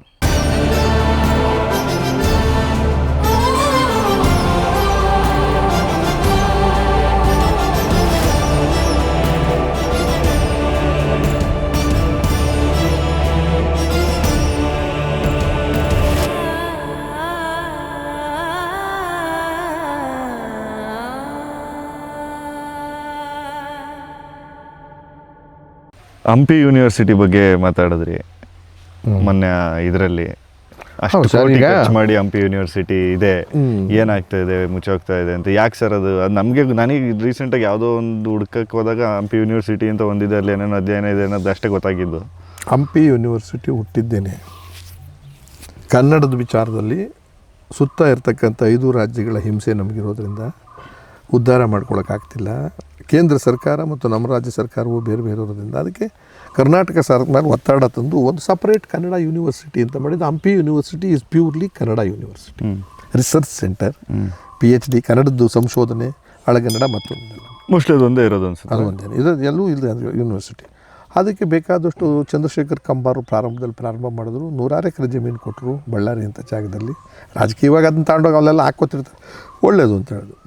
ಅದನ್ನು ನೀವು ಇಟ್ಕೊಂಡು ಈಗ ಅದಕ್ಕೂ ನಿಮ್ಮ ಸರ್ಕಾರವೇ ಹೇಳಿದೆ ಅಂದರೆ ಕನ್ನಡ ಉದ್ಧಾರ ಆಗ್ತಾಯಿಲ್ಲ, ನಮ್ಮ ಕೈಲೂ ಮಾಡೋಕ್ಕಾಗ್ತಾಯಿಲ್ಲ, ಅದಕ್ಕೆ ಯೂನಿವರ್ಸಿಟಿ ಮಾಡಲಿ ಅಂತ ಹೇಳಿದ ಮೇಲೆ ಯೂನಿವರ್ಸಿಟಿ ನಡೆಸ್ಬೇಕಾದ್ರೆ ದುಡ್ಡು ಬೇಡವಾ? ಆಮೇಲೆ ಹಂಪಿ ಯೂನಿವರ್ಸಿಟಿನಲ್ಲಿ ಸಾವಿರಾರು ಜನ ಮಕ್ಕಳು ಓದಕ್ಕೆ ಹೋಗಲ್ಲ. ರಿಸರ್ಚ್ ಅಂದರೆ 20 ಜನವೋ 30 ಜನವೋ, ಡಾಕ್ಟರೇಟ್ ಮಾಡೋಕ್ಕೆ 15 ಜನವೋ 20 ಜನ, ಅಲ್ಲೆಲ್ಲ ಕುಡಿದ್ರು 300 ಜನ ಸ್ಟೂಡೆಂಟ್ಸ್ ಇರೋದು. ಅವ್ರ ಫೀಸ್ನಲ್ಲಿ ನಡೆಸೋಕ್ಕಾಗತ್ತೆ ನೀವು? ಸಾಧ್ಯ ಇಲ್ಲ. ಅಷ್ಟು ಜಮೀನು ಕೊಟ್ಟಿದ್ದಾರೆ, ಅದು ಕಾಂಪೌಂಡ್ ಆಗೋಕ್ಕೆ ದುಡ್ಡಿಲ್ಲ. ಅಲ್ಲಿ ಹುಲಿ ಚಿರತೆ ಬರ್ತವೆ.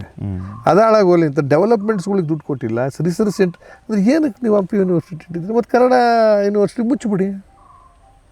38 ಕೋಟಿ ರೂಪಾಯಿ ಬಾಕಿ ಇದೆ ಅವ್ರಿಗೆ ಕೊಡೋದಕ್ಕೆ ಅದು. ಬಟ್ ಅದು ಸರ್ಕಾರ ಕೊಡದೆ ನಡೆಸೋಕ್ಕಾಗೋದೇ ಇಲ್ಲ. ಮೇಸ್ಟ್ರುಗಳಿಗೆ ಕೊಡಬೇಕು, ರಿಸರ್ಚ್ ಮಾಡೋರಿಗೆ ಕೊಡಬೇಕು. ಆಮೇಲೆ ಬೇರೆ ಸ್ಕೂಲ್ಗಳು ಕಾಲೇಜ್ಗಳಾದರೆ ಫೀಸ್ ಬರುತ್ತೆ. ನಿಮ್ಮ ರಿಸೋರ್ಸ್ ನೀವು ಮಾಡ್ಕೊಳ್ಳಿ ಅಂತ ಹೇಳ್ತೀವಲ್ಲಿ. ಇಷ್ಟು ಮಿನಿಮಮ್ ಎಷ್ಟು 250 300 ಒಂದು ಫೀಸ್ ತೊಗೊತಿರಲ್ಲ, ಅದು 1000 ವಿದ್ಯಾರ್ಥಿಗಳಿತ್ತು ಅಂದರೆ ಅದು ದುಡ್ಡು ಬರುತ್ತೆ. ಹೌದು, ಅದಿಲ್ಲ ಇಲ್ಲಿ. ಹಿಂಗಿರುವಾಗ ಅದನ್ನು ಸಾಯಿಸ್ತಾ ಇದ್ರೆ ನೀವು ಸರ್ಕಾರ, ನಿಮ್ಗೆ ಎತ್ತಲೋ ಜ್ಞಾನ ಇದೆ, ನಿಮ್ಮ ಮನೆ ಕಟ್ಕೊಳ್ಳೋಕೆ ಕಾರಿದೆ, ನೀವು ಕಾರ್ ತೊಗೊಳಕ್ಕೆ ಕಾರಿದೆ, ನಿಮ್ಮ ಆಸ್ಪತ್ರೆ ದುಡ್ಡಿಗೆ ಬಿಲ್ ಕೊಡೋದಕ್ಕೆ ನೀವು ಸರ್ಕಾರದ ದುಡ್ಡು ಕೊಡ್ತೀರಾ. ಆ ಹಂಪಿ ಯೂನಿವರ್ಸಿಟಿ ಜೀವ ಉಳಿಸೋಕ್ಕೆ ಸಾಧ್ಯ ಇಲ್ವ ಅಂತ ನಾನು ಕೇಳ್ತೀನಿ. ಇದು ದುಡ್ಡು. ಸೂಪರ್. ಹಾಗೆ ನೀವು ಈ ಕನ್ನಡಕ್ಕೆ ಅಂತ ಇರೋ ಇಲಾಖೆಗಳ ಬಗ್ಗೆ ಹೇಳಿದ್ರಿ, ಒಂದು 150 ಇಲಾಖೆ. ಆಮೇಲೆ ಯಾವ್ದು ರಾಜ್ಯದಲ್ಲೂ ಕೂಡ ಅವ್ರ ಭಾಷೆ ಉಳಿಸ್ಕೊಳ್ಳೋಕೆ ಇಷ್ಟೊಂದು ಡಿಪಾರ್ಟ್ಮೆಂಟೇ ಇಲ್ಲ. ಹೌದು, ಆಶ್ಚರ್ಯ. ಹೌದು, ಅದು ಬೇಜಾರಾಗುತ್ತೆ.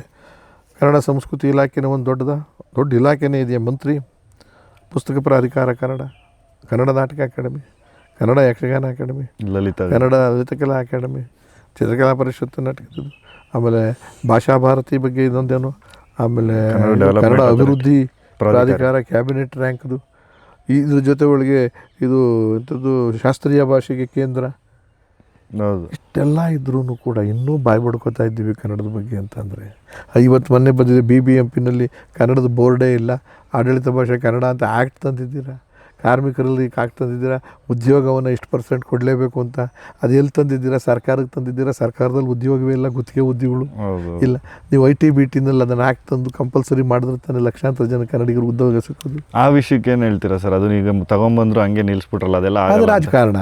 ನಾನು ಹೇಳ್ತಿರೋದು ಕಾಯ್ದೆನೂ ತಂದು ಸದನಕ್ಕೆ ತಂದು ಇಟ್ಟು ಆಕ್ಟಿವ್ ಮಾಡೋದಕ್ಕೆ ನಾವೇ ಹೋರಾಟ ಮಾಡಿದ್ದಿಂದ ಎಲ್ಲ ಅದನ್ನು ತಡೆ ಹಿಡಿದಿರೋದಕ್ಕೆ ಕಾರಣ ಅಂತಂದರೆ ITBT-ನವರ ಒತ್ತಡ, ಪ್ರೆಷರ್. ಅಲ್ಲ, ನಿಮ್ಮ ಪ್ರಕಾರ ಅದು ಕೆಲವರಿಗೆ ಅದು ತಪ್ಪು, ಅದು ಹೆಂಗೆ ನಿಮ್ಮ ಭಾಷೆಯವ್ರಿಗೆ ಕೊಡ್ತೀನಿ ಅಂದರೆ ಯಾರು ಹೋಗ್ತಾರೆ ಅನ್ನೋ ಥರದ್ದೆಲ್ಲ ಇದೆಯಲ್ಲ. ಅದು ನಿಮ್ಮ ಅಂತಾರೆ. ನೀರು ಯಾಕೆ ಕೊಟ್ರ? ನಿಮಗೆ ಕಮ ಇದೆ ಅಂತ ಕೊಟ್ಟಿದ್ದೀರ? ಕರೆಂಟ್ ಯಾಕೆ ಕೊಟ್ರ? ಜಮೀನು ಇದು ತೆರಿಗೆ ಫ್ರೀ ಯಾಕೆ ಮಾಡಿದ್ರೆ ಅವ್ರಿಗೆ? ಅವ್ರು ವ್ಯಾಪಾರ ಮಾಡೋಕ್ಕೆ ಬಂದಿರೋದು, ನಿಮ್ಮನ್ನು ಉದ್ಧಾರ ಮಾಡೋಕ್ಕೆಲ್ಲ ಬಂದಿರೋದು. ಅವ್ನಿಗಿಷ್ಟೇ ಹೇಳೋದು ನಾವು, ಸ್ಕಿಲ್ಡ್ ಕೆಲಸ ಇರ್ತದಲ್ಲ, ದೊಡ್ಡ ಸೀನಿಯರ್ ಪೋಸ್ಟ್, ಅವಕ್ಕೆ ಮೆರಿಟ್ ಇಟ್ಬಿಡಿ. ಕನ್ನಡದವ್ನು ಪಾಸ್ ಮಾಡಿದ್ರೆ ಕನ್ನಡದವ್ನು ಕೊಟ್ಟಿದ್ದು. ನಿಮ್ಮದು ಬೇರೆ ಕ್ಯಾಟಗರಿ ಇರ್ತಾರೆ. ಇದು ಬ್ಯೂಟಿಫುಲ್ ಪಾಯಿಂಟ್. ನಾನು ಹೇಳ್ತಿರೋದು ಈಗ ವೈರಾರ್ಕಿ ಇರ್ತದೆ. ಈಗ 1000 ಪೋಸ್ಟ್ನಲ್ಲಿ ಒಂದು 100 ಪೋಸ್ಟ್ ಮಾತ್ರ ಟಾಪ್ ಪೋಸ್ಟಲ್ಲಿ ಇರ್ತದೆ. ಟಾಪ್ ಪೋಸ್ಟ್ನವ್ರಿಗೆ ಏನೋ ಒಂದು ಟಾರ್ಗೆಟ್ ಇರುತ್ತೆ, ಎಕ್ಸ್ಪೀರಿಯನ್ಸ್. ಅಲ್ಲಿಗೆ ನಾವು ಅದು ಮಾಡೋಕ್ಕಾಗಲ್ಲ. ನಿಮ್ಮ ಇಂಗ್ಲೀಷ್ ಲ್ಯಾಂಗ್ವೇಜ್ ಬೇಕು, ಇದೆಲ್ಲ ಮಾಡ್ಕೊಳ್ಳಿ. ನಾವು ಕಾಂಪಿಟೇಟ್ ಮಾಡಿಸೋದು ಬೇಡ. ಇನ್ನು 900 ಪೋಸ್ಟ್ಗೆ ಈ ಮಸ್ಟ್ ಮಿನಿಮಮ್ ಕನ್ನಡ ಕಲ್ತಿರಲೇಬೇಕು, ಓದೋದಕ್ಕೆ ಬರೆಯೋದಕ್ಕೆ ಅಂತ ಮಾಡೋಕ್ಕೆ ನಿಮ್ಮ ತಾತನ ಗಂಟು. ಹೌದು, ಟ್ರೂ. ಹಾಗೆ ಬೇಡ.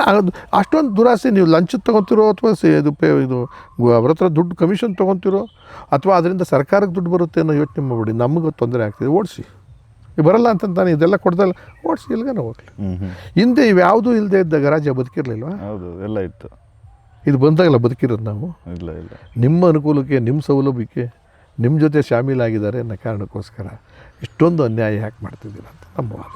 ಆ ಆ್ಯಕ್ಟ್ನ ತನ್ನಿ, ಯಾರು ಒತ್ತಡಕ್ಕೂ ಮಣಿಬೇಡಿ. ಅದನ್ನು ತಂದು ಆಚೆಗೆ ಅನುಷ್ಠಾನ ತನ್ನಿ.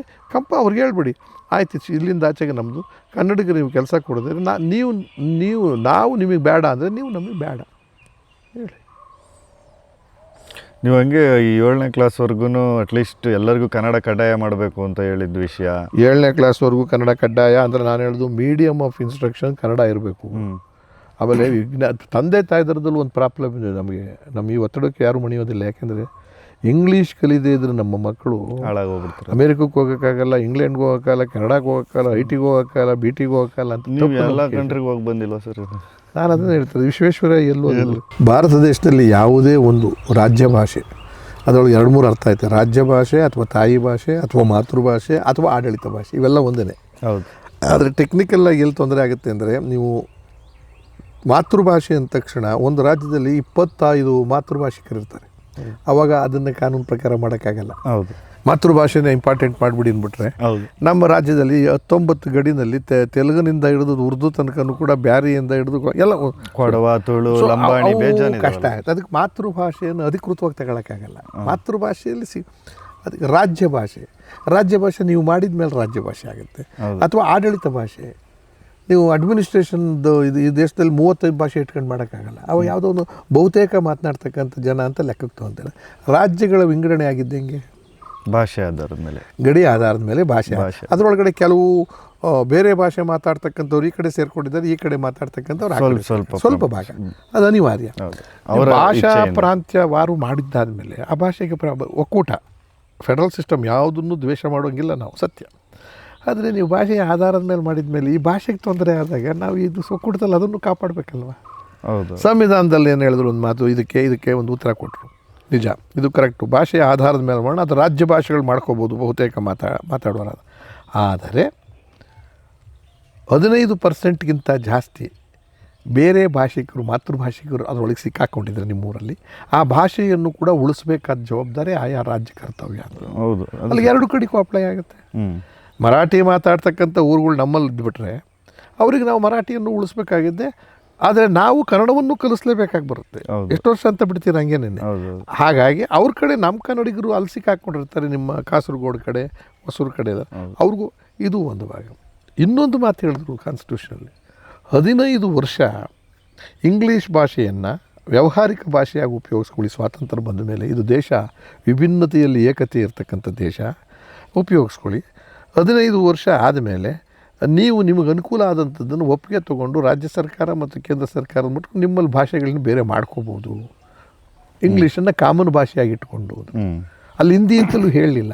ಆದರೆ ನಮ್ಮವ್ರು ಅಲ್ಲಿ ತೀರ್ಮಾನ ತೊಗೊಂಡಿದೆ ಅಂದರು, ಬಹುತೇಕ ಮಾತನಾಡ್ತಕ್ಕಂಥ ಭಾಷಿಕರು ಹಿಂದಿ ಇರೋದರಿಂದ ಹಿಂದಿಯ ಭಾಷೆಯನ್ನೇ ವ್ಯಾವಹಾರಿಕವಾಗಿ ಇಟ್ಕೊಳ್ಳೋಣ, ಬೇರೆ ಭಾಷೆಯನ್ನು ನಾವು ಕಡೆಗಣಿಸೋದು ಬೇಡ, ಅದನ್ನು ಉಳಿಸ್ಬೇಕು ಅನ್ನೋದು. ಇದು ಉಪಯೋಗ ಆಗಿದ್ದಾರದು ಉತ್ತರ ಭಾರತಕ್ಕೆ ಮಾತ್ರ. ಹೌದು. ಉತ್ತರ ಭಾರತದಲ್ಲಿ ಬಹುತೇಕ ಅಸ್ಸಾಮಿಗಳಿಗೂ ಹಿಂದಿ ಬರುತ್ತೆ, ಗುಜರಾತಿಗಳಿಗೂ ಹಿಂದಿ ಬರುತ್ತೆ, ಬೆಂಗಾಲಿಗಳು. ಆದರೆ ಈ ಕಡೆ ಭಾಗದಲ್ಲಿ ಆ ಥರದ್ದು ಅದು ಆಗೋಯ್ತು ಅವತ್ತಿನ ಕಾಲದಲ್ಲಿ. ಈಗ ನೀವು ಹಿಂದಿಯನ್ನು ಹೇರಬೇಕು, ಒಂದು ದೇಶ ಒಂದು ಧರ್ಮ ಅಂತೀರ. ಈ ದೇಶದಲ್ಲಿ ಸಾಧ್ಯನಾ? ಒಂದು ದೇಶ ಒಂದು ಧರ್ಮ ಸಾಧ್ಯನಾ? ಒಂದು ದೇಶ ಒಂದು ಚುನಾವಣೆನೂ ಹೇಳ್ತಿದ್ದೀರ, ಆದರೂ ಅಂದಾಜು ಮೇಲೆ ಏನು ಅಂದರೆ ಒಂದು ದೇಶ ಒಂದು ಭಾಷೆ ಒಂದು ಜಾತಿ ಇವೆಲ್ಲ ತರಕ್ಕೆ ಹೋಗ್ತೀರ. ಇದು ಆಗುವಂಥದ್ದು ಕ್ರಾಂತಿ ಅಂತ ಹೇಳ್ತಾರೆ. ಅದಕ್ಕೆ ನೀವು ಕನ್ನಡ ಆಡಳಿತ ಭಾಷೆ ಕನ್ನಡ ನಾವು ಮಾಡ್ಕೊಂಡಿದ್ದೀವಿ, ಜಾತಿ ಮೇಲೆ ಭಾಷೆ ಮೇಲೆ ಆಧಾರ ಮಾಡಿದ್ದೀವಿ, ಅವ್ರನ್ನ ಉಳಿಸ್ಬೇಕಾಗಿದೆ. 15 ವರ್ಷ ಆದರೂ ನೀವು ಮಾಡ್ಕೊಂಡಿಲ್ಲ, ಇದನ್ನ ನೀವು ಮಾಡ್ಕೋಬೇಕಾಗಿತ್ತು. ಈಗಲೂ ಕಾಲ ಮಿಂಚಿಲ್ಲ.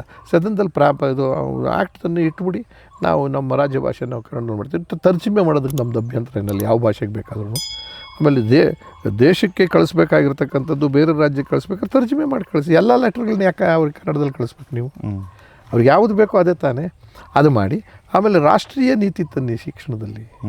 ರಾಷ್ಟ್ರೀಯ ನೀತಿ ಏನಂದರೆ ನಿಮ್ಮ ಸಂಸ್ಕೃತಿಯ ಬಗ್ಗೆ ಬೇರೆ ಸಬ್ಜೆಕ್ಟ್ ಇಟ್ಕೊಳ್ಳಿ. ಕರ್ನಾಟಕದ ಸಂಸ್ಕೃತಿ ಪದ್ಧತಿಗಳು ಬೇರೆ ಬೇರೆ ಇರ್ತದೆ, ಹಬ್ಬ ಹುಣ್ಣಿಮೆಗಳು ಬೇರೆ ಇರ್ತವೆ. ಅವ್ರು ಮಿಕ್ಕಿದ್ದ ಎಲ್ಲ ಭಾಷೆಯಲ್ಲೂ ಒಂದೇ ಭಾಷೆನಲ್ಲಿ ಮಾಡಿ, ಅವ್ರ ಭಾಷೆನಲ್ಲೇ ಮಾಡಿ. ಆಯಾ ಭಾಷೆಗಳಲ್ಲಿ ಈಗ ನನಗೆ ನನ್ನ ಅಮ್ಮ ಮಾತಾಡೋದು ಮನೆಯಲ್ಲಿ ಅರ್ಥ ಆಗುತ್ತಾ ಸುಲಭನಾಗಿ, ಬೇರೆ ಇಂಗ್ಲೀಷ್ನಲ್ಲಿ ಮಾತಾಡೋರ್ದು ಅರ್ಥ ಆಗುತ್ತಾ? ಭಾಷೆ ಸಂವಹನಕ್ಕೆ ಮಾಡ್ಕೊಳ್ಳಿ, ನಾಲೆಡ್ಜ್ ಗೇನ್ಗೋಸ್ಕರ. ಅದಕ್ಕೋಸ್ಕರ ನಾನು ಹೇಳೋದು ರಾಷ್ಟ್ರೀಯ ಶಿಕ್ಷಣ ನೀತಿ ತನ್ನಿ, ರಾಷ್ಟ್ರೀಯ ಉದ್ಯೋಗ ನೀತಿ. ರಾಷ್ಟ್ರೀಯ ಶಿಕ್ಷಣ ನೀತಿ ಏನಂದರೆ 1ರಿಂದ 4, 5, 7 ತನಕ ರಾಜ್ಯ ಭಾಷೆಯಲ್ಲೇ ಶಿಕ್ಷಣ ಕೊಡಬೇಕು. ಇಂಗ್ಲೀಷನ್ನು ಅಥವಾ ಹಿಂದಿಯನ್ನು ಇಟ್ಕೊಳ್ಳಿ. ಈಗ ಹಿಂದಿನನ್ನು ಬೇಡ ಅಂತ ತಮ್ಮ 2-3 ರಾಜ್ಯದವ್ರು ಆಗಲೇ ಶುರು ಮಾಡಿದ್ದಾರೆ, ನಮ್ಮನ್ನು ಹಿಂದಿ ಹೇರಬೇಡಿ, ದ್ವಿಭಾಷಾ ನೀತಿ ತನ್ನಿ ಅಂತ. ನಾವು ಒಂದು ದಿವಸ ಅದನ್ನೇ ಹೇಳಬೇಕಾಗಿ ಬರ್ತದೆ. ಹಿಂದಿ ನಾವು ಪ್ರೀತಿಸ್ತೀವಿ, ನಮಗೆ ಬೇಕಿಲ್ಲ, ನೀವು ಯಾಕೆ ಕನ್ನಡ ಪ್ರೀತಿಸ್ತಿಲ್ಲ ಹಂಗಾರೆ ಹಿಂದಿಯವರೆಲ್ಲ? ಕರೆಕ್ಟ್. ಅಂದಾಗ ನಮಗೂ ಆಸಕ್ತಿಗಳು ಕಲ್ತ್ಕೊಳ್ಳಿ. ದ್ವಿಭಾಷಾ ನೀತಿ ತನ್ನಿ ಮತ್ತು ಕಂಪಲ್ಸರಿ ಕನ್ನಡ ಗೊತ್ತಿರಲೇಬೇಕು ಅಂತ ಮಾಡಿ. ಆಮೇಲೆ ಉದ್ಯೋಗದ ನೀತಿ ಏನು ತರಬೇಕು ಅಂದರೆ, ಇಲ್ಲಿ ಯಾರು ಬಂದು ಏನು ಬೇಕಾದ್ರೂ ಜಮೀನು ತೊಗೊಂಡ್ಲಿ, ಯಾರು ಬೇಕಾದ್ರೂ ಕೊಡಲಿ, ಅವ್ರಿಗೆ ಒಂದು ಕಂಡೀಷನ್, ವ್ಯಾಪಾರ ಮಾಡ್ತೀಯಾ, ಕನ್ನಡಿಗರ ಕೆಲಸ ಕೊಟ್ಟರೆ ವ್ಯಾಪಾರ, ಇಲ್ಲದ್ರೆ ಇಲ್ಲ ಹೋಗು, ಇದು ಕೊಡಲ್ಲ, ಕರೆಂಟ್ ಕೊಡಲ್ಲ, ಇದನ್ನು ಕೊಡಲ್ಲ. ಆಮೇಲೆ ಒಂದು ಶಿಕ್ಷಣ ನೀತಿ, ರಾಷ್ಟ್ರೀಯ ನೀತಿ ತನ್ನಿ. ಈಗ ಜಲನೀತಿಯನ್ನು ತರಬೇಕಾಗತ್ತೆ ಈ ವಿಚಾರದಲ್ಲಿ.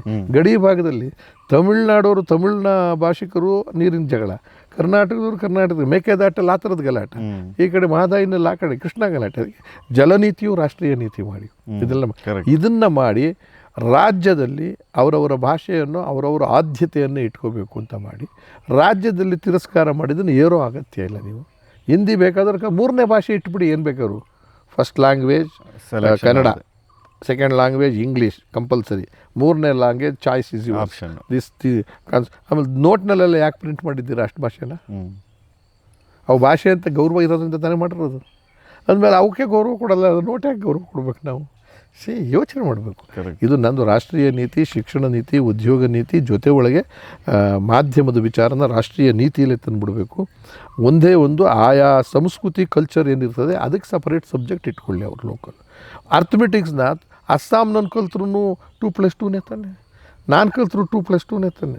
ಅದನ್ನು ಯಾವಾಗ ಅರ್ಥ ಆಗುತ್ತೆ ಆ ಭಾಷೆಯಲ್ಲಿ ಕಳಿಸ್ರಿ ನೀವು. ಹೌದು, ನಿಜ. ಆಲ್ಜಿಬ್ರಾನು ಅಷ್ಟೇ ತಾನೆ, ಜಿಯಾಗ್ರಫಿನೂ ಅಷ್ಟೇ ತಾನೆ. ಒಂದೇ ಒಂದು ಹಿಸ್ಟ್ರಿ, ಛತ್ರಪತಿ ಶಿವಾಜಿ ನನಗೆ ಬೇಕಾಗಿಲ್ಲ ಅಂತ ಇಟ್ಕೊಳ್ಳೋಣ, ಅಥವಾ ಅಲ್ಲಿ ನಿನ್ಯಾವನೋ ಒಬ್ಬರು ನನಗೆ ಬೇಕಾಗಿಲ್ಲ, ನಮ್ಮೂರಿನ ಕೆಂಪೇಗೌಡ ಇದ್ದಾನೆ, ಇನ್ಯಾರು ಬೇಕಾದಷ್ಟು ನಮ್ಮದೇ ಇದೆ. ಅದನ್ನು ಹಿಸ್ಟ್ರಿ ಮತ್ತು ಇದು ಕಲ್ಚರ್ದು ಮಾಡಿ. ಇದನ್ನು ನನ್ನ ವಾದ ಅಷ್ಟೇ. ಸದ್ಯಕ್ಕೆ ಇನ್ನೂ ಇದು ಬೇಕಾದಷ್ಟು ಬಿಡಿಸಿ ಹೇಳಬೇಕು, ಅದನ್ನು ಹೇಳ್ತೀನಿ.